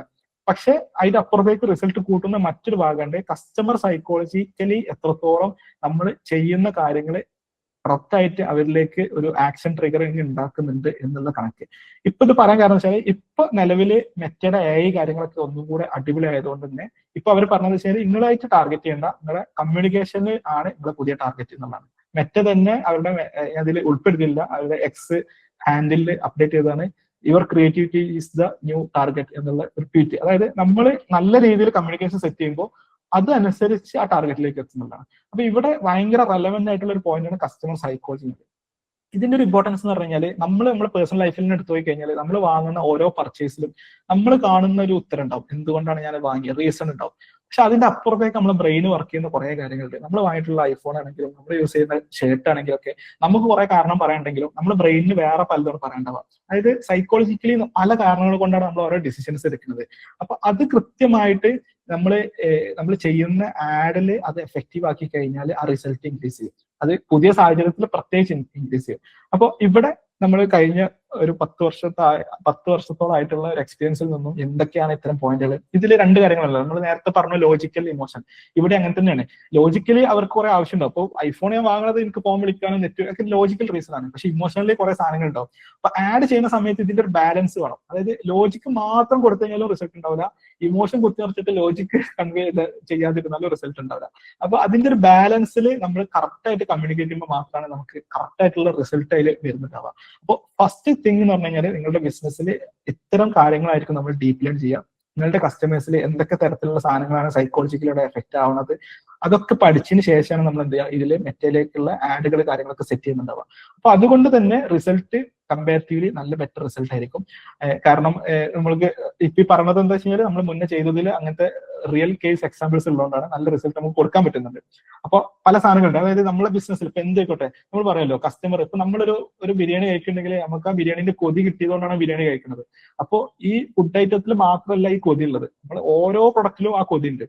നമ്മുടെ ബിസിനസ്സിൽ നമ്മളുടെ പ്രൊഡക്റ്റിന് എന്തുണ്ട്, അതിന്റെ കസ്റ്റമേഴ്സിന് മുമ്പിൽ ഒരു ക്രേവിംഗ് ഉണ്ട്. കൊതി എന്ന് പറയുമ്പോഴാണ് പ്രശ്നം. ഒരു ക്രേവിംഗ് ഉണ്ടാക്കുന്ന സാധനം ഉണ്ടാവും, ഒരു പൂതിയാവൽ ഉണ്ടാവല്ലോ. ആ പൂതിയാവൽ ഉണ്ടാക്കാൻ പല സാധനങ്ങളെ നമുക്ക് പറയാൻ പറ്റുന്നുണ്ടോ, എഫക്ട് ചെയ്യാൻ പറ്റുന്നുണ്ടോ. നമ്മൾ കൊടുക്കുന്ന പോസ്റ്ററിലുള്ള ഈവൻ ചെറിയ കളറാണെങ്കിലോ അതിൽ കൊടുത്തിട്ടുള്ള ചെറിയ ടെക്സ്റ്റ് ആണെങ്കിലോ അതിൽ നിൽക്കുന്ന ആളുടെ എക്സ്പ്രഷൻ ആണെങ്കിലോ ഇതൊക്കെ അതിനെ എഫക്ട് ചെയ്യുന്നുണ്ടോ. അപ്പൊ അതിലൂടെ നമ്മളെ ബിസിനസ്സിനെ ഏറ്റവും കൊതിപ്പിക്കുന്ന രീതിയിൽ കാണിക്കണം, എന്നാൽ പറയാനുള്ള സംഗതി പറയുമാണ്. അതാണ് നേരത്തെ പറഞ്ഞത്, ലോജിക്കലിയും ഇമോഷണലിയും കറക്റ്റ് ബാലൻസ് ചെയ്തിട്ട് ഇവരെ മുമ്പിൽ നമ്മൾ ആഡ് ചെയ്ത് കഴിഞ്ഞാൽ അവരെന്ത് ചെയ്യും, സ്വാഭാവികമായിട്ടും അതിന്റെ ആക്ഷൻസ് എടുത്തു തരണം. അതേപോലെ ഇമ്പോർട്ടന്റ് ആണ് ഞാൻ നേരത്തെ പറഞ്ഞ കമ്പനിയുടെ ഫിനാൻഷ്യൽ ഹെൽത്ത്. നമുക്ക് കുറെ ആൾക്കാർ ഇപ്പൊ നിങ്ങളുടെ ബിസിനസ്സിന് ഒരു 50 കസ്റ്റമറെ എല്ലാ മാസം തരുന്നു, പക്ഷെ നിങ്ങളുടെ ബിസിനസ്സിൽ ഫിനാൻഷ്യൽ ഹെൽത്ത് നോക്കുന്ന സമയത്ത് അത് മുതലാവില്ല എന്നുള്ള കണ്ടീഷനിൽ നമ്മൾ എന്ത് ചെയ്യാൻ പാടില്ല, അതിൽ സ്റ്റെക്ക് ആവാൻ പാടില്ല. നല്ല റിസൾട്ട് വരുന്നുണ്ടല്ലോ എന്നാ പിന്നെ മുന്നോട്ട് പോവാം എന്ന് സ്റ്റെക്കായി പോയി കഴിഞ്ഞാൽ നഷ്ടത്തിലോടുന്ന ബിസിനസ്സിൽ പിന്നെ അങ്ങനെ ചെയ്തിട്ട് കാര്യമില്ലല്ലോ. ഞാൻ പറഞ്ഞു വന്നതെന്ന് വെച്ച് കഴിഞ്ഞാൽ 2 കാര്യങ്ങൾ നമ്മൾ നോക്കുക. ഒന്ന്, നമ്മളെ മുന്നിൽ വരുന്ന ഓരോ കസ്റ്റമറിന്റെയും ഓരോ ബിസിനസിന്റെയും കസ്റ്റമേഴ്സിനെ കുറിച്ച് ഡീറ്റെയിൽ ആയിട്ട് പഠിച്ചിട്ട് ഈ പറഞ്ഞ നല്ല റിസൾട്ട് ഉണ്ടാക്കാൻ നോക്കുന്നു. അതേപോലെ തന്നെ ആ ബിസിനസിന്റെ LTV കാര്യങ്ങളൊക്കെ കാൽക്കുലേറ്റ് ചെയ്തിട്ട് എത്രത്തോളം ഇത് എഫക്റ്റീവ് ആണ് എന്നുള്ളതിനനുസരിച്ച് അതിന് മുന്നോട്ട് കൊണ്ടുപോകുന്നു എന്നുള്ളതാണ്. ഈ രീതിയിൽ നമ്മൾ വർക്ക്ഔട്ട് ചെയ്തിട്ട് നമ്മൾ കസ്റ്റമേഴ്സിനെ കൊണ്ട് ഒരു ആക്ഷൻ എടുപ്പിക്കണം. ഞാൻ നേരത്തെ പറഞ്ഞത്, ഇവിടെ നല്ല രീതിയിൽ അതോറിറ്റി ബിൽഡ് ചെയ്ത കസ്റ്റമേഴ്സിൽ ഈ പണി കുറവായിരിക്കും. അതായത് അങ്ങനെ വരുന്ന എൻക്വയറീസിനെ എന്ത് ചെയ്താൽ മതി, പെട്ടെന്ന് ചെയ്യാൻ പറ്റുന്നുണ്ടാവും. പക്ഷെ ഈ പറഞ്ഞ നിങ്ങൾ കേൾക്കുന്ന ആൾക്കാർ തന്നെ വളരെ കുറച്ച് ആൾക്കാർക്ക് അത്തരത്തിൽ അതോറിറ്റി ബിൽഡ് ചെയ്തിട്ടുണ്ടാവുള്ളൂ. അതൊരിക്കലും തെറ്റില്ല. നമ്മൾ അതിന് ലക്ഷ്യം വെക്കണം, അതിനുവേണ്ടി വർക്ക് ചെയ്യണം, അതോറിറ്റി ബിൽഡ് ചെയ്യാൻ വേണ്ടി കണ്ടന്റ് ക്രിയേഷൻ ചെയ്യണം. ഇതൊന്നും നമ്മൾ എന്ത് ചെയ്യാൻ പാടില്ല, ഒഴിവാക്കാൻ പാടില്ല, എന്തായാലും ചെയ്യേണ്ട കാര്യങ്ങളാണ്. പക്ഷെ ഇതിൽ ഫോക്കസ് ചെയ്യുന്ന വെച്ചാൽ അതിനൊന്നും വെയിറ്റ് ചെയ്യാതെ തന്നെ നിങ്ങളുടെ മുന്നിൽ എൻക്വയറീസ് ബൈപ്പാസ് ചെയ്ത് എത്തിക്കുക എന്നുള്ളതാണ് ആക്ച്വലി ചെയ്യുന്നത്. അതായത് അവയർനെസ്സോ ഇൻട്രസ്റ്റോ ഒന്നും ഇല്ലാതെ, നിങ്ങൾക്ക് ഇപ്പോൾ അവയർനെസ് ഓൾറെഡി ഉണ്ടെങ്കിൽ അത് ബെനിഫിറ്റ് ആണ്. അതില്ലാത്ത കണ്ടീഷനിൽ നമ്മൾ എക്സിക്യൂട്ട് ചെയ്യുന്ന സമയത്ത് ഡയറക്റ്റ് നിങ്ങൾക്ക് എന്ത് ചെയ്യും, ഒരു എൻക്വയറി ജനറേറ്റ് ചെയ്യും. അവിടെ കൃത്യമായിട്ട് ഞാൻ നേരത്തെ പറഞ്ഞു, മാർക്കറ്റിംഗിൽ വരുന്ന കസ്റ്റമർ സൈക്കോളജി കൃത്യമായി മനസ്സിലാക്കി, ഒരു മാർക്കറ്റിംഗ് സൈക്കോളജി മനസ്സിലാക്കിച്ചിട്ടാണ് നിങ്ങളുടെ മുന്നിൽ എൻക്വയറീസ് ആയിട്ട് വരുന്നത്. അപ്പോൾ ഓരോ ദിവസവും നിങ്ങൾ വാട്സപ്പിലേക്കോ ഫോമിലേക്കോ പല രീതിയിൽ എൻക്വയറീസ് ജനറേറ്റ് ചെയ്യാൻ പറ്റും. ഓരോ ദിവസവും പുതിയ കസ്റ്റമറിന് എൻക്വയറി നിങ്ങൾക്ക് ഇങ്ങനെ വരുന്നുണ്ടാവും. അപ്പൊ ആ വരുന്ന കസ്റ്റമർ എടുക്കണ ഈ എൻക്വയറി എന്നുള്ള സ്റ്റേജിലേക്കാണ് വരുന്നത്. എന്നാൽ അതോറിറ്റി ലെവൽ 1 ഉള്ളൂ. കാരണം എന്താ, നമ്മൾ പിടിച്ചു വാങ്ങണം. ഇത് സൈക്കോളജിക്കലി അവരെ ഇൻട്രസ്റ്റഡ് ആക്കിയിട്ട് ആ കൊതിപ്പിച്ച് ഇങ്ങനെ കൊണ്ടുവരണം. അങ്ങനെ കൊണ്ടുവന്ന് കഴിഞ്ഞാൽ അവിടെ വേണ്ട ഒരു പ്രിപ്പറേഷൻ എന്ന് പറഞ്ഞു കഴിഞ്ഞാൽ സിമ്പിൾ ചോദ്യമാണ്. നിങ്ങൾക്ക് നിങ്ങളുടെ ടാർഗറ്റ് ഓഡിയൻസിനെ ഏതെങ്കിലും ഒരു ഫംഗ്ഷന്റെ ഇടക്ക് കാണുകയോ അല്ലെങ്കിൽ യാത്രന്റെ ഇടക്ക് കാണുകയോ ഒക്കെ ചെയ്യുന്ന സമയത്ത് ആ ഒരു യാത്ര അവസാനിക്കുന്നതിന്റെ ഉള്ളിൽ അല്ലെങ്കിൽ ആ ഒരു ഫംഗ്ഷൻ കഴിയുന്നതിന്റെ ഉള്ളിൽ നിങ്ങൾക്ക് പറഞ്ഞ് സംസാരിച്ച് ഒരു അതോറിറ്റി ഉണ്ടാക്കി നിങ്ങളെ കസ്റ്റമർ ആക്കി മാറ്റാനുള്ള ഒരു കോൺഫിഡൻസ് നിങ്ങൾക്ക് ഉണ്ടെന്നുണ്ടെങ്കിൽ ഇത് ഭയങ്കര എഫക്റ്റീവ് ആയിട്ടുള്ള സാധനമാണ്. കാരണം നിങ്ങൾക്ക് നിങ്ങളുടെ മുന്നിൽ ഡെയിലി പുതിയ കസ്റ്റമറിന് എൻക്വയറി വരും. ആ എൻക്വയറി നിലവിലുണ്ടാവുക ചെറിയൊരു അതോറിറ്റി ആയിരിക്കും ഉണ്ടാവുക. ആ അതോറിറ്റിന്റെ മുകളിൽ ഇത്തരത്തിൽ അതോറിറ്റി ബിൽഡ് ചെയ്യാൻ നിങ്ങളോ നിങ്ങളുടെ ടീമോ പ്രിപ്പയർ ആണെന്നുണ്ടെങ്കിൽ അവരെ ആക്ഷനിലേക്ക് എടുപ്പിക്കാൻ പറ്റും. അപ്പൊ ഇങ്ങനെ ചെയ്യാനുള്ള ഒരു സംവിധാനം actually OEM, optimal enquiry machine എന്നുള്ള നമ്മുടെ സർവീസ്. ഇവിടെ കൃത്യമായിട്ട് നമ്മളുടെ ഒരു കാര്യമുണ്ട്, അതേപോലെ നിങ്ങളുടെ ഒരു കാര്യമുണ്ട്. ഇതെന്താണ്, ഒരു മ്യൂച്വൽ അണ്ടർസ്റ്റാൻഡിങ്ങിലാണ് ഈ കാര്യങ്ങൾ നടക്കുക. നമ്മുടെ അടുത്ത് കുറച്ച് ഫണ്ട് ഇൻവെസ്റ്റ് ചെയ്തുകൊണ്ട് നിങ്ങൾക്ക് ഒരു റിസൾട്ട് ഉണ്ടാകാൻ പോകുന്നില്ല. പക്ഷെ നേരെ മറിച്ച് നിങ്ങൾക്ക് ഇത്തരത്തിലൊരു കോൺഫിഡൻസ് ഉണ്ടെന്നുണ്ടെങ്കിൽ, നിങ്ങളുടെ ടീമിന് അതിനുള്ള ഒരു കോൺഫിഡൻസ് ഉണ്ടെന്നുണ്ടെങ്കിൽ കൃത്യമായിട്ട് ഇത് ചെയ്ത് നോക്കാവുന്നതാണ്. നമ്മൾ ഇതിൽ നോക്കാന്ന് വെച്ചാൽ ആദ്യം ഒരു എൻക്വയറി വരാനുള്ള ചെലവ് എത്ര എന്നുള്ളതാണ്. ഒരു എൻക്വയറി വരാനുള്ള ചെലവാണ് നമ്മൾ ആദ്യം നോക്കുക. ഇങ്ങനെ എത്ര എൻക്വയറി വരുമ്പോഴാണ് ഒരു ക്വാളിഫൈഡ് ആയ കസ്റ്റമറെ കിട്ടുന്നത് എന്നുള്ളത് നമ്മൾ നോക്കും. അതായത് നമ്മൾ നേരത്തെ കാണിച്ചിട്ടുള്ള ആ ഫോം ഉണ്ടല്ലോ, ആ ഫോമിൽ പോലെ ആയിരിക്കും നമ്മൾ നോക്കുന്നുണ്ടാവുക. ഇങ്ങനെ എത്ര ക്വാളിഫൈഡ് കസ്റ്റമേഴ്സിൽ നിന്നാണ് ഒരു കൺവേർഷൻ നടക്കുന്നത്, ഇതാണ് നമ്മൾ ബേസിക്കലി നോക്കുന്നുണ്ടാവുക. ഇത് ഡെയിലിയും വീക്കിലിയും മന്ത്ലിയും ഒക്കെ നമ്മൾ അനലൈസ് ചെയ്ത് നോക്കിയിട്ട് ആണ് നമ്മൾ തീരുമാനം എടുക്കുക. ഇവിടെ പ്രത്യേകം പറയാനുള്ളത് വെച്ചാൽ ചില ബിസിനസ്സിന് ഇത് മാച്ച് ആവുള്ളൂ, പല ബിസിനസ്സിനും ഇത് മാച്ച് ആവില്ല. കാരണം പല ബിസിനസ്സിനും തീരുമാനം എടുക്കുന്നത് ഇങ്ങനെ എൻക്വയറി ചെയ്തിട്ടായിരിക്കില്ല, വേറെ തരത്തിലായിരിക്കും ഉണ്ടാവുക. അപ്പൊ അതിലൊരിക്കലും ഇത് മാച്ച് ആയിരിക്കില്ല. പല ബിസിനസ്സിലും അവര് ജസ്റ്റ് വന്നാൽ മാത്രം മതി, ജസ്റ്റ് ഒരു എൻക്വയറി ചെയ്യണ മുന്നേ തന്നെ അവർ ആദ്യം ഡിസിഷൻ എടുത്തിട്ടുണ്ടാവും. അപ്പൊ അക്കാഡമിയുടെ കേസിലൊക്കെ നേരിടുന്ന ഒരു പ്രശ്നം എന്ന് പറഞ്ഞാൽ ഇത് പുതിയ അക്കാഡമികളിൽ, അതായത് ആഫ്റ്റർ ഡിഗ്രി അക്കാഡമീസ് ആണ് അല്ല ഉദ്ദേശിച്ചത്, പറഞ്ഞത് എൻട്രൻസ് അക്കാഡമി അങ്ങനത്തെ കേസിലൊക്കെ ഏറ്റവും കൂടുതൽ നേരിടുന്ന ഒരു പ്രശ്നം എന്ന് വെച്ചാൽ അവിടെ ഇത്തരം സാധനങ്ങൾ അവയർനെസ്സിലെ സ്കോപ്പ് ഉള്ളൂ. കാരണം അവിടെ ഡിസിഷൻ എടുക്കുന്നത് അതിന് മുന്നേ.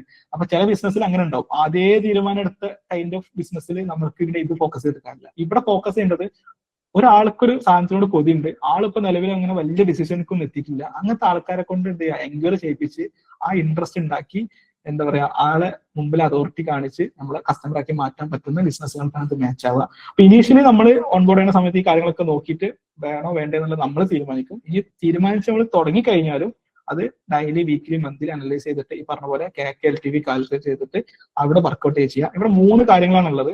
ഒന്ന്, നിങ്ങളുടെ സെയിൽസ് ടീം ഉണ്ട്, സെയിൽസ് ഡിപ്പാർട്ട്മെന്റ് ഉണ്ടാവും, അത് മാനേജ് ചെയ്യുന്ന എൻക്വയറി മാനേജ് ചെയ്യുന്ന ഒരു സിസ്റ്റം ഉണ്ടാവും അവിടെ. മാർക്കറ്റിംഗ് ഒപ്റ്റിമൈസേഷൻ ആണ് നമ്മളുടെ ഒരു പാർട്ട്. മെറ്റാ അൽഗോരിതം അവിടെ ഉണ്ട്, സുക്കർബർഗിന്റെ മെറ്റാ അൽഗോരിതം ഉണ്ട്. അപ്പൊ ഇത് 3 എഫക്റ്റീവ്ലി ഒരേപോലെ വർക്ക് ചെയ്യുമ്പോഴായിരിക്കും ഇതിൽ റിസൾട്ട് ഉണ്ടാവുക. അപ്പൊ നിങ്ങളെടുത്ത് എന്ത് ചെയ്യണം, ഈ പറഞ്ഞ പോലെ നിങ്ങൾക്ക് ഗൂഗിൾ ഷീറ്റോ കാര്യങ്ങളൊക്കെ ഇപ്പൊ CRM സിസ്റ്റം ഒന്നും ഇല്ല, ഗൂഗിൾ ഷീറ്റ് ഒക്കെ തയ്യാറാക്കി തരുന്നുണ്ടാവും. അപ്പൊ അതിനനുസരിച്ചുള്ള റിപ്പോർട്ടുകൾ ഡെയിലി തരണം. ഓരോ ദിവസവും തരികയാണെങ്കിൽ ഏറ്റവും ബെസ്റ്റ്. ഇനി വീക്കിലി ആണെങ്കിൽ ആ വീക്കിലി എത്ര കസ്റ്റമർ വന്നു, എത്രത്തോളം എഫക്റ്റീവ് ആയിട്ടുള്ള കസ്റ്റമർ ആയിരുന്നു, ഈ ഡാറ്റ ആയിരിക്കും കിട്ടുന്നുണ്ടാവുക. അത് ബേസ് ചെയ്തിട്ട് നമ്മൾ മെറ്റയില് സെറ്റ് ചെയ്തിട്ടുള്ള ആഡിനെ ഒപ്റ്റിമൈസ് ചെയ്ത് കൊണ്ടുപോകും. അങ്ങനെ തിരിച്ചു കിട്ടുന്ന ലീഡ്സിനെ ഏറ്റവും ബെനിഫിറ്റ് ആക്കും. ഈ രൂപത്തിലാണ് നമ്മൾ വർക്ക് ചെയ്യുന്നത്. കഴിഞ്ഞൊരു 10 വർഷമായിട്ട് OEM ഉണ്ട് എന്നുള്ളതല്ല, 10 വർഷമായിട്ടുള്ള എക്സ്പീരിയൻസിൽ നിന്നും നമ്മൾ ഏറ്റവും ബെസ്റ്റ് ആയിട്ടുള്ള ഒരു മാർഗമായിട്ട് നമുക്ക് ഫീൽ ചെയ്തിട്ടുള്ള, നമുക്ക് റിസൾട്ട് കൊടുക്കാൻ പറ്റിയിട്ടുള്ള കാര്യങ്ങളാണ് ഇത്. പലപ്പോഴും പല ബിസിനസ്സിലും നല്ല ബെനിഫിറ്റ് ആണ്. അത് നമ്മൾ ചെയ്തപ്പോൾ തന്നെ 1 രൂപ, നമ്മൾ നേരത്തെ പറഞ്ഞല്ലോ CROന്റെ 1 രൂപയ്ക്ക് 89 രൂപ പറഞ്ഞു. അങ്ങനെ നമ്മുടെ ബിസിനസ്സിൽ 1 രൂപയ്ക്ക് 16 രൂപ കിട്ടുന്ന റിസൾട്ട് കിട്ടുന്ന ടീമായിട്ട്, എന്നാൽ 1 രൂപക്ക് 3 രൂപ കിടക്കുന്നുണ്ട്, 1 രൂപക്ക് 2 രൂപ കിടക്കുന്നുണ്ട്. സ്റ്റിൽ അത് മുന്നോട്ട് പോകും. ചിലപ്പോൾ അത് സ്ട്രാറ്റജിന്റെ ഭാഗമായിരിക്കും. അങ്ങനെ കേസിൽ നമ്മൾ മുന്നോട്ട് ശ്രമിക്കും. അങ്ങനെ സ്ട്രാറ്റജി അല്ല എന്നുണ്ടെങ്കിൽ അത് പറഞ്ഞ് സ്റ്റോപ്പ് ചെയ്യിപ്പിച്ചിട്ട് നമ്മൾ അടുത്ത ആക്ഷൻ എന്താണെന്നുള്ളത് നോക്കിയിട്ട് ചെയ്യാം. അപ്പോൾ പല രീതിയിലാണ് ഇതിന്റെ റിസൾട്ട് ഉള്ളത്. ഒരിക്കലും എന്ത് ചെയ്യാൻ പാടില്ല, ഈ കാരണം കണ്ടിട്ട് നമുക്ക് പൈസ കഴിഞ്ഞാൽ നാളെ മുതൽ റെഡി ആവും എന്നുള്ളത് വെക്കാൻ പാടില്ല. ഇങ്ങനത്തെ ഒരു വെബിനാർ കണ്ടക്ട് ചെയ്യുന്നതിന്റെ ഉദ്ദേശം എന്താ വെച്ചാൽ നമ്മളെ അടുത്തൊക്കെ അസോസിയേറ്റ് ചെയ്യുന്ന ആൾക്കാർ അവരും കൂടെ അതിലൊരു എഫേർട്ട് ഇടാൻ തയ്യാറാവുന്ന ആൾക്കാർ വരണം എന്നുള്ള ഉദ്ദേശത്തിലാണ്.